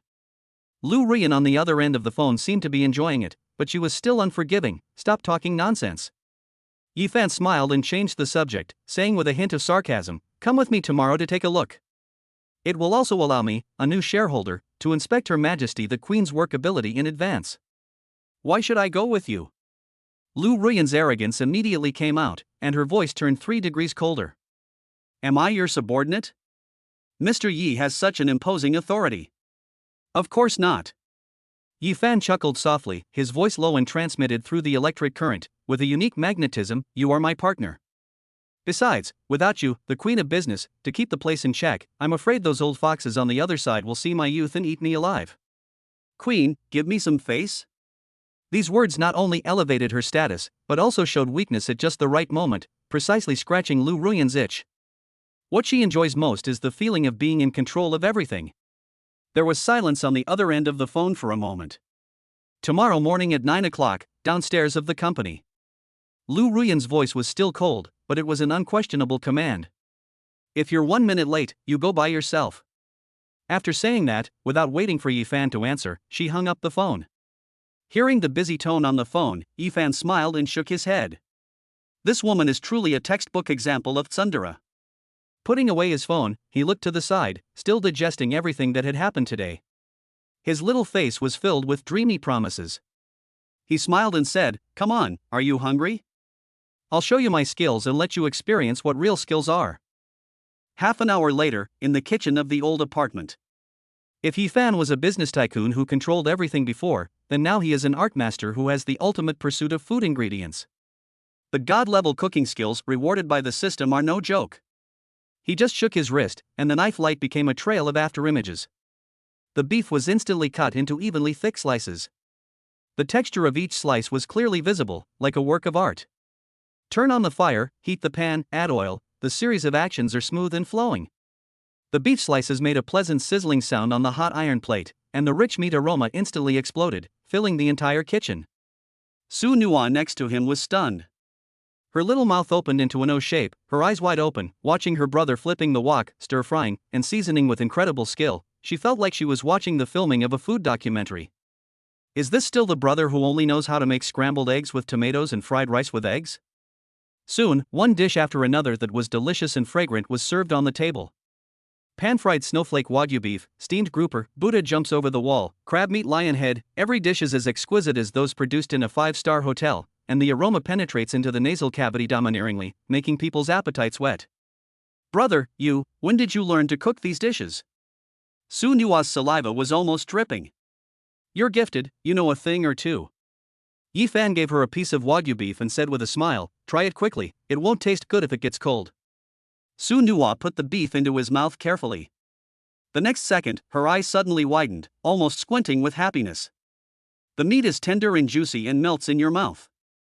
The rich milky flavor and the sweetness of the oil blend perfectly on the tip of your tongue, bringing you the ultimate taste enjoyment. "Wow, it's so delicious!" Su Nuwa exclaimed incoherently, his little face full of happiness and satisfaction. "Brother! Are you possessed by the god of cooking? This is better than all the Michelin 3-star restaurants I've eaten at combined." Seeing his sister eating with her mouth drooling, Yi Fan felt a sense of accomplishment. During this dinner, Su Nuwa completely let himself go. She felt her stomach had turned into a bottomless pit.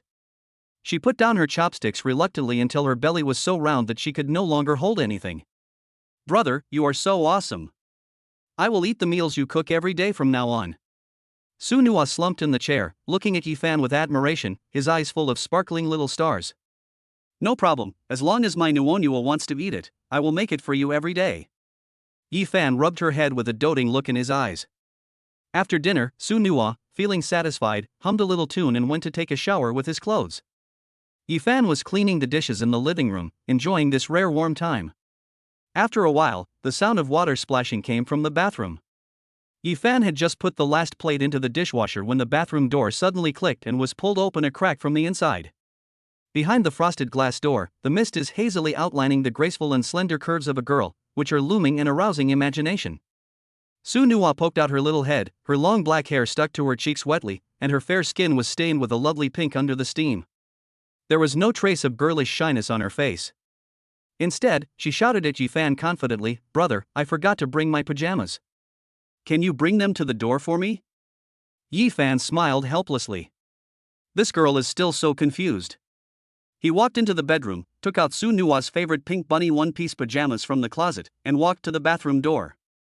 "Here, your pajamas." He handed the clothes through the crack in the door. A white, slender little hand reached out and took the pajamas. However, the door did not close immediately as expected. The gap is still open. Yi Fan was feeling strange when he saw Su Nuwa's pretty face with a blush peeking out from behind the door again. Drops of water slid down the ends of her hair and dripped onto her smooth collarbone, forming a crystal arc. She blinked her big eyes, tiny water droplets hanging on her long eyelashes. In a tone that was both innocent and cunning, she made a request that made Yi Fan's scalp tingle instantly. "Brother, the bathroom floor is so slippery, I'm afraid I'll fall. Can you come in and rub my back?" Chapter 30 Yandere. The bathroom was filled with steam, and the hot air mixed with the sweet fragrance of shower gel hit my face.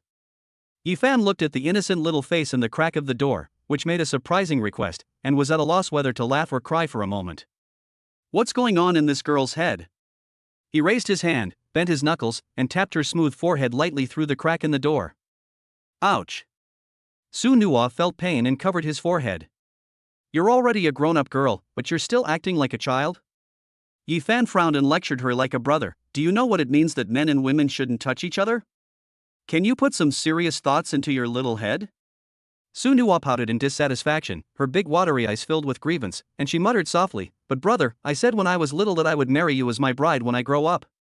The voice was soft and sweet, with a hint of seriousness that brooked no room for questioning. Yi Fan just thought it was just the talk of a child, feeling both amused and helpless. This girl has been sticking to him since she was a child. He must have said this at least 80 times. He smiled and rubbed her wet hair, then changed the subject. "Okay, stop joking and wash quickly. The water is almost cold. If you don't come out, you'll catch a cold tomorrow." After saying that, he turned and walked away, not giving her another chance to make trouble. The bathroom door clicked shut. Late at night, everything is quiet. Su Nuwa had already gone to bed, and Yi Fan was sitting in the study, the light from the laptop screen reflecting his focused profile. He was thoroughly researching the background information on Xinghui Entertainment, the company Lu Ruyan had sent him. He thoroughly researched everything from the company's registration information and equity structure to its artist contracts, past business ventures, and even the online reputation and gossip. The result was just as he expected. The information Lu Ruyan provided was accurate and correct. This company has a very clean foundation, without any black material or legal disputes, and its financial situation is also clear. It is indeed a perfect shell. Major. Yi Fan turned off the computer and leaned back in his chair, his admiration for the Ice Queen's ability to get things done growing in his heart. Having such a smart and capable partner can indeed save him a lot of trouble. At this moment, the door of the study was gently pushed open a crack. Su Nua was wearing that pink bunny one-piece pajamas, holding a big pillow in her arms, with her white and tender little feet bare, standing pitifully at the door. "Brother." Her voice was nasal, sounding especially soft and sticky. I'm scared to sleep alone." Yi Fan turned around and saw his sister's tearful expression, and his heart softened suddenly. Ever since something happened at home and her sister fell seriously ill, she has become extremely sensitive and insecure. Although the two lived together, they had not been as close as they were when they were children for a long time. He stood up, walked to her and took the pillow from her hand. "You're so old, and you're still afraid of the dark?" He teased her, but his hands were very gentle. He took her cold little hand and walked towards his bedroom. "Come on, sleep with me tonight." Su Nua's eyes lit up instantly, and the corners of his mouth secretly raised a successful arc, and he followed Yi Fan obediently. Lying on the wide bed, Yi Fan quickly got used to the extra person beside him. The unique fragrance of the girl, mixed with shower gel, lingered at the tip of my nose, like the sweet gardenia on a summer night. Listening to Su Nua's steady and shallow breathing beside him, Yi Fan's heart was filled with his brother's warmth and longing for the future. His greatest motivation is to protect his only relative and make her live a worry-free life. With this peace, he soon fell into a deep sleep. The night is getting deeper. The moonlight outside the window shines through the gauze curtains, casting mottled light and shadows in the room. In the silence, Su Nua, who should have been asleep, slowly opened his eyes. In the darkness, her beautiful eyes, which were usually clear and pure, were now surprisingly bright, as if hiding a dark flame. The expression on her face no longer had the sweet innocence she had during the day. Instead, there was an almost morbid, obsessed smile. She moved so gently that no sound was made. Carefully propping herself up, she slowly moved closer to Yi Fan's face, close enough to feel his warm breath. She greedily and deeply breathed in the scent from his body. It was a scent that belonged only to her brother, which made her intoxicated and crazy. Her eyes traced Yi Fan's sleeping outline inch by inch. From the handsome eyebrows, to the high nose bridge, to the two lips of moderate thickness. After looking for a long time, she still seemed unsatisfied. Finally, she lowered her head, and her cold and soft lips, with a barely perceptible tremor, gently and reverently pressed against Yi Fan's cheek. Instantly separate. The whole world seemed to stop at this moment. She narrowed her eyes in satisfaction, a happy and strange blush appearing on her face. In the darkness, she whispered morbidly in a dreamlike voice that only she could hear. "My brother is mine. It can only be mine." Chapter 31 What is a super rich man? The next morning, sunlight filtered through the gaps in the curtains, casting spots of light on the wooden floor. When Yi Fan opened his eyes, the first thing that caught his eye was a peaceful and beautiful sleeping face. Su Nua curled up in his arms, her long eyelashes casting a light shadow in the morning light, her breathing even and shallow. He carefully pulled out the arm that she was resting her head on, gently tucked the corner of the quilt for her, and then got up to wash. After making a simple breakfast, Yi Fan changed his clothes and drove to the place where he had agreed to meet Lu Ruyan. Under the headquarters building of Yin Yun Group. Next to a fiery red luxury car stood a beautiful figure. Lu Ruyan changed out of her usual black outfit today and put on a neatly tailored white suit. The black silk shirt underneath outlined her breathtaking curves. With fiery red lips and sunglasses covering her face, she exuded a powerful aura of keep away from strangers. Yi Fan's Maybach slowly stopped in front of her. He was about to roll down the window to say hello, but Lu Ruyan didn't even glance at him. She just raised her chin and said in a commanding tone, "Take my car. I don't want to waste time discussing work on the way." Yi Fan shrugged. This woman was still so domineering. He obediently turned off the engine, got out of the car, and sat in the passenger seat of the Ferrari. They drove at lightning speed and soon arrived at the building where Xinghue Entertainment Company was located. "Go straight up to see Manager Lu. I've already said hello." Lu Ruyan unbuckled her seatbelt, her tone still as cold and businesslike as ever. "I'll park the car. The two of you are too conspicuous, so we'll avoid any complications." Yi Fan nodded approvingly. This woman was indeed very thoughtful. In the office of Star Entertainment, a middle-aged man with a Mediterranean hairstyle had been waiting for a long time. When he saw Yi Fan, he immediately came forward with a nod and a bow, his attitude so respectful that it was almost flattering. "Mr. Yi, you are here. Please take a seat. Please take a seat. Manager Lu had obviously been educated by Lu Ruyan in advance. Yifan didn't waste any words and got straight to the point. Is the contract ready? Ready, ready. Manager Lu quickly handed over a document. Please review it. All the terms are in accordance with your requirements. Before he finished speaking, bang! The office door was violently kicked open from outside. A young man wearing a colorful shirt and with hair dyed like a parrot walked in a nonchalant manner. Behind him were 7 or 8 bodyguards in black suits and sunglasses, filling the already small office. The person who came was none other than Wang Tong, the famous playboy in Jiangcheng and the only son of the Wang family. Without even glancing at Yifan, Wang Tong walked straight to the desk, slammed a contract on the table, pointed his chin at Manager Lu, and said arrogantly, "This company has my eyes on me. Fatty Lu, I'll give you 3 minutes to sign and seal it." Manager Lu's face turned pale in an instant, and cold sweat broke out on his forehead. He glanced at Wang Tong, then cautiously glanced at Yifan, who was calm and composed, his voice trembling. "Wang. Young Master Wang, this can't be done. Mr. Yi has already paid the deposit. If we breach the contract, we will have to pay compensation." Pay compensation? Wang Tang seemed to have heard some huge joke. He suddenly raised his hand and slapped Manager Lu hard in the face. Bang! The crisp sound echoed in the office. "A shell company on the verge of bankruptcy, and you dare to talk to me about the rules?" Wang Teng pointed at Manager Lu's nose and cursed, "I'm giving you face, right?" After cursing, he finally turned his gaze to Yifan, who had remained silent all the time, and looked him up and down with disdain on his face. "Who the hell are you? Your surname is Yi? I've never heard of anyone like you among the prominent families in Jiangcheng." Wang Tang scratched his ears with a disdainful attitude. "How about this? I'm in a good mood today, so I'll double your deposit. Now, take the money and get out of here.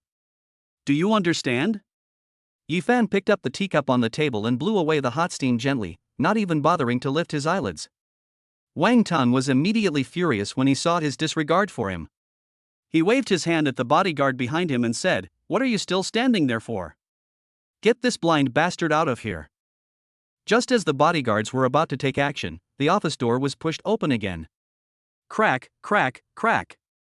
The crisp sound of high heels hitting the ground. Lu Ruyan folded her arms with one hand and leaned leisurely against the doorframe. Her beautiful eyes shone coldly behind her sunglasses as she swept over everyone in the room. "Young Master Wang is so arrogant that he even dares to touch something that I, Lu Ruyan, has set my eyes on?" Her voice was not loud, but it carried a sense of oppression that brooked no room for argument. The moment he saw Lu Ruyan, Wang Tang's arrogance was visibly reduced, and the expression on his face changed from domineering to astonishment, and even a hint of fear. "Lu, Boss Lu? Why are you here?" He tried to save face and said stubbornly, "This is a matter between men. You are a woman." "Woman?" Lu Ruyan's lips curled up in a mocking smile, as if she had heard something funny. "Young Master Wang, I remember your father's Wang's building materials still getting its cement supply from our Yenyun Group subsidiary last quarter, right? I heard that environmental inspections have been strict recently, and several cement plants have stopped production. I wonder if there's still enough cement for Wang's construction sites." Just a few simple words made cold sweat appear on Wang Tang's forehead. Yenyun Group is a commercial giant in Jiangcheng, with its industrial chain covering all walks of life. In front of Lu Ruyan, the Wang family's building materials company is just a small fish in the supply chain, which can be crushed to death with just a flick of the finger. Besides, he heard that Yen Yun had negotiated several big deals a few days ago, and she was not someone he could afford to offend. Mr. Lu, please listen to my explanation. I didn't know that Mr. Yi was your man." Wang Tang was completely panicked and hurriedly nodded and bowed to explain. Just when Wang Tang was being forced to retreat step by Lu Ruyan's aura and was almost about to kneel down, Yifan, who had been silent all the time, smiled. He slowly took out his cell phone, unlocked it in front of everyone, found a number, and dialed it directly. The next second, the phone in Manager Lu's pocket vibrated wildly. Under the astonished gazes of Manager Lu and Wang Tang, Yifan put the phone to his ear, and the sounds in the receiver and in reality miraculously overlapped. "Hello, is this Manager Lu?" Manager Lu hurriedly took out his cell phone and looked at the 3 words Mr. Yi on the screen, and was completely stunned. Yifan's voice came from the receiver and reality at the same time, ringing clearly in everyone's ears, "Check your company account." I have already transferred the full amount of the acquisition. As soon as the words fell. Ding dong. The crisp sound of text message alert seemed particularly abrupt in the quiet office. That is the arrival reminder of the company account. Manager Lou subconsciously swiped the screen of his mobile phone. When he saw the long string of zeros following the text message, his eyes instantly widened like bells and his breathing stopped. Wang Tang also leaned over to take a look, and then the blood color on his face faded away at a speed visible to the naked eye. Yi Fan hung up the phone and slowly stood up. He walked up to Wang Tong, who looked as pale as death, with a warm smile on his face. He raised his hand and patted his fancy shirt, his gesture as friendly as if he were an old friend. Now, this company is officially named Yi. His voice was soft, but it carried a great weight. So, could you please take this trash of yours? Yi Fan's eyes swept over the group of fierce-looking bodyguards, and get out of my territory? Chapter 32 Your black silk is torn. Wang Tang's face turned red and white. He looked at Lu Ruyan for help, but was only met with a pair of cold and ruthless eyes behind sunglasses. That look seemed to be saying, "Who do you think you are? Are you worthy of my second glance?" The last glimmer of hope was completely crushed. I'll leave right now. Wang Tang's legs went weak and he almost knelt down to Yi Fan. He didn't dare to say another word. He turned around using his hands and feet. In his panic, his right foot tripped over his left foot, and with a thump, he fell heavily to the ground. The group of bodyguards in black suits behind him looked at each other, wanting to help but not daring to. Their expressions were full of excitement. In the end, they managed to lift their young master from the ground and crawled out of the office. He looked so miserable, without any trace of the arrogance he had when he first came. As the office door was hastily closed by the last bodyguard, the whole world became quiet. Mr. Yi, you are truly my adopted parent. The crisis was resolved, and Manager Lu was so excited that he almost cried. He looked at Yi Fan with eyes that were no longer respectful, but almost worshipful. This gentleman calmly dealt with the famous devil in Jiangcheng and even paid the full amount. He was simply a god descending to earth. Lu Ruyan took off her sunglasses, rubbed her irritated brows, and waved to Manager Lu. You go out first. I have something to discuss with Mr. Yi. Yes, you two can chat.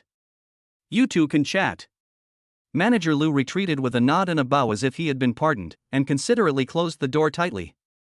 In the huge office, only Yi Fan and Lu Ruyan were left. The atmosphere was a little subtle for a moment. Lu Ruyan quickly adjusted her state and resumed her strategic and strategizing demeanor as a business queen. She walked to the desk and picked up a folder that had been prepared long ago. Her voice was cold and clear. Xinghua Entertainment's main business is live streaming and artist management. This is the company's basic framework. We have a total of 127 contracted streamers, including 5 top streamers. Here are their detailed profiles and revenue data. At first, Yi Fan listened attentively and nodded frequently, indicating that he was a competent and good boss. But gradually, his gaze began to unconsciously drift downwards. Lu Ruyan was wearing a well-cut black professional suit today, with the hem just reaching her knees. To facilitate her explanation, she stood sideways at her desk, legs elegantly crossed. A pair of extremely thin black stockings wrapped her already long legs to the fullest, with tight and smooth lines extending from her slender ankles all the way up and hidden in the shadow of the skirt, which aroused endless imagination. Yi Fan's gaze was like iron filings attracted by a magnet, slowly moving upwards along the perfect curve of the legs. Finally, his gaze fixed on Lu Ruyan's thigh. Perhaps it was accidentally rubbed when leaning against the doorframe just now, and there was an extremely fine scratch on the smooth surface of the stockings. The crack was not big, revealing a small piece of snow-white and delicate skin. That bit of white, against the black background, makes people dizzy. This is the company's financial report for last quarter. Although it suffered an overall loss, it still has room for profit in several core projects, especially. Lu Ruyan was so engrossed in her speech that she didn't notice that the man next to her had looked away. Just as she was about to turn to the next page of the document, a hand suddenly reached out.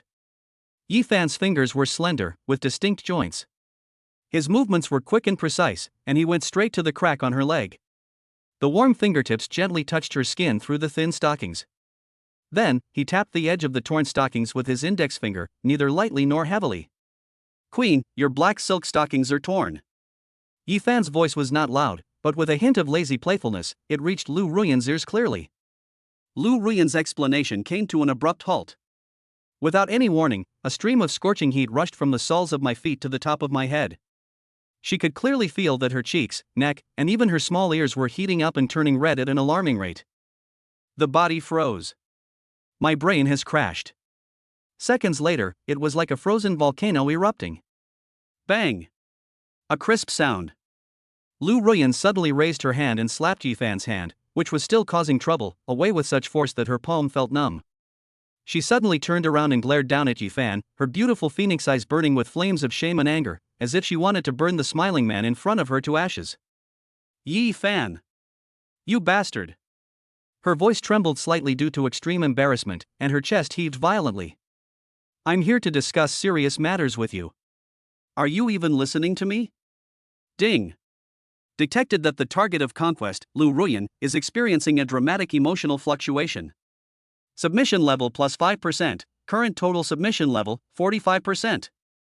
The system prompt sound that rang in his mind made Yifan smile deepen. He slowly withdrew his hand and looked at the blushing, exasperated Ice Queen in front of him. He felt that this scene was much more interesting than any financial statement. Just when the atmosphere in the office was tense, there was a knock on the door. Manager Lu poked his head in, a flattering smile on his face. Boss Yi, Boss Lu, I hope I'm not disturbing you. I was thinking of showing Boss Yi around the company so he can get familiar with the environment. This question became Lu Ruyan's life-saving straw. She glared at Yifan fiercely, as if to say, I'll remember this. Then she snorted coldly, stepped on her red-soled high heels, and walked towards the door without looking back. You decide for yourself. After leaving behind such harsh words, she opened the door and left quickly. That back figure, no matter how you look at it, has a sense of panic as if he is fleeing in a panic. Manager Lu shivered at the low pressure emanating from Lu Ruyan, and looked at Yifan blankly. Boss Yi, what happened to Boss Lu? It's okay. Yifan stood up, straightened his collar, and said calmly, as for the queen, there are always a few days every month when she's not in a good mood. Manager Lu nodded as if he understood, and his admiration for Yifan reached a new level. In the whole Jiangcheng, I'm afraid the only person who can make Queen Lu so angry and still remain safe and sound is Mr. Yi. In the following time, Yifan, accompanied by Manager Lu, began to inspect his new industry. They first visited the independent live broadcast rooms of several top anchors, which had different decoration styles and top-notch equipment. Manager Lu said that most anchors start broadcasting at night, so there are not many people now. Yifan nodded to show his understanding. Then, the two came to the dance studio. Huge floor-to-ceiling mirrors, professional audio equipment, and bright lights. As soon as Manager Lu opened the door, a burst of dynamic music came towards him. In the center of the spacious dance studio, a dozen young girls are sweating. They all wore tight dance costumes that showed off their hot and eye-catching figures. The slender waist, the perky buttocks and the long legs twist to form the curves of youth and vitality to the beat of the music. Seeing Manager Lu and the unfamiliar Yifan come in, the girls stopped what they were doing and looked over curiously. The sweat on their foreheads slid down their cheeks, bringing with it a healthy and attractive breath. Let me introduce him to you all. Manager Lu cleared his throat, straightened his back, and announced in a very solemn tone, this is the new boss of Xinghua Entertainment, Yifan, President Yi. After a brief silence, the girls immediately reacted and their eyes lit up. Hello, Mr. Yi. More than a dozen sweet and crisp voices merged into one, with the unique cuteness of young girls, which made people's bones go soft. Yifan's eyes swept over them and he nodded with satisfaction. This money is well spent. Hello everyone, we're a family from now on. Yifan smiled warmly and said in a gentle voice, I just watched your rehearsal, it was very good. I decided that starting from this month, the investment in the dance troupe will be doubled. As soon as he finished speaking, the girls let out a small exclamation. Yifan paused and continued to drop a bombshell. In addition, the company will set up a special bonus to encourage everyone to participate in large-scale dance competitions at home and abroad. As long as you can get a place, the personal bonus starts at 100,000, and there is no upper limit. If you can win the championship, I will personally add another 1 million in bonuses. Boom! The whole dance studio was instantly boiling with activity. 1 million! Oh my god, did I hear that right? The new boss is so handsome. Not only is he handsome, but he's also so generous. Love it, this is our domineering president. The girls chattered and talked, and the look in their eyes when they looked at Yifan was not just admiration and eagerness, it was as if they were looking at a shining golden Buddha. Looking at this group of girls who seemed to be injected with chicken blood, Yifan smiled and waved his hand. Okay, everyone, continue practicing. I am optimistic about you. After saying this, he turned around and left the dance studio under the burning gazes of the girls.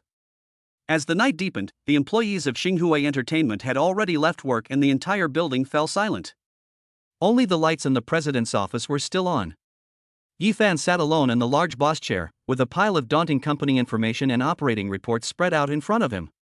It is true that different fields are like different worlds. Looking at those complex business models and data curves, he felt overwhelmed. This thing is much more difficult than fighting. Yifan scratched his hair irritably, leaned back in his chair, and sighed deeply. At this moment, the office door was gently pushed open.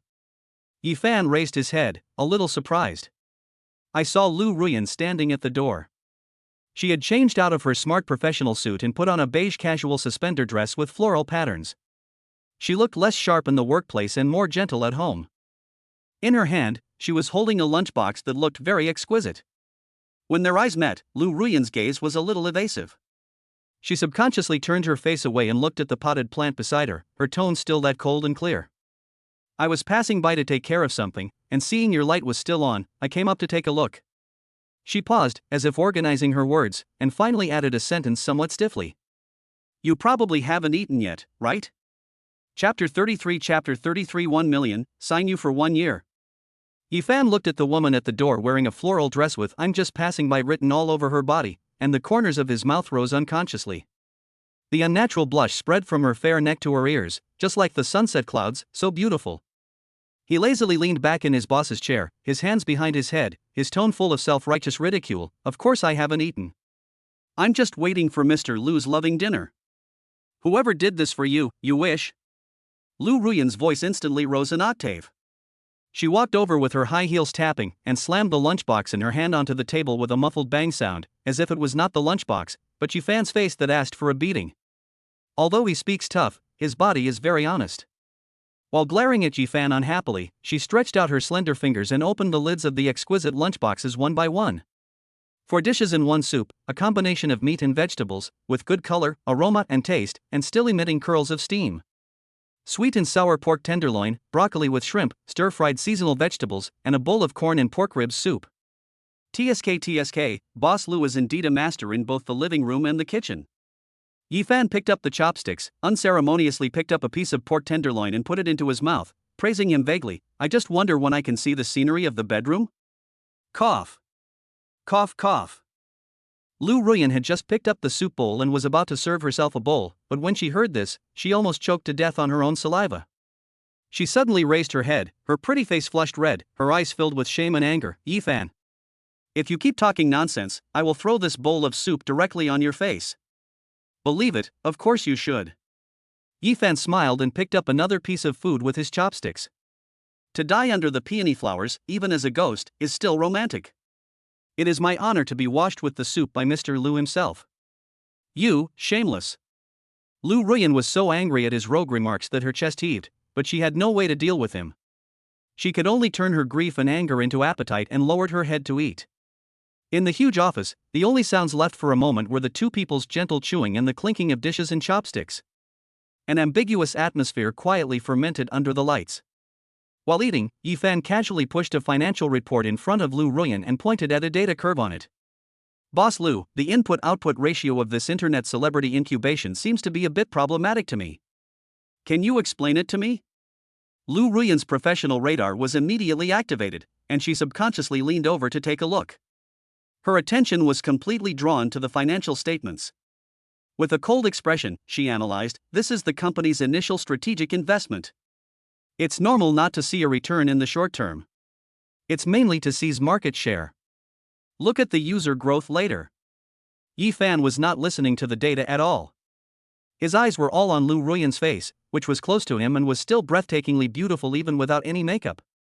The long eyelashes were like 2 small brushes, trembling slightly as the owner blinked. The teardrop mole under the left eye added a bit of indescribable charm under the light. So, this investment is definitely worthwhile in the long run. After Lu Ruyan finished her closing statement, she turned around and found that Yifan was staring at her without blinking. Her heart skipped a beat. What are you looking at? She shrank back somewhat unnaturally. It depends on you. Yi Fan's answer was frank and direct. I was wondering, how come such a professional and beautiful boss Lu got such a good deal on me? As he spoke, he stretched out his hand, pretending to take the report, but his fingertips accidentally brushed across the back of Lu Ruyan's hand that was placed on the table. The warm touch was fleeting. Lu Ruyan suddenly pulled her hand back as if she had been electrocuted, and her whole body tensed up. The fleeting warmth on the back of her hand was like a fire at this moment, burning her heart and making her feel flustered, and her cheeks turned red uncontrollably again. She didn't even dare to look into Yi Fan's eyes again. She could only lower her head and pretend to eat seriously to hide her heartbeat that was about to jump out of her throat. The meal ended in a strange and ambiguous atmosphere. After seeing off Lu Ruyan, who was walking uncoordinatedly with her hands and feet twitching, Yi Fan sat back in his boss chair. The smile on his face faded and his eyes became focused.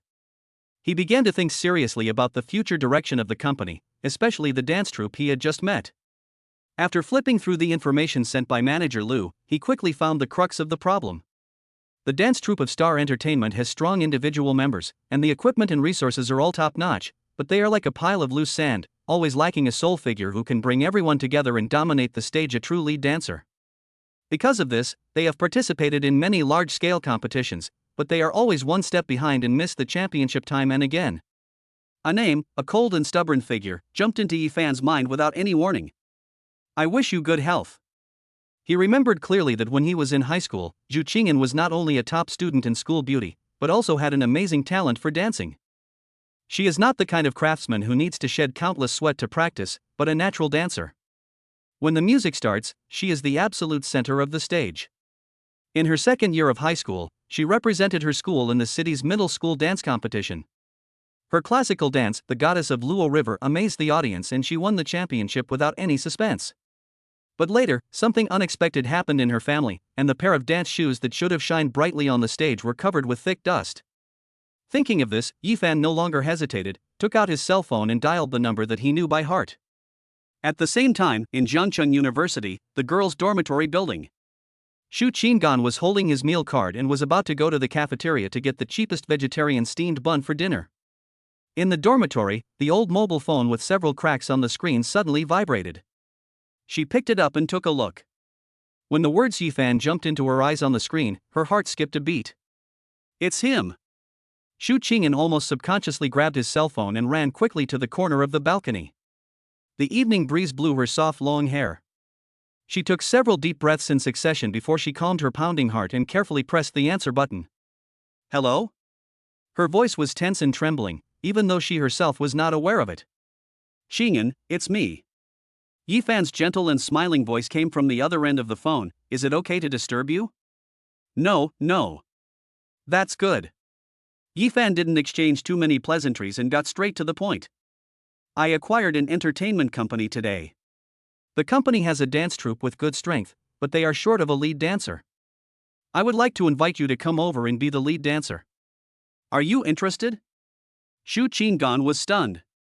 Go to an entertainment company to be a lead dancer? To her, this proposal seemed like a fantasy. She refused almost instinctively. I can't do it. Besides, I have to work part-time at school, so I don't have time.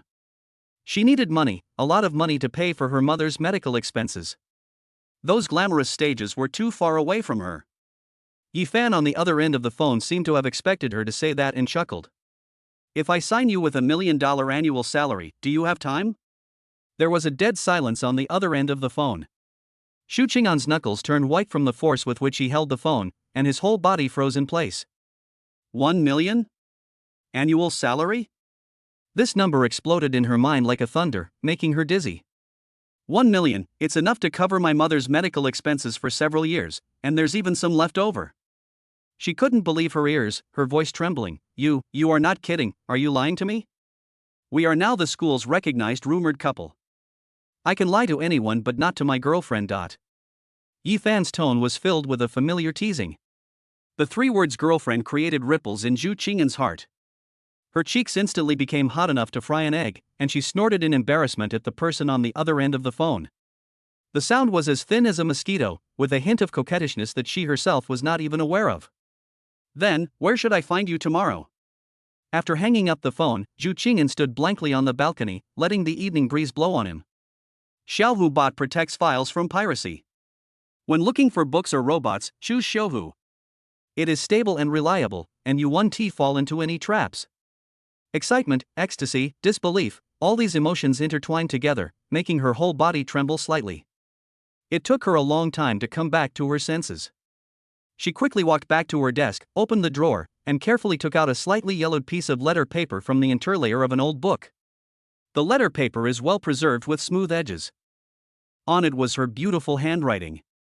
It was a letter she wrote countless times in her second year of high school, the only one she sent out, a confession letter. There are only 3 words at the beginning of the letter. To Yi Fan. Chapter 34 Spend money to package yourself. Early the next morning, Yifan sent a message to Fat Tiger, who was sleeping soundly in the dormitory. Huzi, please call him to class this morning and I'll bring you a KFC family bucket when I get back. Fat Tiger replied almost instantly, got it. Don't worry, brother Fan, fly with me, Fat Tiger will always be with you. After finishing the school affairs, Yifan walked to the company leisurely. He did not rush to deal with the dance troupe's affairs, but first called Zhao Yurue. The phone rang several times before it was connected. A slightly wary female voice came from the other end. Hello, how are you? Ms. Zhao, I'm Yifan, the newly appointed chairman of Xinghua Entertainment. Yifan leaned back in his boss's chair and got straight to the point. We met at the hospital. I'll double the salary your current platform gives you, plus S-level traffic support and a professional operations team. I'll give you 3 minutes to consider. No more waiting.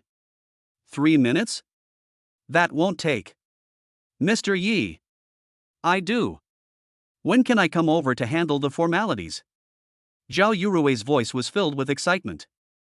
I'm at your service anytime. Yifan chuckled and hung up the phone. Having secured a potential stock, he began to process the documents at hand in a good mood and browsed the information of other artists under the company. While reading, he waited for the arrival of another important person. Near noon, there was a gentle knock on the office door. Come in. The secretary walked in with a girl who looked a little reserved and uneasy. The person who came was Zhu Qing'an. She had obviously prepared carefully and changed into a black dance costume and white dance socks that she had kept in the bottom of her closet. But this dress was probably from her high school days. She hadn't worn it for a long time and it was a little small. The tight fabric stretched across her body perfectly outlined the girl's youthful yet already well-formed curves, adding a touch of pure temptation to the look than those expensive dresses. She seemed to have noticed this as well. She clasped her hands together awkwardly in front of her, lowered her head slightly, and didn't dare to look at Yifan. You go out first. Yifan instructed the secretary, then pointed to the sofa opposite and said to Zhu Qing'an, sit down. Zhu Qing'an sat down awkwardly, but couldn't help but look around the office, which was so luxurious beyond her imagination. When her eyes finally landed on the nameplate with the title chairman on it behind the desk, she was completely stunned. Is this your company? What else? Renting it? Yifan found her shocked expression somewhat amusing and pushed a contract that he had prepared long ago in front of her. Take a look at this. It's an S-level artist contract. An annual salary of 1 million is just the base salary, and there will be various commissions later. If you have no problem with it, just sign it. Zhu Qing'an picked up the contract, a thick stack of papers, each page seemed to weigh 1,000 pounds. She read it word by word, and only after confirming that there were no traps or unfair terms did she pick up the pen and sign her beautiful name on the last page. After signing, she gripped the pen so tightly that her fingertips turned slightly white. She hesitated for a long time, her cheeks gradually flushed, as if she had mustered all her courage. Then she raised her head and spoke shamefully in an almost pleading tone. Mr. Yi, can you advance me on a portion of the signing fee? My mother urgently needs medical expenses. Of course. Yifan agreed very readily. The finance department had already informed them. He then changed the subject, leaning forward slightly, crossing his hands on the table, and looking at her leisurely. But I also have a question for you. Zhu Qing'an immediately became nervous and subconsciously straightened his back. What's the problem? Yifan's eyes became a little deeper, no longer joking. He slowly said, didn't we have a good relationship in the first semester of our second year of high school? Why did you suddenly ignore me from one day on? You even started crying when you saw me. Swish. Zhu Qing'an's face turned pale in an instant, without a trace of blood. Her eyes became flustered, as if the deepest scars in her heart had been uncovered. She shook her head repeatedly, her voice trembling a little. No. No, you remembered it wrongly. We have always been just ordinary classmates. Really? Yifan stood up, walked around the desk, and walked towards her step by step. His tall figure cast a shadow that completely enveloped her. Xu Qingyan subconsciously wanted to shrink back, but her back pressed against the sofa. Yifan looked down at her with a sharp gaze, but I remember it very clearly. I calculated the time. At that time, nothing should have happened in your family, right? This sentence completely broke down Xu Qingyan's psychological defenses. It's none of your business. She suddenly stood up from the sofa, turned around and tried to escape from him. Yifan was quick-witted and quick-handed, grabbing her slender wrist. Xu Qingyan's body suddenly stiffened, and an electric current ran through his whole body from his wrist. She struggled but couldn't break free. Yifan's palm was warm and strong. The temperature penetrated her skin, burning her cheeks instantly and spreading all the way to her ears. You let me go. Let me let you go and report to the dance troupe wearing this outfit? Yifan not only did not let her go, but pulled her out, his tone so domineering that no one could refuse. The future ace of my dance troupe, the future superstar, and you don't even have a decent battle robe and makeup when you go out? Telling anyone about it would be embarrassing. Come on, I'll take you to farm for equipment first. He took her hand and strode out of the office, leaving the secretary with a look of surprise. From today on, I will personally teach you how to become a qualified star. The first lesson is to learn how to spend money to package yourself. Chapter 35 I wish Qingyan a bright future. Yifan ignored the secretary's expression of almost dislocated jaw and forcefully pulled Xu Qingyan into the president's exclusive elevator. The light in the elevator was bright enough to reflect Xu Qingyan's flushed cheeks. Her wrist was held in his warm hand, and the heat seemed to carry an electric current, rushing into her heart and making her feel flustered. Where are you taking me? You'll know when you get there. The elevator leads directly to the underground garage, where a Maybach with smooth lines and ink black color is quietly parked in the exclusive parking space. Yifan opened the car door for her gentlemanly. Xu Qingyan didn't know what to do with her hands and feet and sat in mechanically. The car drove out of the basement smoothly and merged into the traffic flow. Xu Qingyan looked at the street scene rapidly receding outside the window, feeling mixed emotions. The car was heading towards Jiangqing's top luxury shopping mall, IFC Place. She had only seen that place in financial magazines and on passing buses. The price of any item in the window could be her mother's monthly medical expenses. She didn't even have the courage to take another look before. The Maybach stopped at the VIP entrance of IFC residences, and a doorman immediately came forward and respectfully opened the door. Yifan took the still-dazed Xu Qingyan and walked straight into a Chanel flagship store. The interior of the store is luxurious and elegant, and the air is filled with the scent of high-end fragrances. Several shopping guides in exquisite suits came over.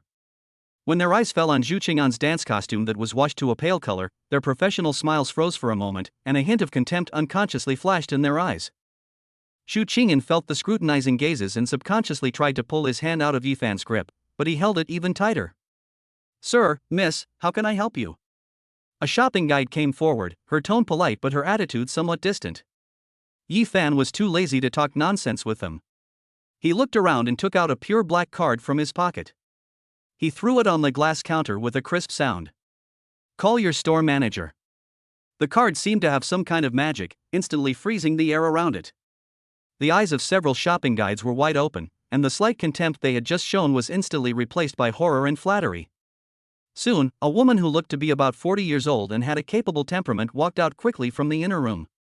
She was the manager of this store. When she saw the black card on the counter, her pupils shrank suddenly, and her face immediately put on the most enthusiastic smile. Hello, sir. I am the manager of this store. I am very happy to serve you. Take out all the new styles of the season in your store that suit her temperament and let her try them on. Yifan pointed at Xu Qingyan beside him, his tone as calm as if he was buying cabbage in the vegetable market. The store manager was stunned for a moment, then reacted and immediately shouted to the several dazed sales assistants nearby, "What are you all standing there for? Hurry up! Bring out the haute couture collection and the exquisite products we just arrived for this lady to choose from." For the next hour, Xu Qingyan felt like a doll being manipulated. Under Yifan's domineering and precise selection, she changed into one expensive outfit after another. Finally, when she changed into a white dress with elegant cut and simple design and walked out of the fitting room, the whole store fell silent. The skirt was made of excellent material, fitting perfectly into her slender and graceful curves, revealing her long neck and delicate collarbone. The pure white color brings out her cool and aloof temperament to the extreme. She is so clean without a trace of dust, but because of her exquisite figure, she reveals an ultimate pure beauty. The shopping guides who had seen this before were all staring with wide eyes and filled with regret. A hint of surprise flashed across Yifan's eyes, but he quickly regained his composure. He snapped his fingers at the store manager who was already waiting nearby. Pack up everything she tried on just now, including the ones she didn't try on, as long as they are the right size. All? The store manager thought he had misheard. Is there a problem? Yifan raised his eyebrows. No problem at all. I'll arrange it right away. The store manager was so excited that his voice became a little distorted. He personally took charge and directed the store staff to start packing. After buying the clothes, Yifan pulled Zhu Qinggan to the cosmetics area. Looking at the bottles and jars in the counter, Zhu Qinggan's cognition was refreshed again. When she saw a small bottle of essence with a 4-digit price tag, she couldn't help but be shocked. This is not a skincare product, it's simply putting gold on your face. Yifan didn't even bother to look at the price and said to the salesgirl, "Give me 3 sets of your top-notch skincare and makeup products." "Sir, a set of our Gilded Rejuvenations series costs 58,000, the salesgirl reminded cautiously. "Then I'll give you 3 sets. Yifan waved his hand impatiently and swiped his card directly. Zhu Qingyan was already numb. She felt that what she had experienced today was even more magical than the past 18 years combined. At the last stop, Yifan took her to the VIP room of a bank.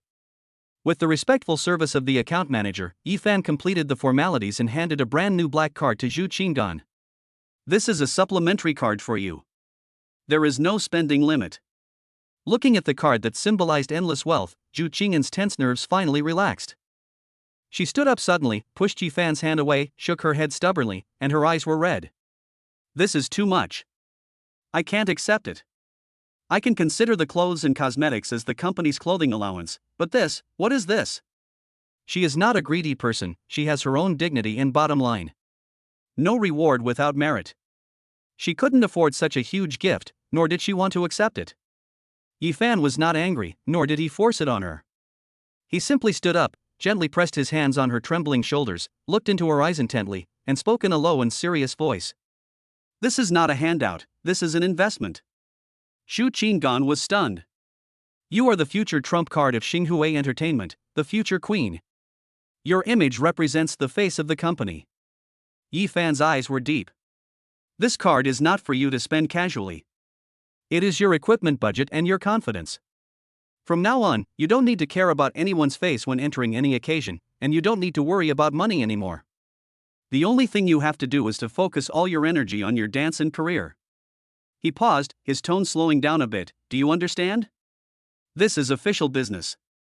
These words cleverly turned a heavy gift into a reasonable business matter, perfectly safeguarding Zhu Qingyan's precarious self-esteem.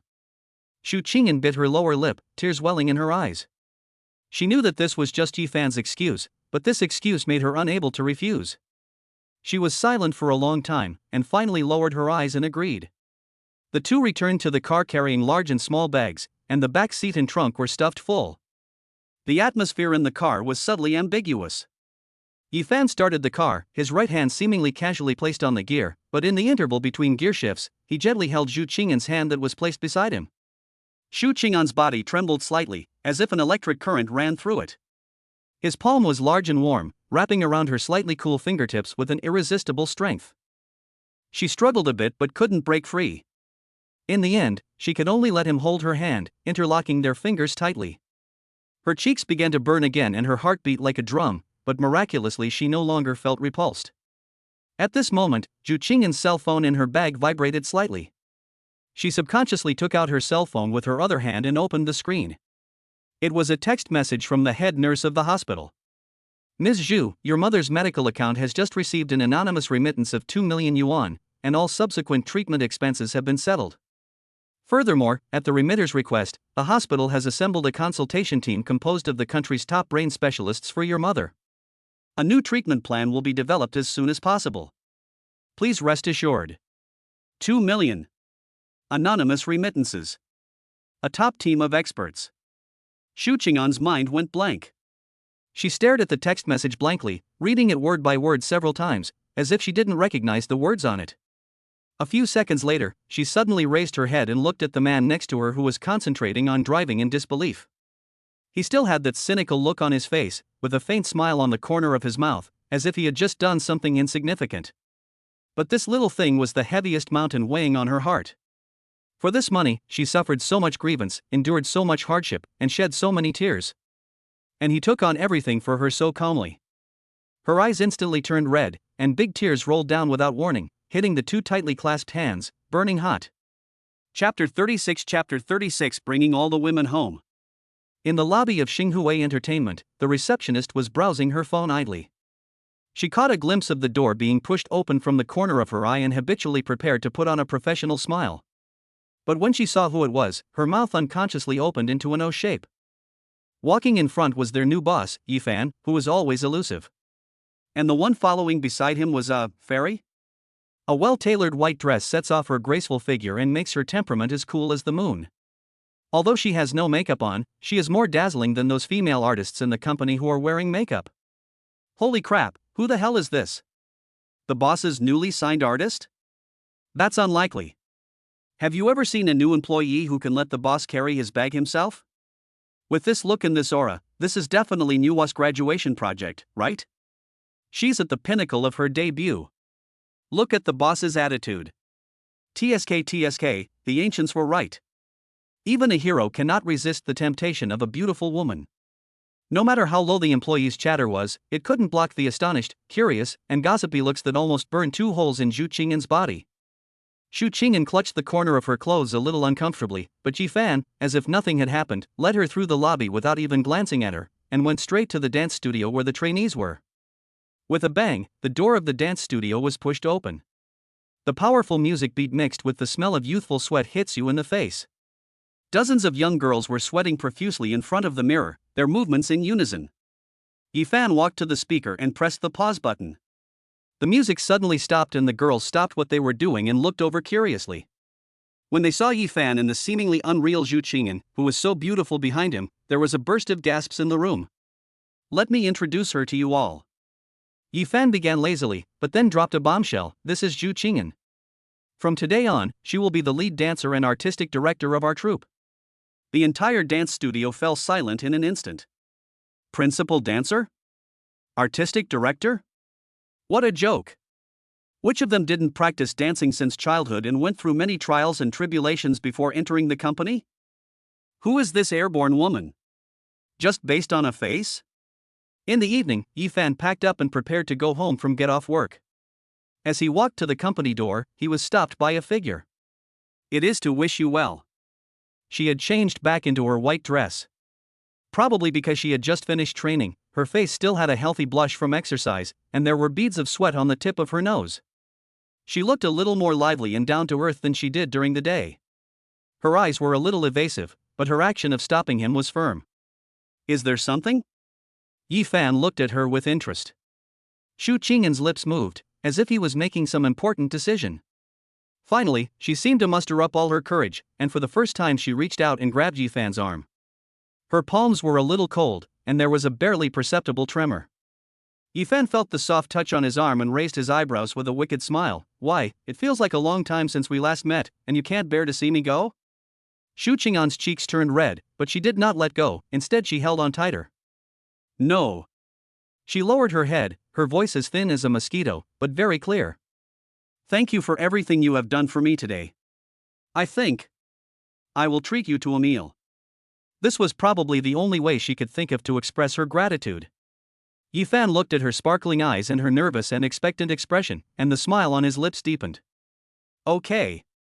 He agreed readily, but then changed the subject. But the restaurant outside is too noisy and boring. How about we go to the supermarket to buy some food, come back to my house, and you cook for me? Ah.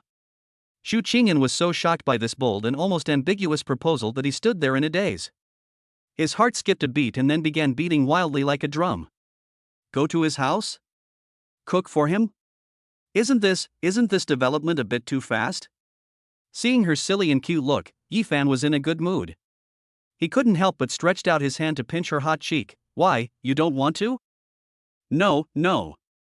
Shu Qing. And retorted almost subconsciously, but by the time he realized what he had said, it was too late. Finally, in a state of confusion, she nodded for some unknown reason. Half an hour later, Yifan drove a car with Zhu Qinggan, who also had a brain freeze, and appeared at the most upscale fresh food supermarket in the city center. The two pushed the shopping cart, moving between the shelves filled with goods, selecting ingredients for dinner. Yifan was responsible for making decisions, Zhu Qinggan was responsible for nodding or shaking his head, and occasionally they discussed in a low voice. The scene looked like an ordinary couple. When the two of them were carrying large and small bags of food and standing in front of the door of a top-floor luxury duplex apartment, Zhu Qinggan still felt a sense of unreality. Yifan didn't take the key, but rang the doorbell. Soon, a burst of cheerful footsteps was heard from inside the door. With a click, the door opened. A cute girl in a cute bunny one-piece pajamas rushed out like a young swallow, her voice so sweet it made you sick. Brother, you're back. It was promised. However, when she saw Zhu Qingyan, who was holding a shopping bag behind Yifan and was so beautiful that she made her extremely wary, the smile on her face froze instantly. The air seemed to be still at this moment. Chapter 37 Brother, who is she? At the entrance, the sweet air seemed to be sucked out in an instant, and the temperature dropped sharply. The smile on Su Nua's face that could melt ice and snow solidified and shattered inch by inch, and in the end, only a cold scrutiny remained. She tightened her grip on Yifan's arm, and all the hair on her body stood up. She looked up and down at Zhu Qingyan with extremely hostile eyes. Who is this woman? So beautiful. An alarm stemming from female instinct was ringing wildly in her heart. Yifan felt like his head suddenly became twice as big. He knew his sister too well. She usually looked like a docile and harmless little white rabbit, but once his problems were involved, her fighting power could instantly soar to that of Godzilla. Ahem, he coughed dryly, trying to break the eerie silence. No, let me introduce you. This is my classmate, Zhu Qingyan. Qingyan, this is my sister, Su Nua. Zhu Qingyan was a little reserved at first, but when he was met with the girl's hostile gaze, he calmed down and was about to say hello. Su Nua seemed to have calculated the timing perfectly. He got ahead of her, raised his face to Yifan, and said in a voice so sweet that it could be pulled out of silk threads, "Brother, we are not siblings." After she finished speaking, she turned her head and looked at Zhu Qingyan. An innocent smile appeared on her face again, and her eyes curved into lovely crescents. Sister Qingyan is so beautiful. Brother has such good taste. This is the first time that brother has brought a girl home. You are so honored. The subtext between the words can be translated as, I am the hostess, and you are the first outsider brought back. No matter how slow Zhu Qingyan was, he could hear the sharp tone in these words. A trace of helplessness flashed through her heart, but her face remained calm. She just nodded lightly, hello. Not even one more word is missing. This reaction made Su Nua's prepared words stuck in his throat, like a punch hitting cotton, which was a bit frustrating. Yifan quickly tried to smooth things over and pulled the two of them inside. All right, why are you all standing at the door? The food is going stale. Qingyan, I've bought the food. Today I'll show you my cooking skills. After entering the spacious and bright open kitchen, Zhu Qingyan had just put down the shopping bag in his hand and rolled up his sleeves to help wash the vegetables when a petite figure whoosh squeezed over. Oh, Sister Qingyan, you're a guest, how can I let you do this? Su Nua snatched the tomato from her hand and smiled sweetly. I'll help my brother with this kind of rough work. Go sit in the living room and watch TV. As she spoke, she skillfully tied her apron and wrapped herself around Yifan, who was processing fish, like an octopus. For the next hour, Zhu Qingyan was forced to watch an amazing brother-sister love reality show. Su Nua completely transformed into Yifan's human pendant. Brother, your forehead is sweaty. Let me wipe it for you. As he said that, he took out a tissue, stood on tiptoe, and gently wiped Yifan's forehead in an extremely ambiguous posture. Yifan quickly processed the ingredients with his knife and said helplessly, this is water, not sweat. Oh, it's all the same. Brother, you are so handsome. Even the way you cut vegetables is so charming. Su Nua put his arms around Yifan's waist from behind, resting his chin on his shoulder, his tone full of admiration. Yifan was strangled by her and almost couldn't breathe. If you don't let go, there will be an extra fried sister for dinner tonight. Brother, you are so annoying. Su Nua acted coquettishly, but had no intention of letting go.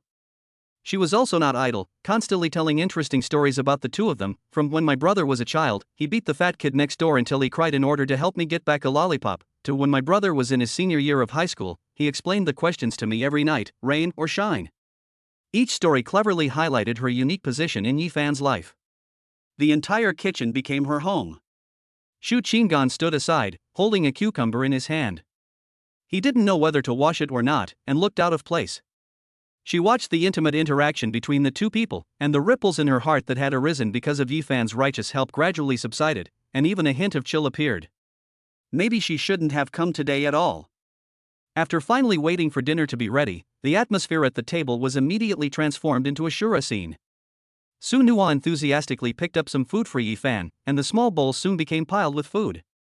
"Brother, try this sweet and sour pork ribs. It's your favorite. I put more sugar in it. Brother, this soup is a little hot. Let me blow it cool for you before you drink it." As she said that, she really scooped up a spoonful of soup, puffed up her cheeks and blew gently on it, then carefully handed it to Yifan's mouth. Yifan took it over himself, feeling both amused and helpless. "I'm not a 3-year-old child." Su Nuwa completely ignored her and turned to look at Zhu Qingyan, who had barely touched her chopsticks. She gave him an understanding smile and explained, "Sister Qingyan, please don't mind. My brother has been a picky eater since he was young. He has a very picky taste. I'm the only one who understands what he likes and dislikes. We're used to it." These words not only declared sovereignty, but also implied that Zhu Qingyan did not understand Yifan, and his level was quite high. Zhu Qingyan lowered his eyes and silently ate the white rice in the bowl without saying a word. Yifan finally realized that the atmosphere had reached freezing point. Zhu Qingyan hadn't said much since he entered the door, and now he was as quiet as a transparent person. He felt a little guilty, and in order to break the damn awkwardness, he picked up a piece of fish belly meat from which he had just carefully picked the bones, and gently put it into Zhu Qingyan's bowl. "Qingyan, try this, it's not thorny." His voice was gentle, with a barely perceptible hint of apology. It was this action that seemed to press a destructive switch. Pa! The chopsticks in Su Nua's hand fell on the table with a crisp sound. She looked at the piece of fish in Zhu Qingyan's bowl in disbelief. It was the bone that her brother had picked out for her. From childhood to adulthood, this privilege belonged to her alone. The circles around his eyes instantly turned red. Su Nuwa bit his lower lip tightly, and his voice was filled with tears.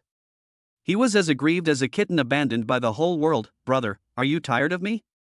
Yifan was stunned. "No, how could it be? You are."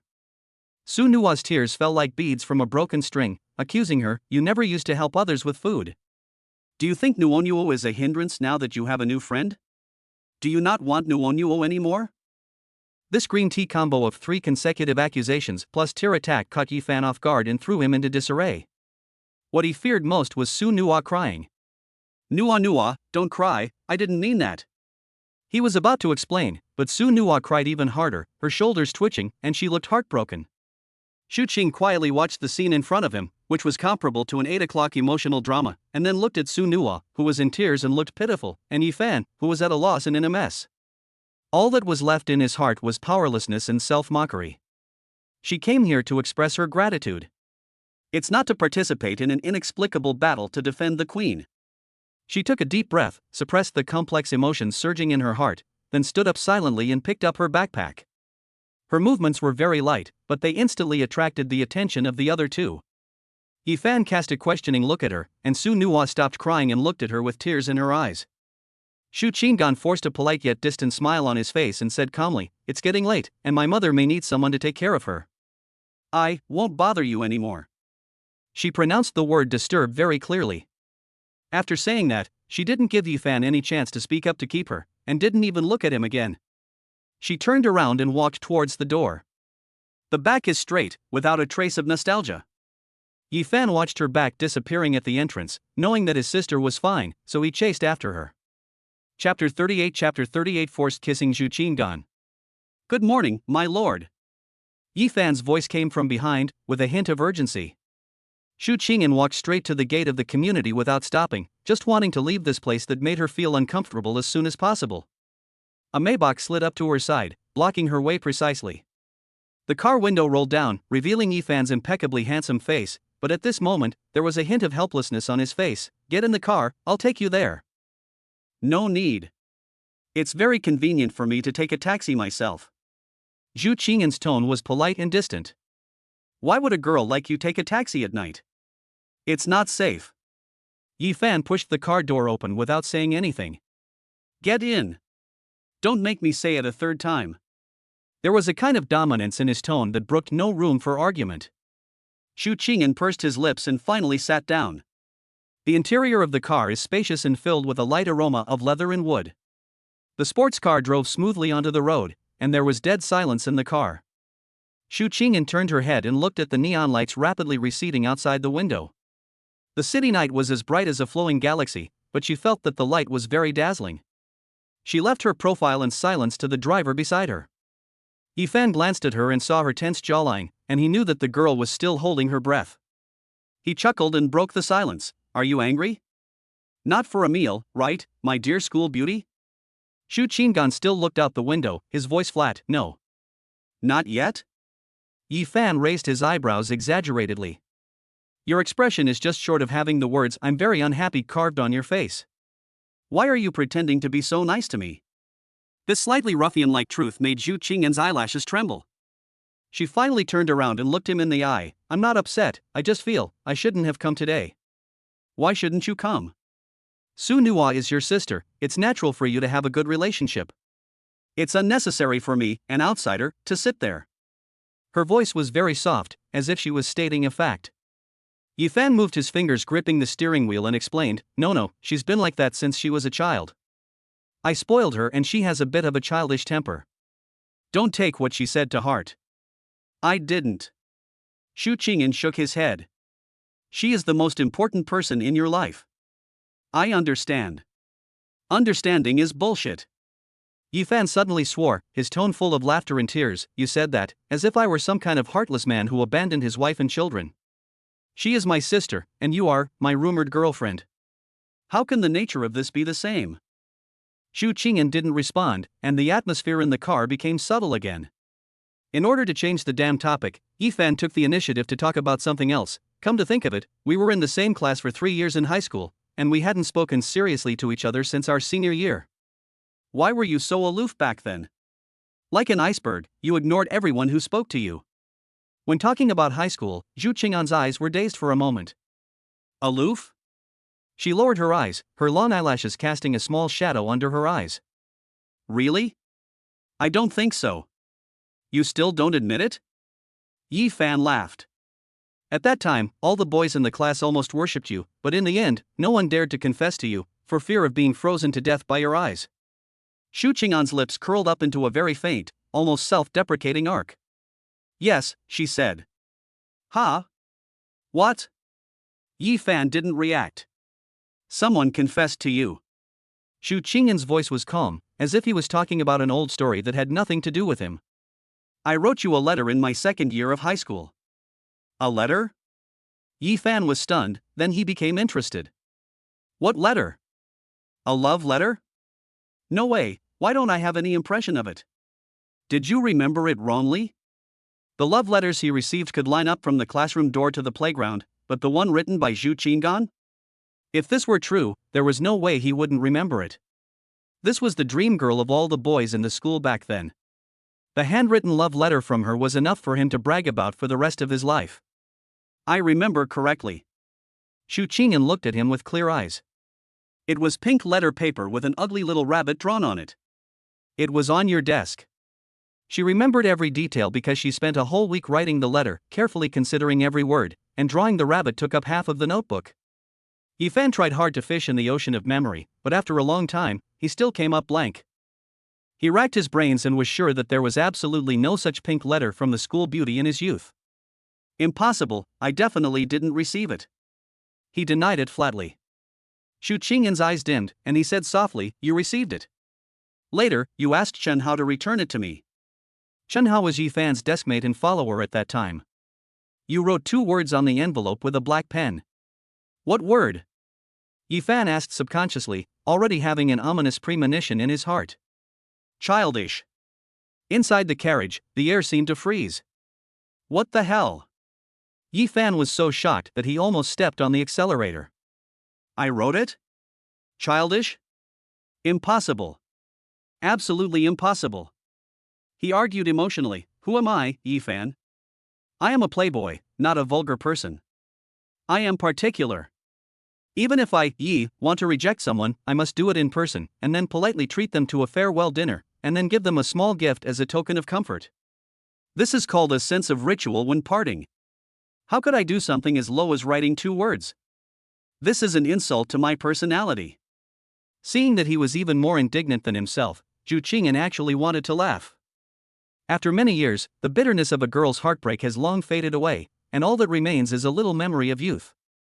Maybe it wasn't written by you. She gave him a way out. It definitely wasn't me. Yifan said firmly, there's definitely a misunderstanding here. Maybe that bastard Chun Hao wrote it himself. Damn it, I'm going to skin him alive when I get back. While cursing, he thought rapidly, trying to find the truth of this historical unsolved case. Zhu Qing'an looked at his serious profile, and the chill in her heart caused by the promise dissipated a lot without her noticing. The car slowly drove into a narrow and dilapidated alley and finally stopped under an old residential building. The dim voice-controlled lights in the corridor seemed like they could be shattered by a cough. Zhu Qing'an unbuckled his seatbelt. I'm here, thank you for bringing me back. Yifan didn't say anything, but just frowned as he looked at the dilapidated residential building. There was a pile of debris at the entrance of the corridor, and the air was filled with a complex smell unique to the old city. This place is too shabby, and the security is basically zero. I'm worried about you, a girl, living here. He turned around, his expression more serious than ever before. You're rich now, you should treat yourself better. Find a new house tomorrow, a high-end neighborhood that's safe and has a good environment. Close to school or close to work, it doesn't matter. In short, don't live here anymore. There was no boasting in his words, only pure concern. Zhu Qing'an felt warm in his heart. It was a feeling of being taken seriously and protected by someone. Thank you, Yifan, she said sincerely. Upon hearing this, Yifan suddenly laughed. A playful ripple appeared in his beautiful peach blossom eyes, and his whole person switched from the domineering CEO mode just now back to the familiar playboy mode. Just saying thank you? How insincere. He leaned lazily against the back of his chair. Are all girls these days so clueless? Zhu Qing'an was stunned by his question. Then, how about I treat you to dinner another day? The only way she could think of to repay him was simple and unpretentious. Eating is so vulgar. Yifan shook his finger and suddenly leaned forward, getting closer to her. The distance between them was instantly shortened, and his crisp woody scent mixed with a hint of tobacco powerfully enveloped her breath. Zhu Qing'an subconsciously leaned back, but his back was pressed against the cold car door, leaving him with nowhere to retreat. How about, he lowered his voice, his magnetic voice sounding particularly bewitching in the small space, a constructive way to repay you. What? Before she could even ask, a warm touch touched her lips. Zhu Qing'an's eyes suddenly widened and his mind went blank. The kiss was short and ended immediately. Yifan stood up and leaned back into his seat, as if nothing had happened. He tapped his fingertips on the steering wheel, looking at her adorable look of being stunned, and her cheeks quickly flushed, and the smile on the corner of his mouth deepened. I accept this thank you gift. Chapter 39 Lu Shuiying's Fierce Pursuit. The next day, Jiangcheng University. As soon as Yifan stepped into the school gate, he keenly noticed that the atmosphere today was not right. The students around him looked at him with eyes full of gossip. Fuck, Brother Fan is here. A real person. Alive. Quick, take a picture and post it on the forum, saying the male protagonist of Shura Field is in place. What new tricks do you think junior sister Lu Shuiying will use today? I bet 50 cents that she'll definitely play guitar and sing love songs in public today. Yifan listened to the whispers around him and raised his eyebrows. Before he could find someone to ask about the situation, a pretty figure rushed over like a little cannonball. Yifan. Lu Shuiying is still wearing the iconic JK uniform today, and her high ponytail creates a youthful arc. She was holding a pink insulated lunchbox in one hand and a cup of soy milk in the other. She had a sweet smile on her face and stood in front of Yifan. You must have missed breakfast, right? I made this loving bento myself, come and try it. As she spoke, she was about to stuff the lunchbox into Yifan's arms. There was a sound of people gasping for breath all around, and countless mobile phone cameras were quietly pointed at this side. The server of the campus forum had begun to smoke. Yifan was at a loss whether to laugh or cry. He finally understood why those bastards looked at him like that. Miss Lu, we've broken up, understand? Yifan didn't take the lunchbox and lazily picked his ears. You act like your ex-boyfriend loves me again every day. Aren't you tired? Lu Shuiying pouted, her big eyes watery. Is it impossible to pursue you after we broke up? There's no law against it. I don't care, you have to eat the breakfast I made today. Okay, I'll eat it. Yifan suddenly changed the subject.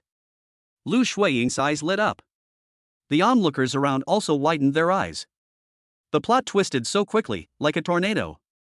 Yifan reached out and gracefully took the cup of soy milk from her hand. He unscrewed the lid and took a sip, then commented seriously, well, the soy milk is good, the sweetness is just right. As for this, he pointed to the pink lunchbox, it's too high in calories. I've been working out recently, and my coach doesn't allow me to eat it. I appreciate the kindness, you can take it back. After saying that, he put the soy milk in his pocket, walked around the petrified Lu Shuiying, waved his hand casually, and walked towards the teaching building. The whole process was smooth and flowing, highlighting the ruthlessness of the dick pulling. Puff. Damn it, brother fan is still your brother fan, he's such a scumbag. This is murderous.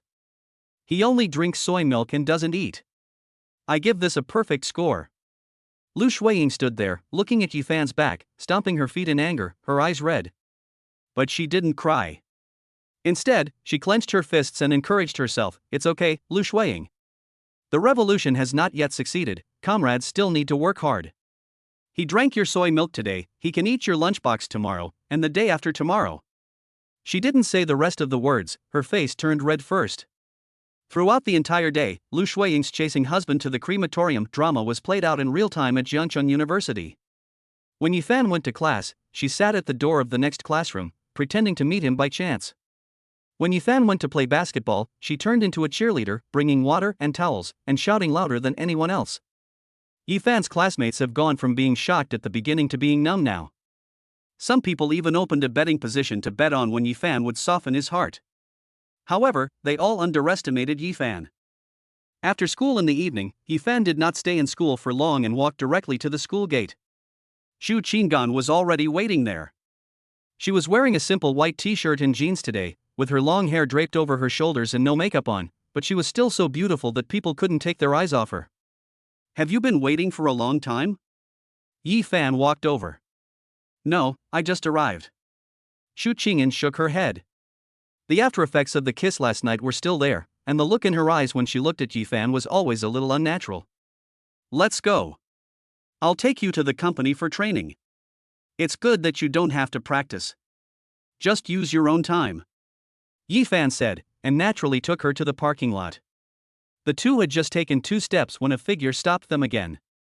It's Lu Shuiying again. But this time, the smile on her face disappeared, replaced by full of grievance and confusion. Her eyes passed Yifan and stared at Xu Qinggan behind him. Yifan, why are you ignoring me?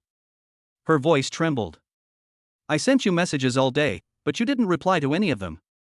And after school, you were with her? The atmosphere instantly dropped to freezing point. The gossip spirits of the students who had not yet dispersed were burning again. They kept eating one melon after another and could not finish it all. Xu Qingyan subconsciously took a half step back. She didn't like being the center of attention, and she didn't want to be involved in such an emotional dispute. The smile on Yifan's face also faded. He looked at Lu Shuiying, his tone calm but with an unquestionable alienation. Lu Shuiying, I'll say this one last time, we are over. Who I am with, where I go, and what I do is none of your business. How can it be okay? Lu Shuiying was a little emotional. She pointed at Xu Qingyan, tears welling up in her eyes. You're so good to her. You sent her home yesterday and picked her up again today. What about me? How am I inferior to her? Xu Qingyan's face turned pale and his lips moved, but he couldn't say anything. Yifan took a step forward, and his tall figure completely blocked Xu Qingyan behind him. He looked at Lu Shuiying and said clearly, word by word. She is now an artist under my company and I am her boss. I treat her well because she can create value for me. Is this reason enough? The whole world seemed to be quiet. Boss? Artist? Lu Shuiying was stunned.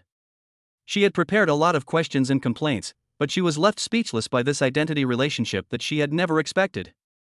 Yes, it is natural for a boss to be nice to his employees. But why does her heart hurt so much? Let's go. Yifan stopped looking at her, turned around and said something to Zhu Qingyan, then took her towards the parking lot. When Zhu Qingyan passed by Lu Shuiying, he paused, wanting to say something, but finally followed Yifan in silence. Lu Shuiying stood there stupidly until the black Cullinan disappeared around the corner. The evening breeze blew, drying my cheeks, but it couldn't blow away the bitterness in my heart. A drop of hot tear finally couldn't help but slide down from the corner of her eye, followed by the second drop, the third drop. She squatted down, buried her face in her knees, and her thin shoulders began to twitch uncontrollably. Chapter 40 requires extra money. The car quickly drove into the underground parking lot of a high-end office building in the city center. Yifan led Zhu Qingyan to take the exclusive elevator directly to the top floor. As the elevator door opens, a space with a very modern and artistic decoration appears before your eyes. This is obviously not an ordinary office area, it's more like a private top-level club. This is a studio I bought. The equipment is top-notch. You will train here from now on.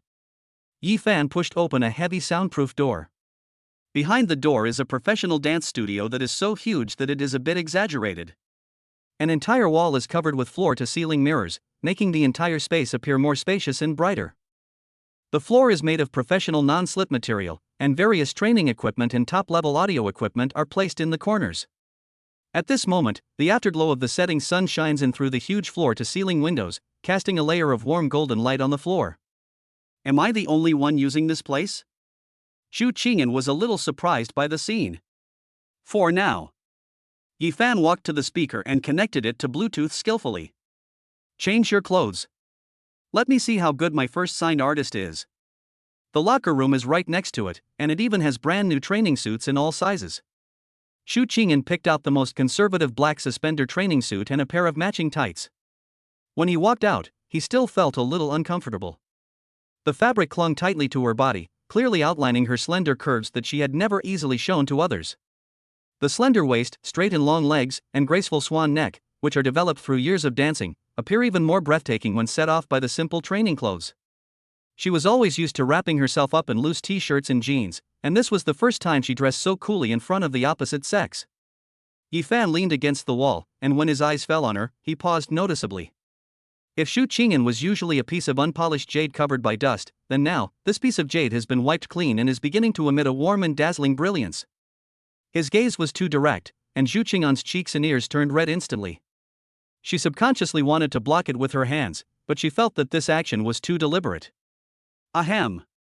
Yifan coughed lightly, looked away, and operated the speakers. What do you want to dance to? Choose some music yourself. Zhu Qing calmed himself down, walked to the mirror and took a deep breath. The moment the music started, her entire aura changed. It was a state of complete immersion, and the shyness and insecurity just now could not disappear. She did not choose any difficult and showy moves, but a modern dance. Her body was so soft that it seemed as if she had no bones, yet at certain points she could burst out with amazing strength. Sweat quickly soaked her temples and back, and a few strands of hair stuck to her smooth forehead. Under the tight training suit, one could clearly see the graceful lines of her muscles rising and falling with her movements. Yifan just leaned against the wall and watched quietly. He had seen many women who could dance, sexy, hot, enchanting, and all kinds of them. But none of them is like Zhu Qingyan. There is a tenacious vitality in her dance. When the song ended, Zhu Qingyan made a beautiful ending move, then slowly stopped, his chest heaving violently. Beads of sweat on his forehead slid down his cheeks and dripped onto his collarbone, reflecting tiny rays of light. She looked through the mirror and saw the man behind her who was looking at her motionlessly. When their eyes met, the air seemed to freeze. Zhu Qingyan's heart skipped a beat and his cheeks heated up again, this time not because of shyness, but because of a more complicated emotion.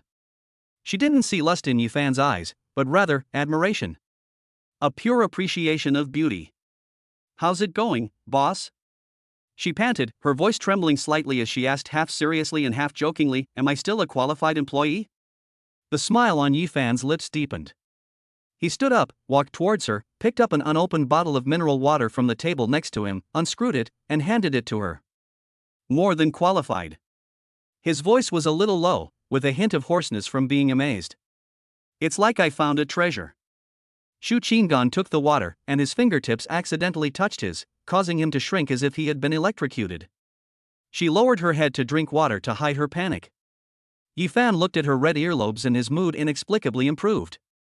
At this moment, a rapid cell phone ring broke the beautiful and quiet atmosphere in the dance studio. Yifan took out his cell phone and saw the 3 words Lu Ruyan on the caller ID, and his brows subconsciously frowned. He walked aside and answered the phone. Hello? Yifan, is Shuiying with you? On the other end of the phone, Lu Ruyan's voice was as cold as ever, but if you listened carefully, you could hear a hint of suppressed anger. No. Yifan said concisely, what happened to her? She went to the night color bar alone and got drunk. Now she refuses to come back with my people and specifically wants to see you. Lu Ruyan's tone was filled with the helplessness of this little sister of mine is going to drive me crazy sooner or later.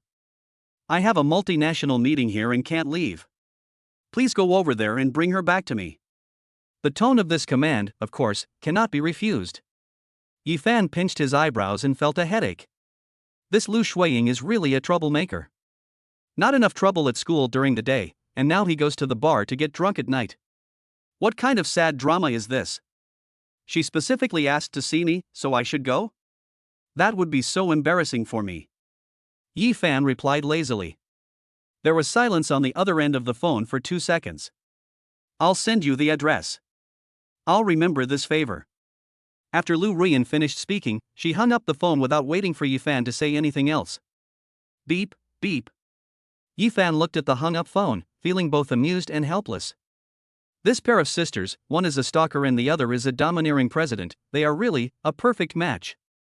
He turned around, met Zhu Qing'an's inquiring gaze, and spread his hands helplessly. Sorry, something unexpected happened and I have to go take care of it. Is it about Lu Shuiying? Zhu Qing'an was very smart and had guessed what he had said from the few words he had just said. Yeah. Yifan sighed and said with a bit of self-mockery, I can't help it. My ex-girlfriend's sister called and asked for help personally. If I don't go, I'll look like a complete jerk. These days, being a qualified ex is harder than being a good person. Zhu Qing'an looked at him with a headache but had to go, and couldn't help but burst out laughing. This smile was like the beginning of melting ice and snow, making the entire dance studio a little brighter. Then go quickly and don't let anything happen to her. She said understandingly. What about you? Should I take you home first? No need. Zhu Qing'an shook his head. I want to practice for a while longer. It's very quiet here. I like it very much. I can take the subway back by myself later. Yifan thought about it and agreed. He pulled a black card from his wallet and handed it over. Here's the access card for this place. Take it. The code is 68. You can come here anytime. I'll transfer the taxi fare to you on WeChat. Don't skimp on it. It's only natural for a boss to reimburse his employees. After saying this, he didn't give Zhu Qing'an a chance to refuse, and turned around and left in big strides. The door of the dance studio was closed, and Zhu Qing'an was the only one left in the huge space. She looked down at the access card in her hand, then looked at herself in the mirror with rosy cheeks and flickering eyes, and her heart began to beat wildly. On the other side, Yifan got into the Cullinan and sent a WeChat message to Lu Ruyan before starting the car. I'll help you get the guy out, but I'll make sure this is the last time. If you come to me for this next time, you'll have to pay extra. Soon, Lu Ruyan replied with one word. Roll. Chapter 41 Take it back to the hotel and make long-term plans. The Night Color Bar is located in the most prosperous area in the city center. The low-key and luxurious sign at the door alone is enough to discourage 90% of ordinary consumers. Yifan is familiar with this place. It's not that he comes here often, but there is a girl named Zhouman among Lu Shuiying's South group of close friends, and her family is a shareholder of this bar. When I was dating Lu Shuiying, I was often brought here for interrogation. Zhouman's best friends all came from wealthy families and were very arrogant. They always felt that Yifan was not worthy of their little princess Lu Shuiying, and they tried to trip him up and sow discord between them both implicitly and implicitly. Yifan still remembers that one time, Zhouman said to Lu Shuiying in front of him, half jokingly and half seriously, Shuiying, you have to find a boyfriend who is of equal status, right? Otherwise, it will be so awkward for him to sit next to us when we have a gathering with our sisters. At that time, Yifan just smiled and said nothing, but Lu Shuiying was so angry that she ignored her for a long time. The Maybach stopped steadily at the door of the bar. When the parking attendant saw this top-of-the-line luxury car, his eyes widened. He ran over and opened the door with such a respectful attitude as if he was welcoming his own father. Yifan threw the keys to him, straightened his collar, and walked straight into the bar. Deafening music and dazzling lights hit you in the face, and young men and women in the dance floor are twisting their bodies wildly. Yifan had no interest in these things. He glanced around and soon found the target person in a relatively quiet booth in the corner according to the location sent by Lu Ruyan. Lu Shuiying was wearing a pink JK uniform, her signature high ponytail was a little messy, her face was flushed, her eyes were blurred, she was lying on the table, holding an empty wineglass in her hand, mumbling something in her mouth. Sitting around her were 3 young girls dressed in fashionable clothes, who were the group of close friends led by Zhouman. Seeing Lu Shuiying drunk and unconscious, Yifan frowned again. He strode over. "Oh, who was it? Isn't this our busy man Yifan?" The first person to see him was Zhouman. She had on delicate smoky makeup, and the sarcastic tone in her voice could be smelled from 3 meters away. The other 2 girls also looked over, their eyes filled with a mixture of surprise, contempt, and a barely perceptible hint of jealousy. After all, after the breakup, Yifan not only did not fall into despair as they had expected, but instead he became very successful and even changed his car to a Maybach that their families might not be willing to buy. This feeling of being slapped in the face made them feel very uncomfortable. Yifan was too lazy to argue with them and his eyes fell directly on Lu Shuiying. "You're an adult. If you can't drink, don't force yourself." His voice was not loud, but it cut through the din of the music and reached the ears of several people. "You're drinking like this. Are you trying to contribute to the bar's performance, or do you want to be on tomorrow's social news?"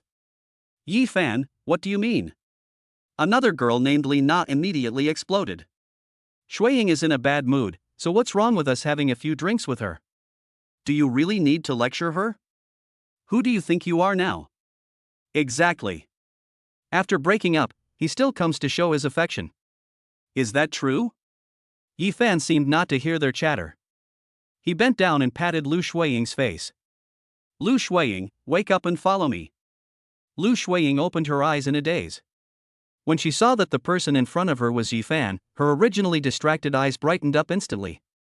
Then she curled her lips, looking aggrieved like an abandoned kitten. "Yifan, you're here." Her voice was soft and sticky, with a strong nasal tone. "Don't you want me anymore?" Yifan ignored her drunken words and reached out to pull her up from the booth. "What are you doing?" Zhouman grabbed Yifan's arm and shouted, "We won't let you take Shuiying away. Who knows where you're going to take her?" "Yes. Shuiying is with us tonight, she's safe." Yifan's patience finally ran out. He slowly raised his head, his eyes sweeping from Zhouman's face to the other 2. He didn't get angry, and there was even a faint smile on the corner of his mouth, but his eyes were as cold as ice. "I'm taking her away because her sister, Lu Ruyan, asked me to." He spoke each word calmly, his voice carrying a sense of pressure that brooked no argument. "If you want to stop me, you can. Call Lu Ruyan now and tell her that you can guarantee Lu Shuiying's safety and send her home safely. As long as Lu Ruyan agrees, I will turn around and leave immediately." When Lu Ruyan's name was mentioned, the 3 girls' arrogance instantly diminished. They were genuinely afraid of Lu Ruyan, the workaholic witch. Yifan chuckled, and his laughter was full of mockery. "Why, you don't dare to fight?" He shook off Zhouman's hand with a decisive movement. "If you don't dare, then get out of my way. Don't get in the way here." The Yifan who was always gentle and smiling in front of them, and even a little easy to bully, now seemed like a different person. The strength and confidence that emanated from his bones stunned them for a moment, and they even forgot to react. Yifan stopped looking at them, leaned over and picked up Lu Shuiying, who was still whimpering, horizontally. "Hey! You!" Zhouman came back to her senses and wanted to say something. Yifan held the person in his arms without stopping. He just turned his head and glanced at her lightly. "I'll say this one last time, get out of the way." That look made Zhouman swallow back the rest of her words. She even had the illusion that if she said one more word, this man would really do something to embarrass her. Zhouman watched Yifan holding Lu Shuiying and leaving without looking back in the surprised eyes of everyone in the bar. She was so angry that she kicked the sofa in the booth. What right does he have? Why is he so arrogant? That's right, isn't it just driving a junkie car? What's the big deal? Man, don't be angry. He looked quite A girl next to her muttered softly, not daring to say the words quite handsome. Yifan put Lu Shuiying in the passenger seat and fastened her seatbelt. As soon as the little girl touched the comfortable seat, she immediately became restless, wrapping herself around his arms like an octopus and rubbing her head against his shoulders. Yifan, don't go. She said coquettishly, I feel so uncomfortable, dizzy. You knew it was uncomfortable, but why did you drink so much? Yifan started the car and tried to free his arm with a helpless look. They got me drunk, and they said bad things about you. Lu Shuiying complained, they said you were a scumbag who forgot about his old love when he found his new one. I had a fight with them. Yifan was driving when he heard this and his heart inexplicably softened. This silly girl. So do you think I'm a scumbag? He asked casually. You are. Lu Shuiying snorted and clung to him even tighter. You are such a bad guy. Such a liar. You said you only loved me, but now you turn around and don't want me anymore. As she spoke, she actually started to cry. Yifan was overwhelmed. You can never reason with a drunk. Okay, I'm a scumbag, I'm a bad guy, okay? Auntie, please let go first, I'm still driving. No. Lu Shuiying started to act like a rogue. Unless you promise me that we can go home, back to our old home. I don't want to go back to my sister's place. She'll scold me to death. Our home? Yifan was almost amused by her. Miss Lu, how long has it been since we broke up? We gave up the house a long time ago. Besides, where I live now is not convenient. His sister Yiling is still at home. If he brings Lu Shuiying back and she calls him husband as soon as she enters the door, the scene will be so awful that he feels socially disastrous just thinking about it. I don't care. Lu Shuiying started to use her ultimate skill, being unreasonable. I'm going to your house. Or I'm going to jump out of the car. Yifan. He finally understood that this girl came here today to collect a debt. The car was waiting for the red light at the intersection. Yifan looked at her sweet face with tears and anger, and sighed helplessly. Forget it, it's not worth getting angry with a drunkard. He controlled the steering wheel with one hand, took out his mobile phone with the other hand, and quickly placed an order on the 5-star hotel app. Okay, I'll take you home. I'll take you back to a brand new, 500 square meter home with a sky pool. Are you satisfied? When Lu Shuiying heard this, she really quieted down and looked at him with her big wet eyes, as if she was processing the information of 500 square meters. Yifan drove the car into the hotel's underground parking lot, parked the car, and once again resigned himself to carrying the koala out of the passenger seat. Holding the warm and soft body in his arms, taking the exclusive elevator directly to the presidential suite, Yifan had only one thought in his mind: Lu Ruyan must pay extra for this favor. With a beep, the door opened. Yifan carried Lu Shuiying into the ridiculously spacious living room and gently placed her on the oversized bed that could sleep 7 or 8 people. As soon as she touched the bed, Lu Shuiying turned over comfortably, smacking her lips twice and muttering, Yifan, water. Well, I'm using it. Yifan resigned himself to his fate and poured her a glass of warm water. He helped her to feed a few sips, took off her troublesome little leather shoes, and covered her with a blanket. After doing all this, he stood by the bed, looking at Lu Shuiying's peaceful sleeping face, and felt funny. What is this? Best ex-boyfriend on the job? He took out his cell phone and took a photo of Lu Shuiying, who was sleeping soundly on the bed. The angle was tricky, so he only captured the messy bed and half of her hairy head. Then, he opened Lu Ruyan's WeChat and sent the photo. Yifan, the person has been properly accommodated. 5-star presidential suite, safe and comfortable. Friendly reminder, the room fee is 88,000 yuan, remember to ask your sister to reimburse you. After sending it, he turned around with a happy mood and prepared to go to the next room to spend the night. As I reached the door, my cell phone rang. It was Lu Ruyan's reply. Lu Ruyan, address. Yifan raised his eyebrows and sent the hotel location. He wanted to see whether this domineering president wanted to come to check on him overnight or to pay the rescue fee. Chapter 42 Lu Shuiying is too proactive. Yifan had just sent the location and had not yet put away his phone when he heard a rustling sound behind him. He looked back and saw that Lu Shuiying had sat up at some point, rubbing her eyes and looking at him sleepily. Yifan. Her voice was still nasal and as soft as a piece of rice cake. Where are you going? I'll sleep next door. Yifan said concisely. No.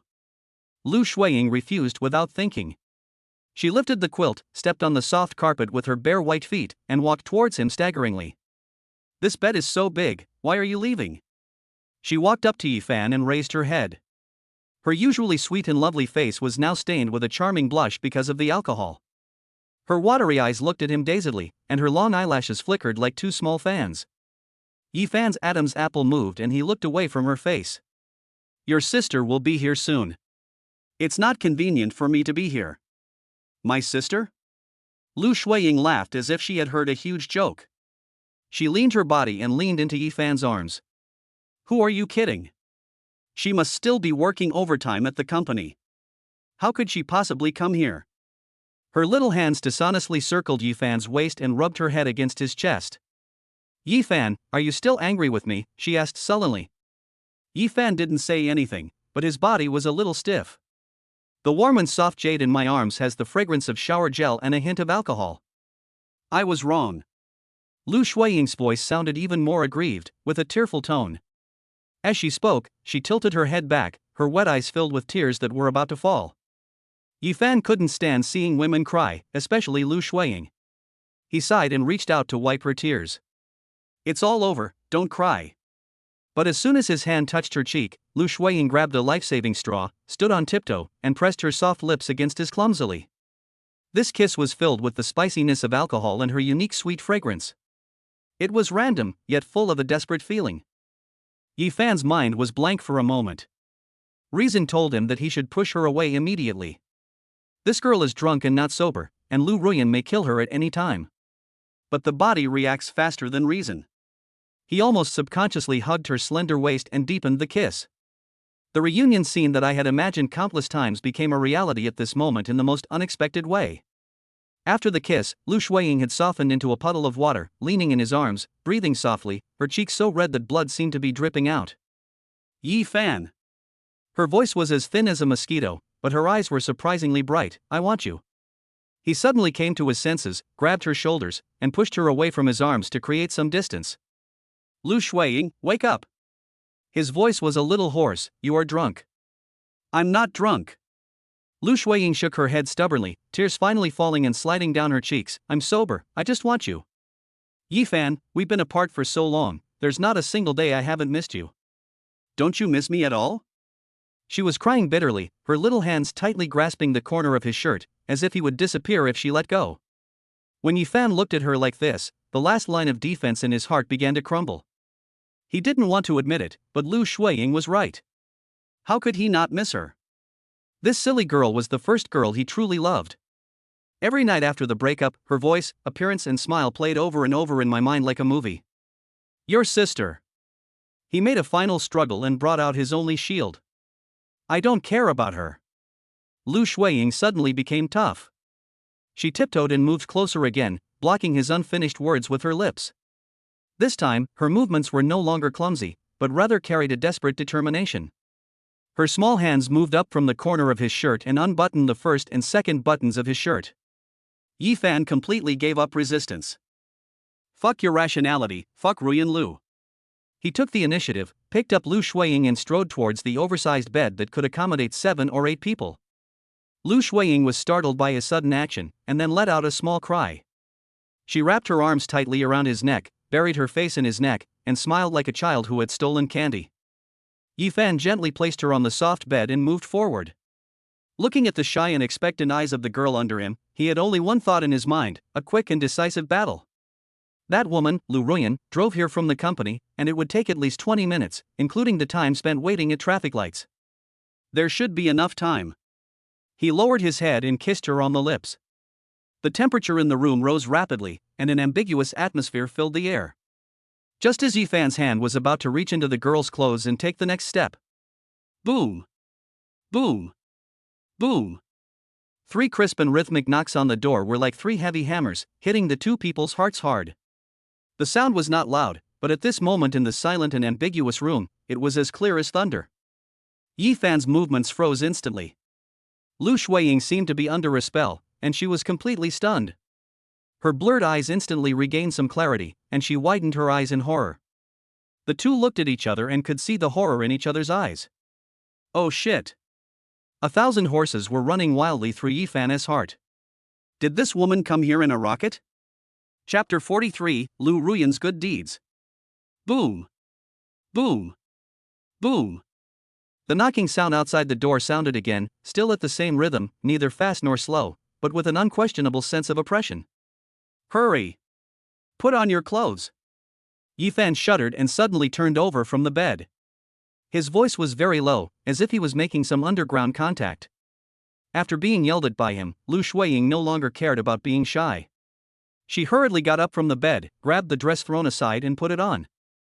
But she had drunk too much, her hands and feet were weak, and she couldn't align the zipper with the buckle after trying for a long time. Yifan's situation was not much better.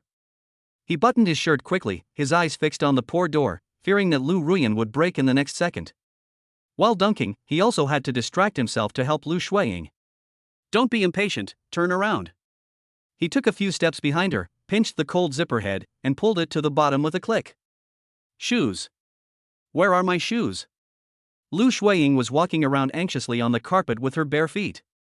Yifan's eye twitched, and he pointed to the small leather shoes he had taken off and placed neatly at the foot of the bed.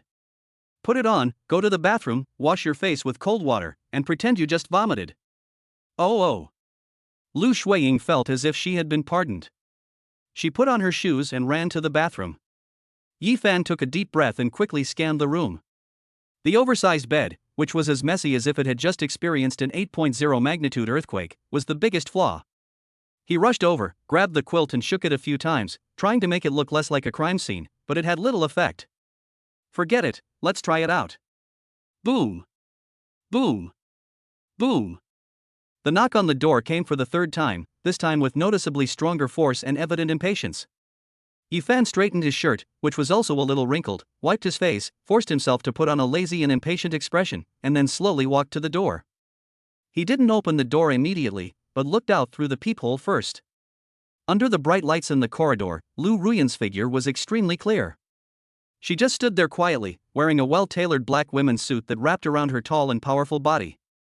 The black stockings glowed with an alluring luster under the light, and the pair of classic red-soled high heels on her feet had the toes pointing towards the door.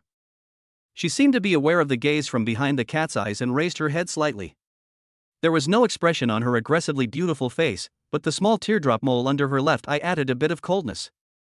Yifan's heart skipped a beat, knowing that if he didn't open the door, the queen would probably ask the hotel security to open the door physically. He cleared his throat, then turned the doorknob and opened the door a crack. Who is it? It's the middle of the night, are you going to let me in? Before he could finish his words, the door was pushed open by an irresistible force. Lu Ruyan squeezed in from beside him with a cold air. Her high heels made two muffled thump sounds when they stepped on the soft carpet, as if they were stepping on Yifan's heart. You're very efficient. Lu Ruyan didn't look at him, and her cold voice rang out in the room. Her eyes were like a sophisticated radar, quickly scanning the entire room. The air in the room had not yet completely dissipated the hot smell mixed with alcohol and hormones. Yifan and Lu Shuiying, who had just come out of the bathroom, both had flushed cheeks and their breathing was slightly faster than usual. Finally, her gaze settled on the huge, wrinkled bed in the presidential suite, which was becoming increasingly obvious due to her attempts to cover herself up. When Lu Shuiying saw her sister, she was like a mouse seeing a cat. She subconsciously shrank behind Yifan and whispered, "Sister." Lu Ruyan's gaze shifted from the bed to her sister. She looked her up and down.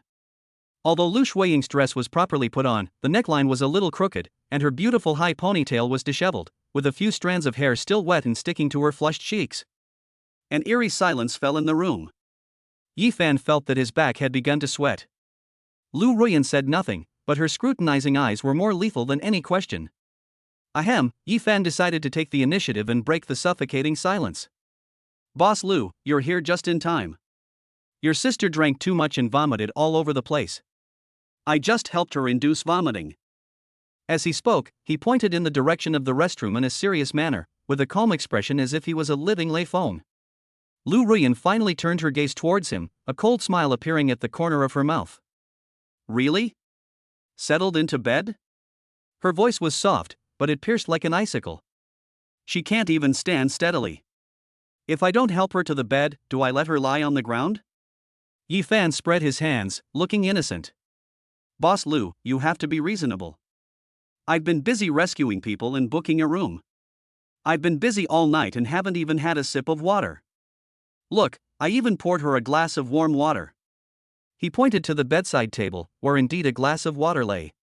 He poured it as soon as he came in, and it's now completely cold. Lu Ruyan looked in the direction he pointed, then her gaze returned to the messy bed. She suddenly stretched out her long legs and walked straight over. Yifan and Lu Shuiying's hearts were in their throats at the same time. Lu Ruyan walked to the bed, stretched out two slender fingers, and gently picked up something from the messy bedding. It was a small black button. It is the second button on Yifan's shirt. In his panic just now, he was only concerned with buttoning his shirt, but he didn't notice that it had been heroically sacrificed. Lu Ruyan pinched the button, turned around, and held it in front of Yifan. There was still no expression on her face, but the temperature in her eyes had dropped below freezing. Did you accidentally drop this when you were settling her? The air seemed to freeze. Lu Shuiying's face turned pale in an instant, her little hands tightly grasped the corner of Yifan's clothes, and she was so nervous that she was about to cry. Yifan looked at the button, his brain working rapidly. Conventional explanations are no longer useful, as the Queen's intelligence is clearly not so easily fooled. The consequences of lying may be worse than admitting it. He suddenly laughed. No.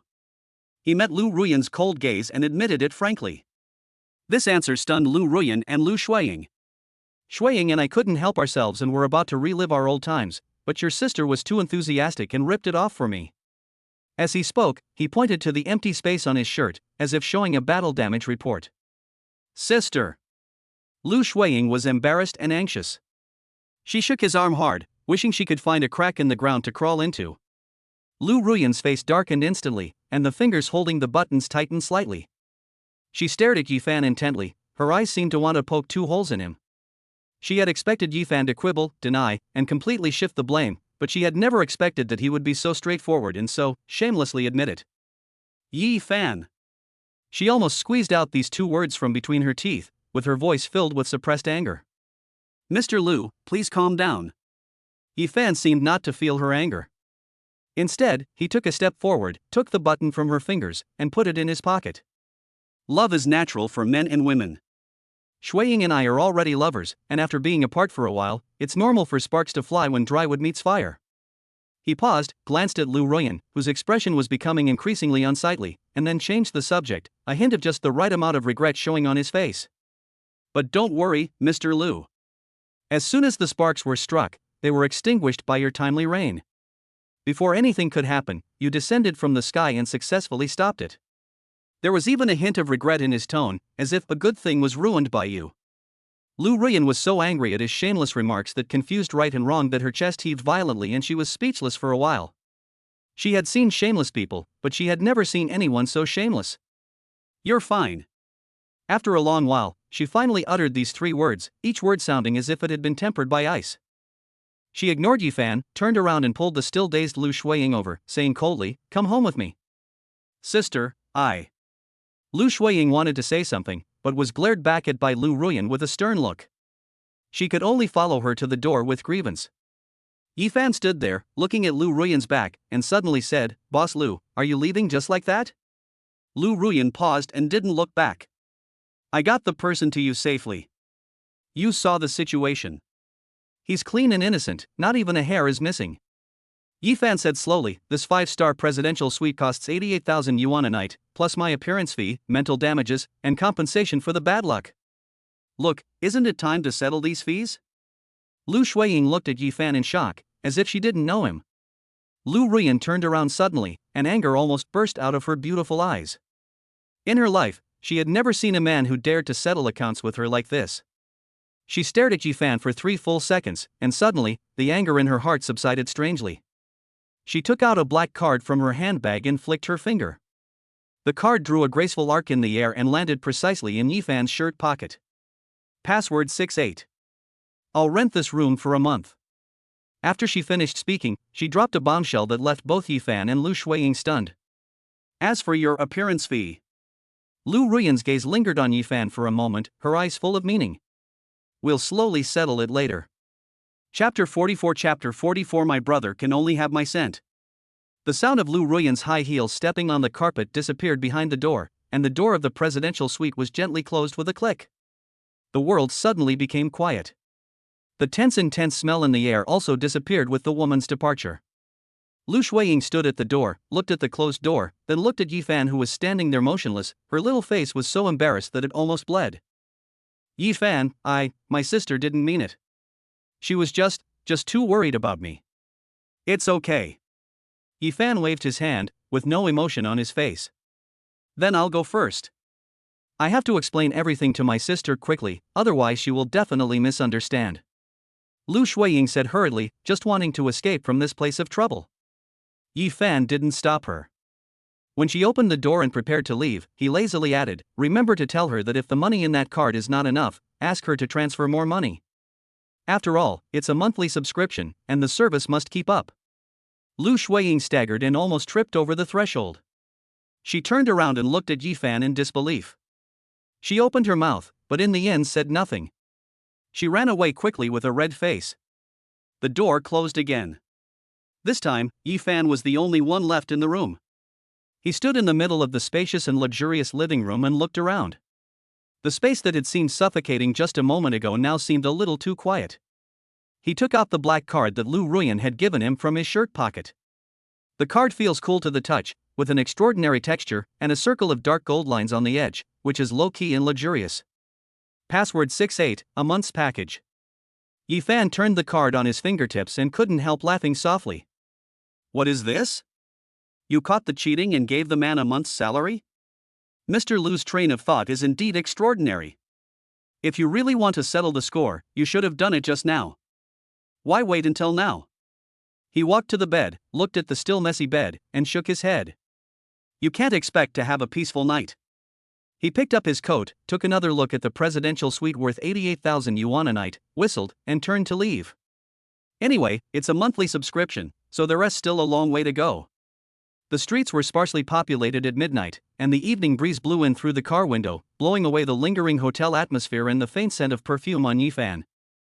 It was already 1 o'clock in the morning when we returned to the Hentang mountain villa. He opened the door quietly, and saw a warm yellow floor lamp on in the living room. Under the light, a petite figure curled up on the sofa, covered with a thin blanket, holding a pillow in her arms, her head nodding. Obviously she fell asleep while waiting. Yi Fan walked over with light steps, and a warm feeling passed through his heart. It's a promise. He bent down and prepared to carry her back to the room. As soon as I approached, the person on the sofa moved, his long eyelashes trembled, and then he opened his sleepy eyes. Brother, you're back. Su Nua's voice was soft as if she had just woken up. She rubbed her eyes, sat up from the sofa, and the blanket slipped from her shoulders. Why aren't you sleeping yet? Yi Fan sat down next to her and reached out to tidy up her messy hair. Waiting for you. Su Nua leaned over naturally, resting his head on his shoulder, and sniffed his neck gently with the tip of his nose. Brother, you're so late. Something happened at the company, so I was delayed. Yi Fan made up an excuse. Su Nua didn't say anything, but buried his face deeper, as if to confirm something. After a while, she finally spoke in a muffled voice, her voice very soft, with a hint of barely perceptible grievance. Brother, you smell like someone else.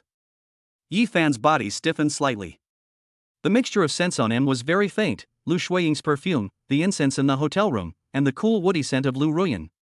He thought the evening breeze had blown it away, but he didn't expect it to be caught by the girl's nose.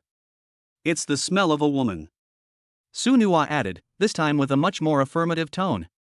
She raised her head, her clear eyes looking particularly bright under the warm yellow light, and she stared at him without blinking.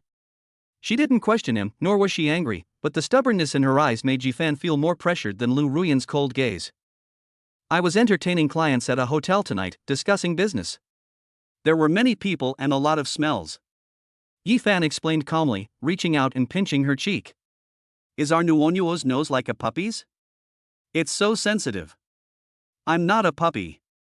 Su Nua pouted, as if accepting this statement, but his mood was still not good. She moved away from his shoulder and sat cross-legged on the sofa, revealing a pair of white, small feet. Brother, my feet are sore. She shook her feet, and her toes were round and cute, like a few small pearls.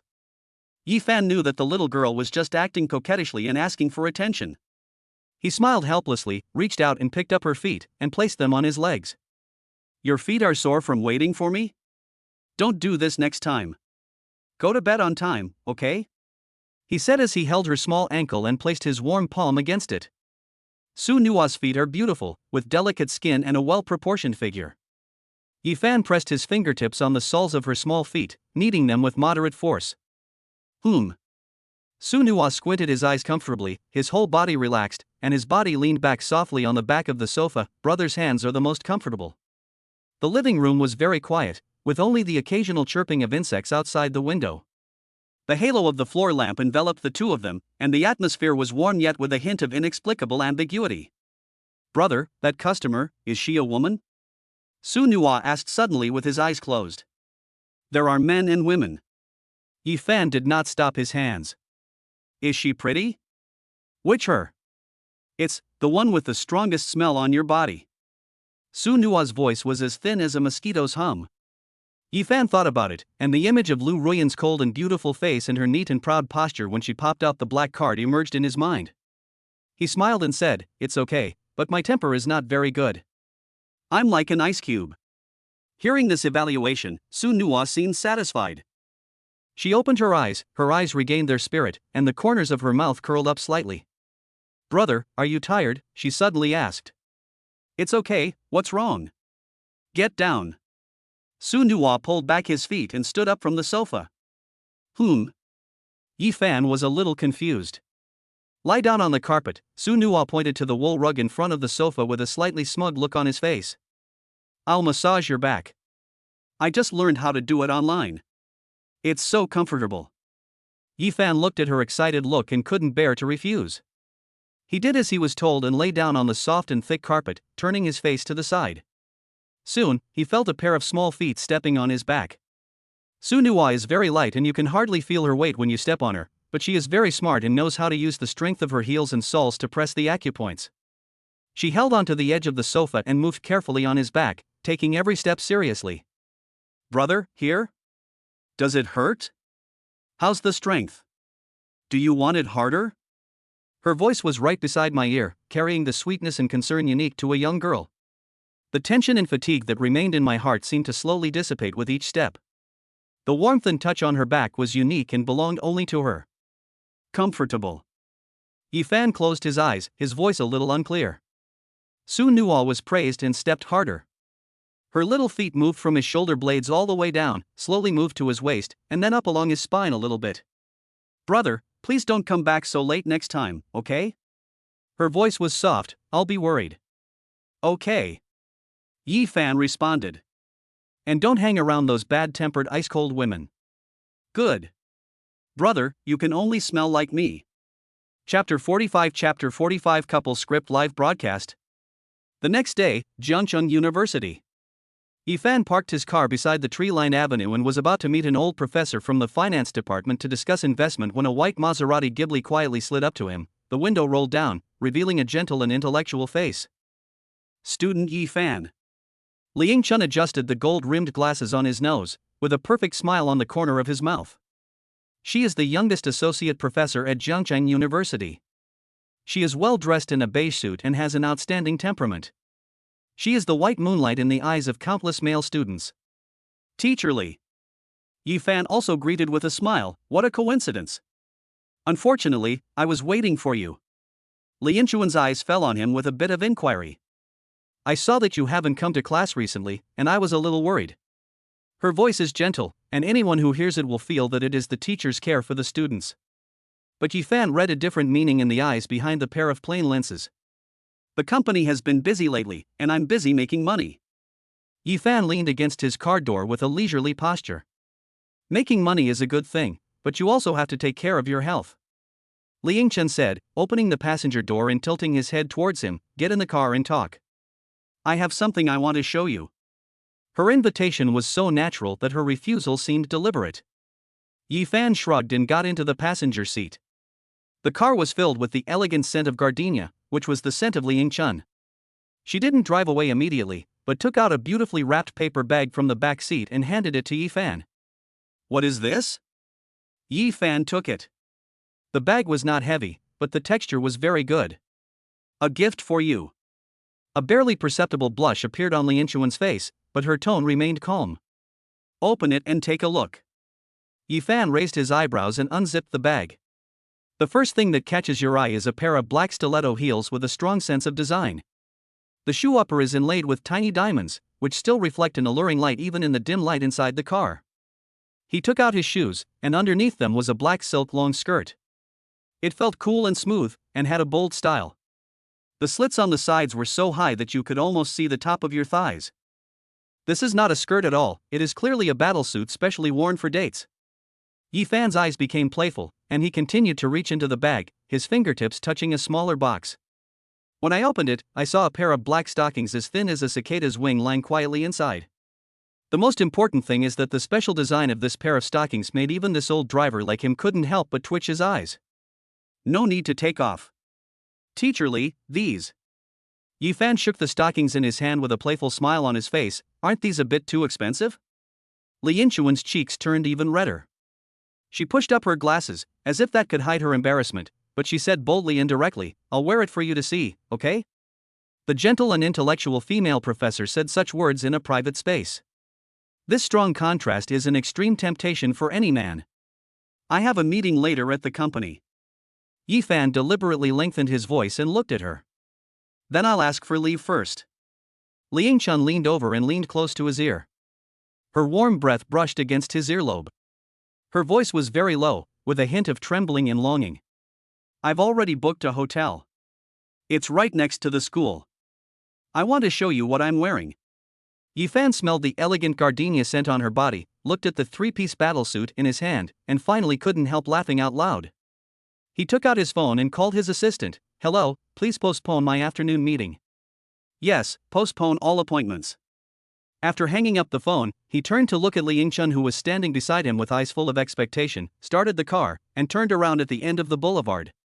Teacher Lee, I think we can put work aside for now, Yi Fan said in a serious tone. It's more important for us to finish teaching first. It was already 4 o'clock in the afternoon when we came out of the hotel. Yi Fan drove refreshed and headed straight to his company. The company is located in an office building in the most prosperous area of Jiangcheng CBD, occupying 2 entire floors. This is a live broadcast company with great potential that he acquired with system funds. The previous owner did not manage the company well, but left behind a group of female anchors with good foundation. As soon as he stepped out of the elevator, 2 young and beautiful girls at the front desk immediately stood up, their voices so sweet that they were sickening. Good afternoon, Mr. Yi. Mr. Yi, you're here. Yi Fan smiled at them and walked straight to the office area. The entire office area suddenly became like a lake with a stone thrown into it, with ripples forming. Wow, the boss looks so handsome today. When will you ever see your boss not looking handsome? I only saw this Givenchy casual outfit in a magazine last month. Stop being such a fangirl and look at my makeup today. Is it coming off? The female anchors were whispering to each other, but their eyes were all glued to Yi Fan. There's nothing we can do about it, since the new boss is young, handsome, and rich. Compared with the previous Mr. Wang, who was in his 50s, with a bald head and a beer belly, he is like heaven and earth. In the past, going to work was like going to a grave. Now, going to work is like choosing a concubine. Everyone dresses up with all their might just to make themselves familiar to the new boss. A hot female anchor in a tight skirt walked over with a cup of coffee. She accidentally twisted her ankle just as Yi Fan passed by and was about to fall into his arms. Careful. Yi Fan quickly helped her up, but he cleverly kept a distance from her so that she wouldn't get too close. He steadied the female anchor, took the coffee from her hand and took a sip himself. American, no sugar, thanks. He winked at the female anchor who was stunned, then said to everyone, put down your work and come to the conference room for a short meeting. Upon hearing this, all the female anchors in the office area immediately put down their phones and makeup mirrors, stepped on their high heels, and rushed to the meeting room. In the conference room, Yi Fan sat in the main seat, looking at the group of beautiful girls in front of him. All of them had fair skin, beautiful faces and long legs. Any one of them could become a little famous on the live broadcast platform. He cleared his throat and the meeting room immediately became quiet. I called everyone here today to announce something. Yi Fan looked around, his gaze lingering on everyone's face for a moment. The company is planning to open up a new live broadcast and short video track, using the model of an outdoor reality show. Outdoor reality show? Someone asked in confusion. That's right, Yi Fan tapped his fingers on the table. You should know a host named Tong Jincheng, right? My idea is similar to his, but I want to play it more advanced and more interesting. As the main host, I will invite several female guests each episode, meaning you, to participate in various themed activities. For example, sports car racing, high-end parties, deserted island survival, couples experiences, etc. The entire process will be broadcast live and edited into short videos for distribution. As soon as these words were spoken, the entire conference room exploded. Filming a video with your boss? Or is it a script similar to a couple's experience? This isn't a job, it's a huge benefit. Whoever is selected not only gets the most resources from the company and doubles his net worth, but also has close contact with the young, wealthy, and handsome boss. In an instant, the eyes of all the female anchors lit up and their breathing quickened. Of course, not everyone can get on this show. Yifan changed the subject and poured cold water on me. I have very high requirements for female guests. Not only must they have good looks and good figures, but most importantly, they must have certain acting skills and on-the-spot reaction abilities. They can't just be pretty faces. I want a partner who can cooperate with me and create a good effect for the show. He paused, looked at everyone's eager eyes, and smiled. So, I'm going to do an internal audition. If you're interested, you can go to the Human Resources Department now and submit your information. I'll personally screen you and notify you of the audition time and content. Okay, that's all for the meeting. Dismissed. After Yifan finished speaking, he stood up and left the meeting room. As soon as he left, the entire conference room was in an uproar. Hurry, hurry. Go sign up. Don't squeeze me. My high heels. Oh my god, a couple's experience. If I could be chosen, I would wake up laughing in my dreams. In less than 10 minutes, the HR manager knocked on Yifan's office door, holding a thick stack of application forms. Mr. Yi, this is the first batch of applicants, and there are more to come. Put it here. Yifan pointed to the desk. He leaned back in the large executive chair and picked up the heavy list. The photo at the top was of the hot female anchor who had just brought him coffee. Her stage name was written next to the photo, Annie. Yifan's fingertips gently stroked the word Annie, and a meaningful smile appeared at the corner of his mouth. Chapter 46 and is intoxicated. The audition process went faster than I expected. Yifan did not organize any complicated talent shows. He just played the same situational question to every female who came to audition. Let's say you and I are having our first live date, and the atmosphere is a little cold. Think of a way to liven up the live broadcast room and have me give you a large gift. This question eliminated more than half of the people. Some female anchors came up and started chatting awkwardly, some started dancing directly, and some even wanted to sit directly on Yifan's lap. These methods may work in their respective live broadcast rooms, but this is not what Yifan wants. When it was Anne's turn, she wore a simple white dress and her makeup was delicate but not gaudy. She did not answer immediately, but first showed a sweet and slightly shy smile towards the empty space next to Yifan, as if there was a camera there. Family, I'm so nervous. She whispered to the air camera, then secretly glanced at Yifan. The person next to me is my boss, Mr. Yi. What do you think? If I serve him well today, will he give the company to me? A joke not only pointed out the identities of the two people, but also carried a bit of ambiguous imagination, which instantly created a good show effect. Yifan looked at her with interest, waiting for what to say next. Annie's eyes flickered as she suddenly leaned closer to Yifan, her breath soft and sweet. Mr. Yi, look at the public screen in the live broadcast room, everyone is brushing, give me a kiss. How about, you give me a kiss, and I'll ask them to pay attention to you. She paused, stretched out a white finger, and gently touched her pink lips. Her voice lowered, with a hint of sly temptation. Of course, my first kiss is very expensive. A kiss, a super rocket, not too much, right? Yifan smiled. This woman is smart, knows her limits, and is extremely purposeful. She makes no secret of her desire for money. But the way she expressed it was not annoying, but rather had a straightforward and cute quality. It's you. Yifan made the decision on the spot. Tomorrow afternoon at 2 o'clock, wait for me downstairs of the company to prepare for the first live broadcast. Annie was stunned for a moment, then a bright smile blossomed on her face. She bowed deeply to Yifan. Thank you, Mr. Yi. I promise to complete the task. The next afternoon, at the company gate, a lava orange Koenigsegg Jesko, like a beast ready to pounce, was parked quietly on the side of the road, attracting passers-by to take photos. When Annie opened the car door and sat in the passenger seat, the live broadcast equipment had been set up, Yifan's mobile phone was facing the car, and the live broadcast room was already open. Hello everyone, I'm Yi Fan. Today, I will take you on an immersive experience of my first date with the company's most beautiful female anchor. Yi Fan greeted the camera with a relaxed and natural tone. The live broadcast room had just opened and was not very popular, with only a few hundred people, mostly internal employees of the company and some fans who came after hearing the news. The barrage is scattered. Front row. Is the boss here in person? This car, holy crap, a Koenigsegg Jesko? There are only a few of them in China, right? Is the female anchor Annie? I've been following her for a long time, and I didn't expect her to be even prettier in person than on her livestream. Annie had obviously seen the comments, and she waved at the camera with a sweet smile. Good afternoon, everyone. It's my first date with the boss, and my legs are still weak. Yi Fan started the car, the engine let out a low roar, and merged into the traffic flow. He glanced at Annie and smiled. Are you afraid of me, or are you excited? I'm afraid you'll sell me out, but I'm also excited to get you to sell me for a good price. Annie's answer was flawless, causing laughter in the live broadcast room. This young lady is really good at talking.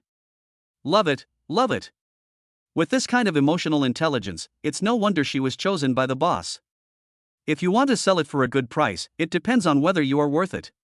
Yi Fan held the steering wheel with one hand and casually rested his other hand on the car window. How about this? I'll give you a task. Do you see that intersection ahead? Find a way to make me transfer some money to you there willingly. This task is tricky and sudden, and it completely tests your on-the-spot reaction. And blinked and immediately had an idea. The car stopped at a red light at the intersection. Annie suddenly unbuckled her seatbelt and quickly leaned over to kiss Yi Fan on the cheek.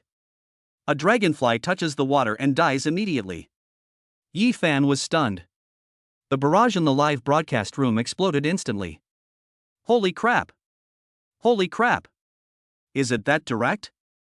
I'm jealous, I also want to be kissed by Annie. The boss's expression, seems like he didn't expect it either. Annie sat back in her seat, fastened her seatbelt, and then faced the camera, her cheeks slightly blushing as she explained, Family, please don't misunderstand me. I'm helping Mr. Yi test the durability of his new lipstick.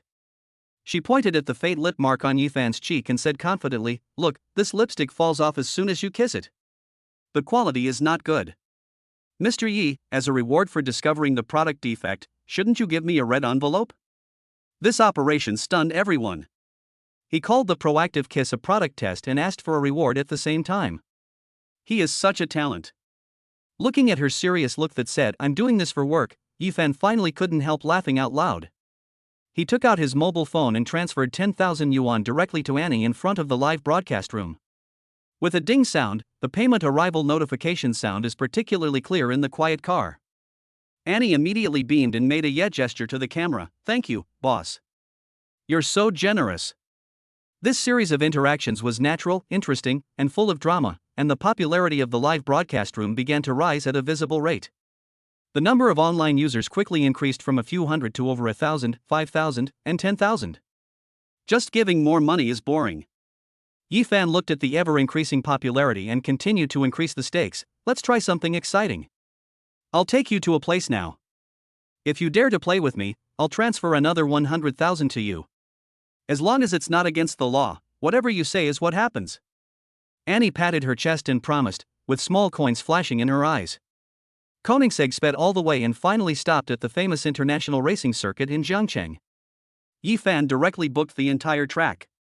When Annie saw the professional racing suit and helmet pushed over by the staff, the expression on her face finally couldn't be held back.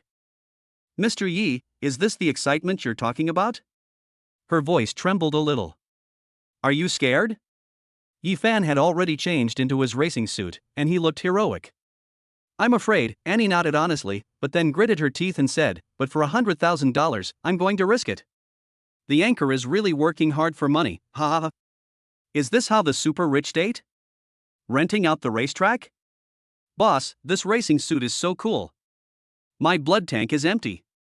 For the next hour, the live stream audience watched the lava orange Koenigsegg race around the track. The camera was fixed on the passenger seat, perfectly recording Anne's initial screams, her pale face, and her final numbness in giving up. When the car finally stopped and took off her helmet, her hair was disheveled and her face was pale, as if she had just been pulled out of the water. Yi Fan handed her a bottle of water, and the phone rang with a payment notification tone at the right time. 100,000, not a penny less. Annie looked at the balance on her phone, smiled weakly, and said to the camera with her last bit of strength, "Family." My experience today proves one thing. Money is really hard to earn. Her miserable yet funny look brought out the best in the live broadcast. The number of people in the live broadcast room had quietly exceeded 100,000 the moment they left the track, and was still rising. Gifts and comments filled the entire screen, creating an unprecedented level of popularity. Yi Fan ended the live broadcast and looked at Annie, who was slumped in the chair next to him, to recover, and handed her a tissue. How does it feel? I feel like my soul is still floating on the track. Annie wiped the sweat from her forehead, still feeling a lingering fear. Mr. Yi, next time there's an event like this, could you please let me know in advance? The price can be negotiated. Good job, here's your bonus. Yi Fan transferred another 50,000 to her. Seeing the transfer information pop up on her phone again, Annie's eyes lit up. She raised her head and looked at Yi Fan. In her eyes, besides awe for her boss, there seemed to be something else. This man is not only rich and handsome, but also very good at having fun. It seems that you will never be bored when you are with him. Even if it's just acting, it's full of fatal attraction. Chapter 47 Lu Shuiying wants to start a game. The live broadcast of Yi Fan and Annie's expensive date exceeded everyone's expectations. That live broadcast not only caused a sensation in Jiangqing's local social circles, but related clips also went viral on major short video platforms. Titles such as "The First Date Between the Super Rich Boss and the Beautiful Anchor," "Koenigsegg Races on the Racing Track," "A Kiss for 10,000, What a Magical Job," etc. attracted a large number of clicks. Yi Fan's media company became famous overnight. The number of followers on Annie's personal account skyrocketed overnight, and she became the top anchor on the platform, with invitations for business cooperation pouring in. A large number of tour groups also flocked to the live broadcast rooms of other anchors under the company, and the traffic of the entire company was activated. A few days later in the afternoon, Yi Fan was leaning back in his boss's chair, looking at the data report his assistant had just delivered, humming a little tune. The phone screen lit up, and the caller ID showed a number with no notes, but he recognized it. He pressed the answer button and said nothing. A cold female voice came from the other end of the phone, without any emotion. "Come to my company." He spoke briefly and in an imperative tone, then hung up. Yi Fan put down his phone and smiled. Who else in the world would dare to speak to him in this tone except Lu Ruyan? Half an hour later, in the president's office on the top floor of Yen Yun Company. Lu Ruyan sat behind a huge ebony desk, wearing a well-tailored black suit that made her skin look even whiter.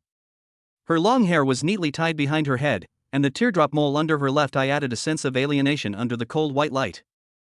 She didn't look up, her eyes fixed on the document, as if Yi Fan was just air. Yi Fan didn't care. He walked to the sofa in the reception area and sat down, looking around the office that overlooked most of Jiangcheng.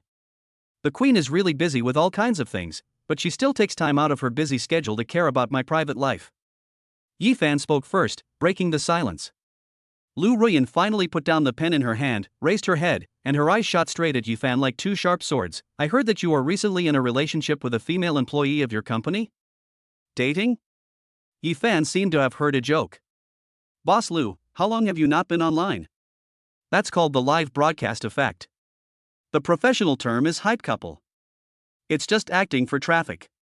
He paused, leaned forward slightly, rested his elbows on his knees, and looked at her with interest. "You called me here, didn't you, just to gossip about this?" Lu Ruyan's expression did not change at all, and it was impossible to tell whether she was happy or angry. She pulled a gilded invitation from a drawer and pushed it to the edge of the table. "Tomorrow evening at 7 o'clock, the Hyatt Hotel, the annual cocktail party for the Jiangcheng business community." Her voice remained flat. "I've applied for a spot for you. It'll be good for your company's development. Go and make some connections." Yi Fan raised an eyebrow. This was her real purpose. She said the coldest words, but did the most practical things. This woman is always so awkward. "Thank you, Mr. Lu." Yi Fan stood up, walked over, picked up the invitation, and flicked his finger on it. "I thought you really cared so much about who I dated." He turned around and prepared to leave. When he reached the door, Lu Ruyan's voice came again from behind him. "Yi Fan. Shuiying is still young, don't do what you shouldn't do." Yi Fan paused, without looking back, just waved his hand, opened the door and walked out. Silence returned to the office. Lu Ruyan looked in the direction he left with a complicated look in her eyes. She picked up her phone and clicked on a short video. The video showed the scene where Annie kissed Yi Fan on the cheek in the Koenigsegg. She stared at the faint lip print and pressed the lock screen button expressionlessly. Yi Fan walked out of the Yen Yun Group building and came to the underground parking lot. He had just taken out his car keys when a pair of soft hands suddenly covered his eyes from behind. A lively and smiling voice sounded in his ears, "Guess who I am?" Who else could it be but Lu Shuiying, this familiar fragrance and this sweet voice? Yi Fan smiled helplessly, reached out to pull down her little hand, and turned around. The girl was wearing a clean white JK uniform today. Her long and straight legs were visible under the pleated skirt, and she was wearing a pair of black leather shoes. Her high ponytail swung with her movements, and a sly smile hung on her face. It was Lu Shuiying. "Why are you here?" Yi Fan asked. "I came to deliver something to my sister." "I saw you just as I was about to leave." Lu Shuiying shook a file bag in her hand, then took Yi Fan's arm affectionately. "It's just right, you can take me home." Yi Fan gestured towards a place not far away. "Isn't your chauffeur waiting over there?" Next to a luxury business car, a driver in a suit and tie was standing respectfully. Seeing this scene, he lowered his head tactfully. "I don't care, I want you to take me home." Lu Shuiying started to act like a spoiled child, holding onto his arm and refusing to let go, her body hanging on him like a boneless person. "It's been a while since I've ridden in your car. Is this okay, Brother Yi Fan?" The call of Brother Yi Fan was so sweet and soft that it made Yi Fan's bones go soft. He could never bring himself to reject his ex-girlfriend. Okay, I'm scared of you. Get in the car." Yi Fan had no choice but to surrender and opened the passenger door. "Yeah. I knew you were the best." Lu Shuiying cheered and got into the car, lifting her skirt. Perhaps because the chassis of the sports car was too low, her movements when getting in were a bit large and she looked a bit clumsy. Just as she sat down, a small silver square tinfoil package slipped out silently from the pocket of her pleated skirt and fell on the black footmat with a plop. The space inside the car was already quiet, and the slight sound was particularly abrupt. Lu Shuiying hadn't noticed yet and was excitedly fastening her seatbelt, chattering, "Wow, you changed your car again? So cool. 100 times more handsome than in the photo." Yi Fan's gaze was fixed on the little thing at her feet. Durex, ultra thin. The smile on his face disappeared instantly. Lu Shuiying seemed to sense that something was wrong in the atmosphere. She turned her head and looked down in the direction Yi Fan was looking, and she also discovered that thing. The smile on the girl's face froze little by little, and then a panicked blush quickly spread from her neck to her ears. "Want to start a game?" Chapter 48 Lu Shuiying is playing with fire again. The air inside the car seemed to freeze the moment the small silver cube fell to the ground. The blood color on Lu Shuiying's face faded away, and was replaced by a flush the next second. She bent down to pick it up in a panic, her movements so frantic that she almost tripped herself. This is not." She stammered, her mind going blank, unable to come up with any reasonable explanation. Yi Fan leaned back in his chair, put away the smile on his face, and his expression became somewhat intriguing. He didn't say anything, just looked at her quietly, making all of Lu Shuiying's excuses seem pale and powerless. "It's chewing gum." Lu Shuiying quickly thought of something and grasped the small object in her palm. She held it in front of Yi Fan and forced herself to remain calm. "Look, it's the latest model of chewing gum. The packaging is very special. Imported from Japan, super thin." To increase her credibility, she shook it seriously and said, "There's only one in a box. It's very expensive." Yi Fan looked at her eyes that were wandering around because of nervousness and almost laughed out of anger. "Chewing gum? The ultra-thin kind? Does this girl treat him like a 3-year-old, or herself like an Oscar-winning actress?" He didn't expose her clumsy lie, but just stretched out his hand and opened his palm. "Really? Then let me try it." Lu Shuiying's smile froze on her face. She subconsciously retracted her hand, her eyes filled with panic. No. This is strawberry flavored, you don't like it. How do you know I don't like it?" Yi Fan leaned forward slightly. The space in the car was already small. As soon as he approached, the masculine aura enveloped her, bringing with it a sense of oppression that brooked no room for argument. Lu Shuiying felt flustered when he looked at her, and the arms she was hugging tightened more and more, almost strangling herself to the point of suffocating her. Her eyes rolled, and she suddenly became confident. Anyway, I'm not giving it to you. I bought this specially for you. If you take me home, I'll consider giving you half. She is turning the tables and trying to get away with it. Yifan looked at her cute, timid, and arrogant appearance, and the unhappiness in his heart disappeared. He leaned back in his chair and started the car. Hold on tight. The Koenigsegg let out a low roar and drove out of the underground garage like an arrow. Along the way, Lu Shuiying held the piece of chewing gum tightly in her palm, for fear that it would fall out again. She would secretly glance at Yifan from time to time, and saw that he was concentrating on driving and seemed to have forgotten what had just happened. She then felt a little relieved. Soon, the car came to a smooth stop in front of the Lu family villa. This was a vast manor-style villa, a top-tier one in the wealthy area of Jiangcheng. Lu Shuiying unbuckled her seatbelt but did not get out of the car immediately. She bit her lip and tangled her fingers around the hem of her clothes. Brother Yifan, you sent me back. Are you thirsty? Go in and have a glass of water before leaving? No, I have things to do with the company. Yifan declined. He hadn't forgotten Lu Ruyan's warning to him just a few hours ago. Going to someone's house now and getting caught was not a good idea. No. Lu Shuiying immediately became anxious and climbed over from the passenger seat. She half knelt in the gap next to the driver's seat, grabbed his arms with both hands, and started to act coquettishly with her best tricks. I just bought a new set of gaming equipment, and I don't know how to set up most of it. You know the most about this, so can you help me?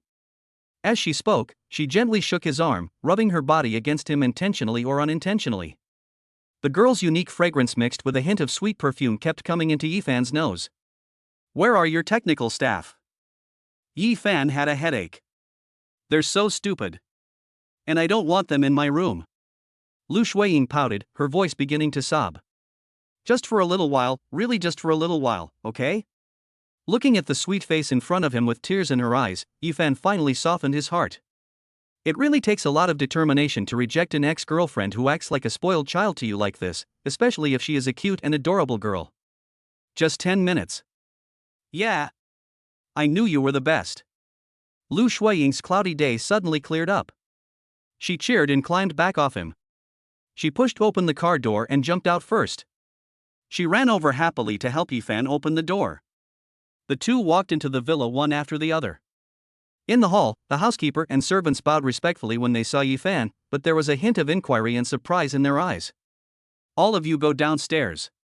You are not allowed to go upstairs. Lu Shuiying waved her hand like a little queen, then pulled Yifan and ran upstairs. Her room is at the very back of the second floor. The whole room is in a dreamy pink hue and is filled with all kinds of dolls and figurines. But the most eye-catching thing is the luxurious e-sports equipment by the window, including a triple screen and an ergonomic chair, which are obviously very expensive. This is it. Please help me take a look. Lu Shuiying pressed Yifan on the gaming chair. Yifan took a quick look and found that the equipment was installed perfectly, with no problems at all. He turned to look at Lu Shuiying, but the girl wasn't looking at the screen at all, her bright eyes staring straight at him. What's wrong? The equipment is fine. I have a problem. Lu Shuiying's voice was as thin as a mosquito's, and her cheeks were as red as ripe apples. She took a deep breath, as if she had mustered all the courage in her life, and suddenly leaned over, supporting herself with her hands on the armrests of the chair, trapping Yifan between the chair and her. Yifan, let's continue from last time. The distance between the two was instantly shortened, and Yifan could even see the fine hairs on her face and her long eyelashes trembling slightly. Stop it. Yifan frowned and reached out to push her away. I'm not making a fuss. Lu Shuiying stubbornly refused to move, but moved closer, her warm breath spraying on Yifan's face. She became bolder and bolder as she spoke. She raised one hand from the armrest and gently stroked Yifan's cheek. You and that anchor named Annie can kiss during the live broadcast, why can't I? I'm not bad looking either. Yifan grabbed her rebellious little hand and said in a serious tone, Shuiying, that's work, that's acting. Then I can also act with you. Lu Shuiying's eyes were red, and there was a hint of grievance and unwillingness in her voice. I don't care, I just like you. After saying that, she made up her mind, closed her eyes, and clumsily kissed Yifan on the lips. Yifan didn't expect her to be so bold. He turned his head subconsciously, and Lu Shuiying's kiss fell on his cheek, almost the same place as Annie's kiss in the afternoon. The kiss failed, and Lu Shuiying was a little dazed. She opened her eyes and looked at Yi Fan, who was so close to her. She was so thin-skinned that she couldn't bear it anymore. She was so embarrassed that she wanted to find a hole in the ground to crawl into. Yi Fan sighed and was about to say something when Lu Shuiying suddenly exerted force and pushed him off the chair onto the soft princess bed behind him. Ah! Yi Fan was caught off guard and fell backwards. Immediately afterwards, a soft body pressed down. Lu Shuiying sat astride him, her hands on his shoulders, looking down at him with a look of determination on her face. You are not allowed to leave today. She imitated what she saw in the movie, bent down, and began to unbutton Yi Fan's shirt. But she was too nervous and her fingers were shaking. She tried for a long time but couldn't even unbutton the first button. Yi Fan was so embarrassed that he didn't know whether to laugh or cry. He grabbed Lu Shuiying's wrist and said helplessly, "Okay, stop playing. Your sister will be back soon." "I don't care." "So what if she comes back?" Lu Shuiying stiffened her neck, looking like she was ready to die bravely. At the same time, outside the Lu family villa, a black Rolls-Royce Phantom slowly stopped. The car door opened, and a pair of slender legs wrapped in black stockings stepped out first, wearing red-soled high heels, and landed on the ground. Lu Ruyan got out of the car, wearing a black suit and skirt, with a cold expression. She had just finished an important meeting and there was still a hint of fatigue between her brows. "Miss, you're back." The housekeeper hurriedly came forward. Lu Ruyan casually handed her handbag to the housekeeper, unbuttoned her suit jacket as she walked, and asked casually, "Where's Shuiying?" The housekeeper's body visibly stiffened, his eyes evasive. "Second miss." "Second miss is in the room." Lu Ruyan was incredibly perceptive and immediately noticed something was amiss. She stopped and glanced coldly at the housekeeper. "Is she alone?" "Well." The housekeeper's forehead was covered with sweat, and he stammered, unable to speak. The servants in the villa also lowered their heads, not daring to breathe. The atmosphere in the entire hall instantly dropped to freezing point. Lu Ruyan's eyes darkened, and she knew what had happened without asking. Without saying anything, she threw the suit jacket she took off back into the butler's arms, turned around, and walked straight to the second floor with her long legs. Chapter 49 Lu Ruyan steals the house. The high heels made a crisp click, click, click sound as they stepped on the marble stairs. She walked to Lu Shuiying's door without hesitation or knocking. He simply raised his hand, turned the doorknob, and pushed open the pink door. The scene inside the door instantly came into her sight. Her beloved sister, who was held in the palm of her hand by the whole family, was now sitting astride a man, her little face flushed, her hands on the man's chest, her posture extremely ambiguous. And who else could that man be if not Yi Fan? He was lying on the bed with the collar of his shirt slightly open, one hand still holding Lu Shuiying's wrist. When he saw Lu Ruyan at the door, the helplessness on his face froze instantly, turning into a hint of surprise and headache. Lu Shuiying was also startled when she heard the door open. She turned her head stiffly, and when she saw her sister standing at the door with a frosty face, she was completely stunned as if she had been cast under a spell. "Sister." The air was deathly silent. Lu Ruyan just stood there, not saying a word. There was no expression on her face, and it was impossible to tell whether she was happy or angry, but the teardrop mole under her left eye looked particularly deep under the light. That look was so cold that it seemed to be able to freeze a person into pieces. The temperature in the room seemed to drop by more than 10 degrees, and even the pink walls exuded a chill. Yi Fan felt his scalp tingling. This scene can be called the social death scene of the year. "You, get out." Finally, Lu Ruyan spoke. Yi Fan felt as if he had been pardoned, and he almost jumped up from the bed immediately. Lu Shuiying was still sitting on him stupidly, and she almost fell down because of his action. Yi Fan quickly helped her up, then straightened his slightly messy collar as quickly as possible.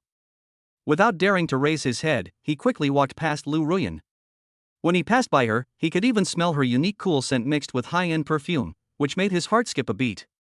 "Wait for me downstairs," Lu Ruyan added coldly without looking away.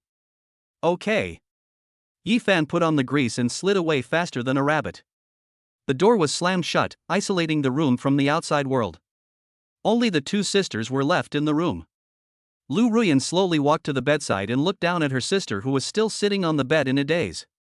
"Lu Shuiying, do you know what self-respect is?" Lu Ruyan's voice was filled with disappointment and suppressed anger.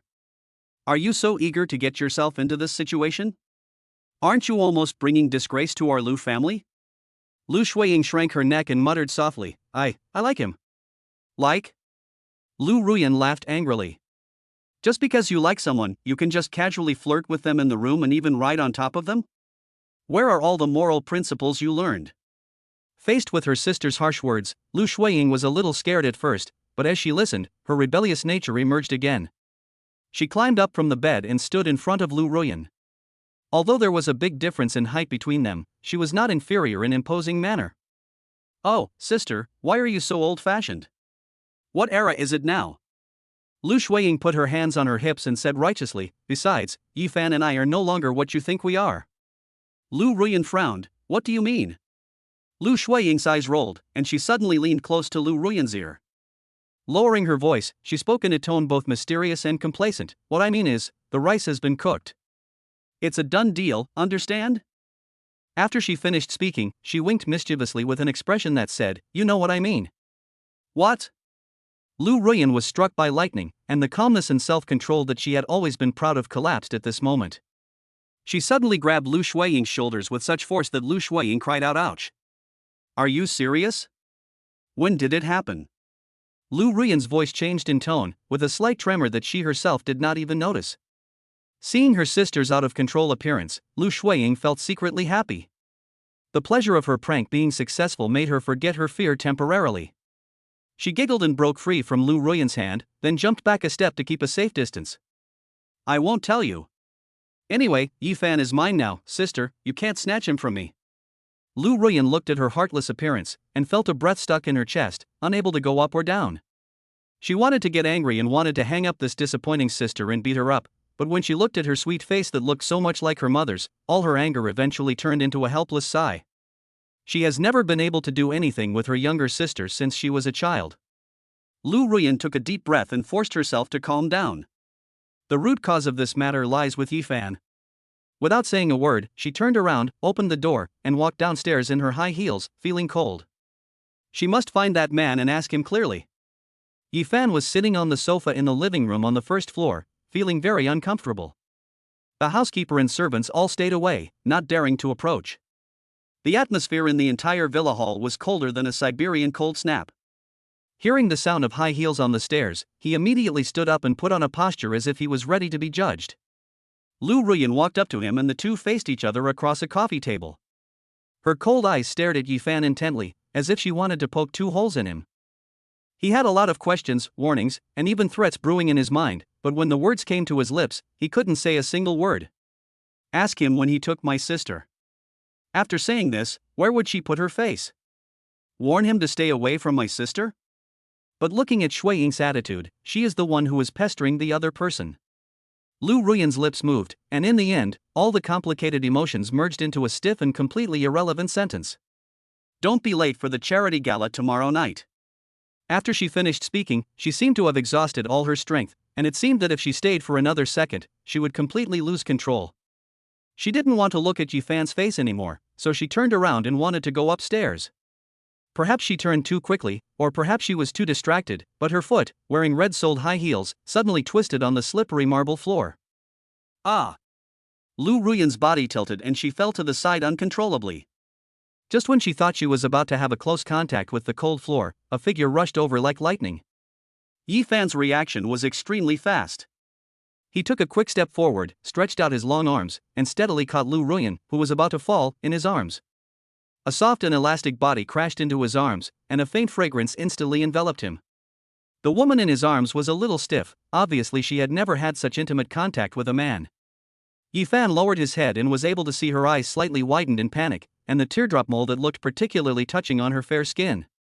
The business queen, who has always been high and mighty, is now like a kitten, leaning obediently in his arms. Time seemed to stand still at this moment. Lu Ruyan's mind was blank and she even forgot to struggle. Just when the atmosphere was ambiguous to the extreme, an inappropriate voice came from the stairs. Wow!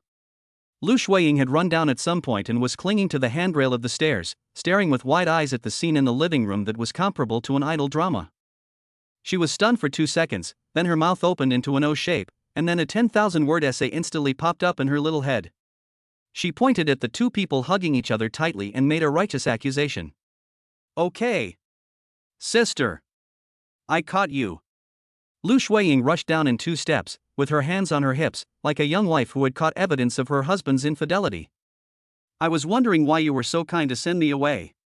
So you wanted to act out the domineering CEO falling in love with me with Brother Yifan. The more she spoke, the more excited she became, and her little face turned red with anger. You are a piece of shit. You stole my house while I was away. Sister, doesn't your heart ache? Chapter 50 White Silk Service. Yifan held the warm and soft beauty in his arms and listened to the accusation of justice in his ears. He felt that this scene was really wonderful. Instead of letting go of Lu Ruyan, he tightened his arms around her, making her stiff body fit more closely against him. You, let go. Lu Ruyan finally came back to her senses from her blank state, feeling both ashamed and angry. She struggled a bit, but found that the man's arm was like an iron clamp, motionless. Her fair neck and ears were already stained with a thin layer of pink. Sister! You let him hold you. Lu Shuiying stamped her feet in anger, looking as if she was disappointed in him. We caught him red-handed, what else do you have to say? Nonsense. I just sprained my ankle. Lu Ruyan tried to explain, but her words seemed pale and powerless in the face of the scene before her. Yifan lowered his head and looked at the woman in his arms whose eyes were burning with anger, and the smile on the corners of his mouth deepened. He suddenly sighed and spoke in a tone that was both helpless and affectionate. Shuiying, since you've discovered it, then we shouldn't hide it from you anymore. He turned to look at Lu Ruyan, his eyes burning. Ruyan, now that things have come to this, let's come clean and stop pretending. Showdown? What cards to show? What are we pretending? Lu Ruyan's mind was instantly filled with 10,000 question marks, and she almost wondered if there was something wrong with her ears. She looked at Yifan's serious face, and for a moment she couldn't tell whether he was really crazy or just acting. Yifan! Shut up! Lu Ruyan lowered her voice, squeezed out a few words from between her teeth, and at the same time, hit his ribs hard with her elbow. Yifan groaned, but still did not let go. Instead, he continued his performance even more vigorously. I know you've always been concerned about Shuiying's feelings, afraid of hurting her. But feelings are uncontrollable. He looked at Lu Shuiying with an expression that said, brother is also in a dilemma. Actually, your sister and I. Lu Shuiying widened her eyes, held her breath, and waited for the earth-shattering answer. Okay. Before Yifan could finish speaking, Lu Shuiying had already completed all the plots by herself. Her inner world completely exploded.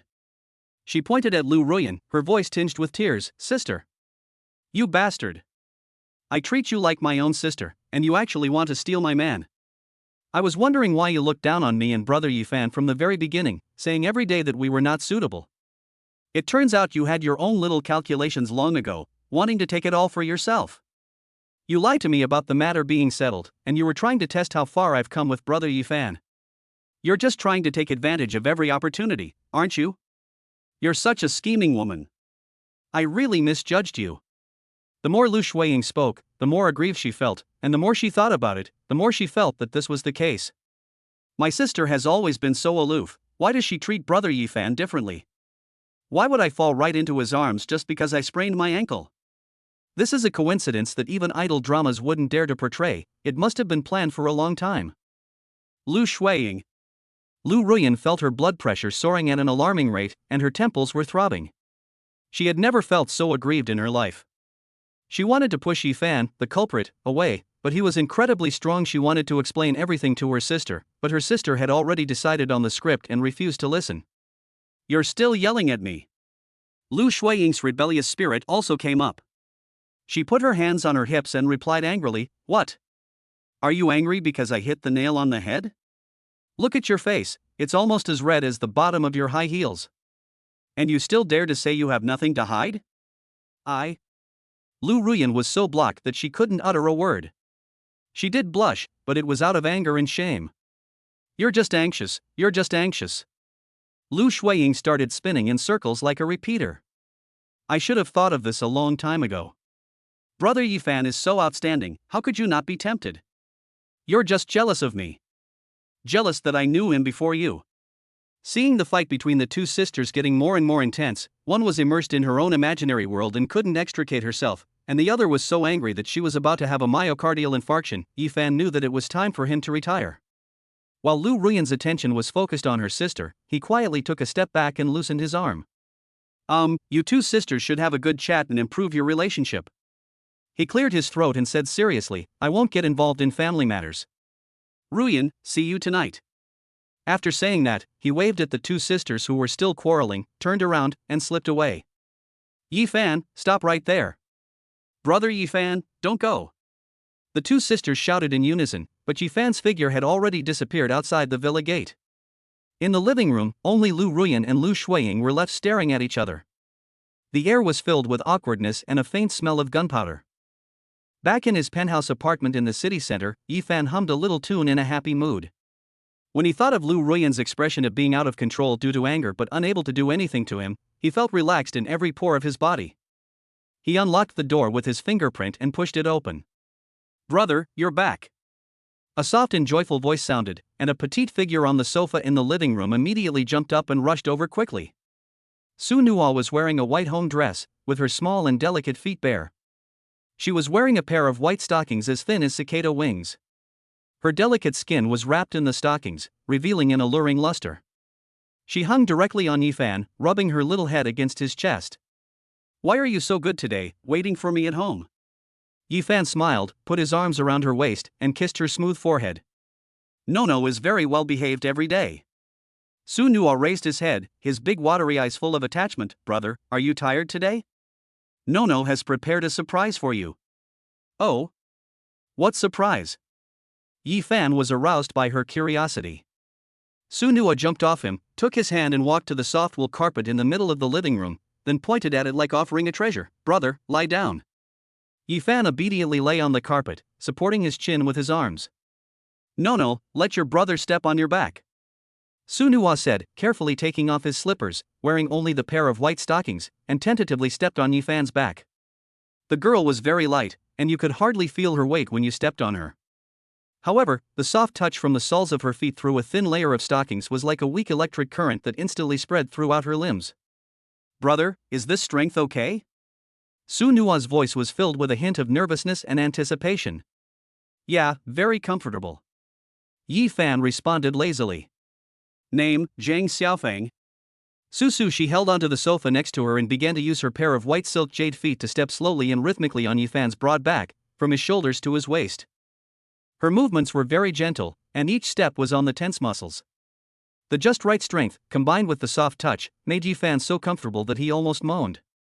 All the disturbances during the day and the farce caused by the Lu sisters seemed to be dispelled at this moment. Who did Nuonuo learn this skill from? Yi-fan asked with his eyes closed in enjoyment. I watched a video tutorial online. Su Nuo's voice was filled with a hint of pride. They said this can help people relax, so Nuo wanted to learn it and step on it for his brother. His brother works so hard, and Nuo wanted to help him share a little bit of the burden. Yi-fan's heart warmed up, and he patted her ankle with his backhand. Our Nuonuo is really sensible. Su Nuo's cheeks flushed slightly, but he didn't stop moving. The two chatted casually. By the way, brother, did you encounter anything interesting today? Something fun? Yi-fan thought for a moment and decided to tease her. Today, I met a pair of sisters. They were so beautiful. They almost got into a fight over me. Humph. Brother is flirting with girls outside again. Su Nuo's tone immediately took on a barely perceptible sourness, and he deliberately increased the strength of his footsteps. No, it's just that your brother is so charming that no one can resist him. Yi-fan laughed and continued to talk nonsense. That sister was quite fierce. She said she would hang me up and beat me, but she twisted her ankle and fell directly into my arms. Isn't that a coincidence? Ah. And then what? And then what? Su Nuo's curiosity was immediately aroused, and he even forgot to be jealous. Then her sister rushed over, pointed at us and said, "Okay, I caught you too, you were stealing the house." Yi-fan imitated Lu Shuiying's tone vividly. Stealing the house? Ha ha ha. Su Nuo was amused by Yi-fan's funny look, and his feet suddenly became unstable and he lost his balance. Oops. She screamed and fell forward uncontrollably. Yi-fan only felt his back soften, and a warm breath with the sweet body fragrance of a young girl rushed towards him.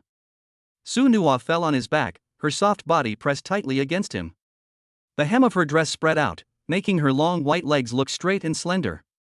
Su Nuo lay on Yi-fan's back, his cheeks burning and his heart beating wildly. She could clearly feel the warmth and firm muscle outline of her brother's back, and her nose was filled with his unique scent that made her feel at ease and infatuated.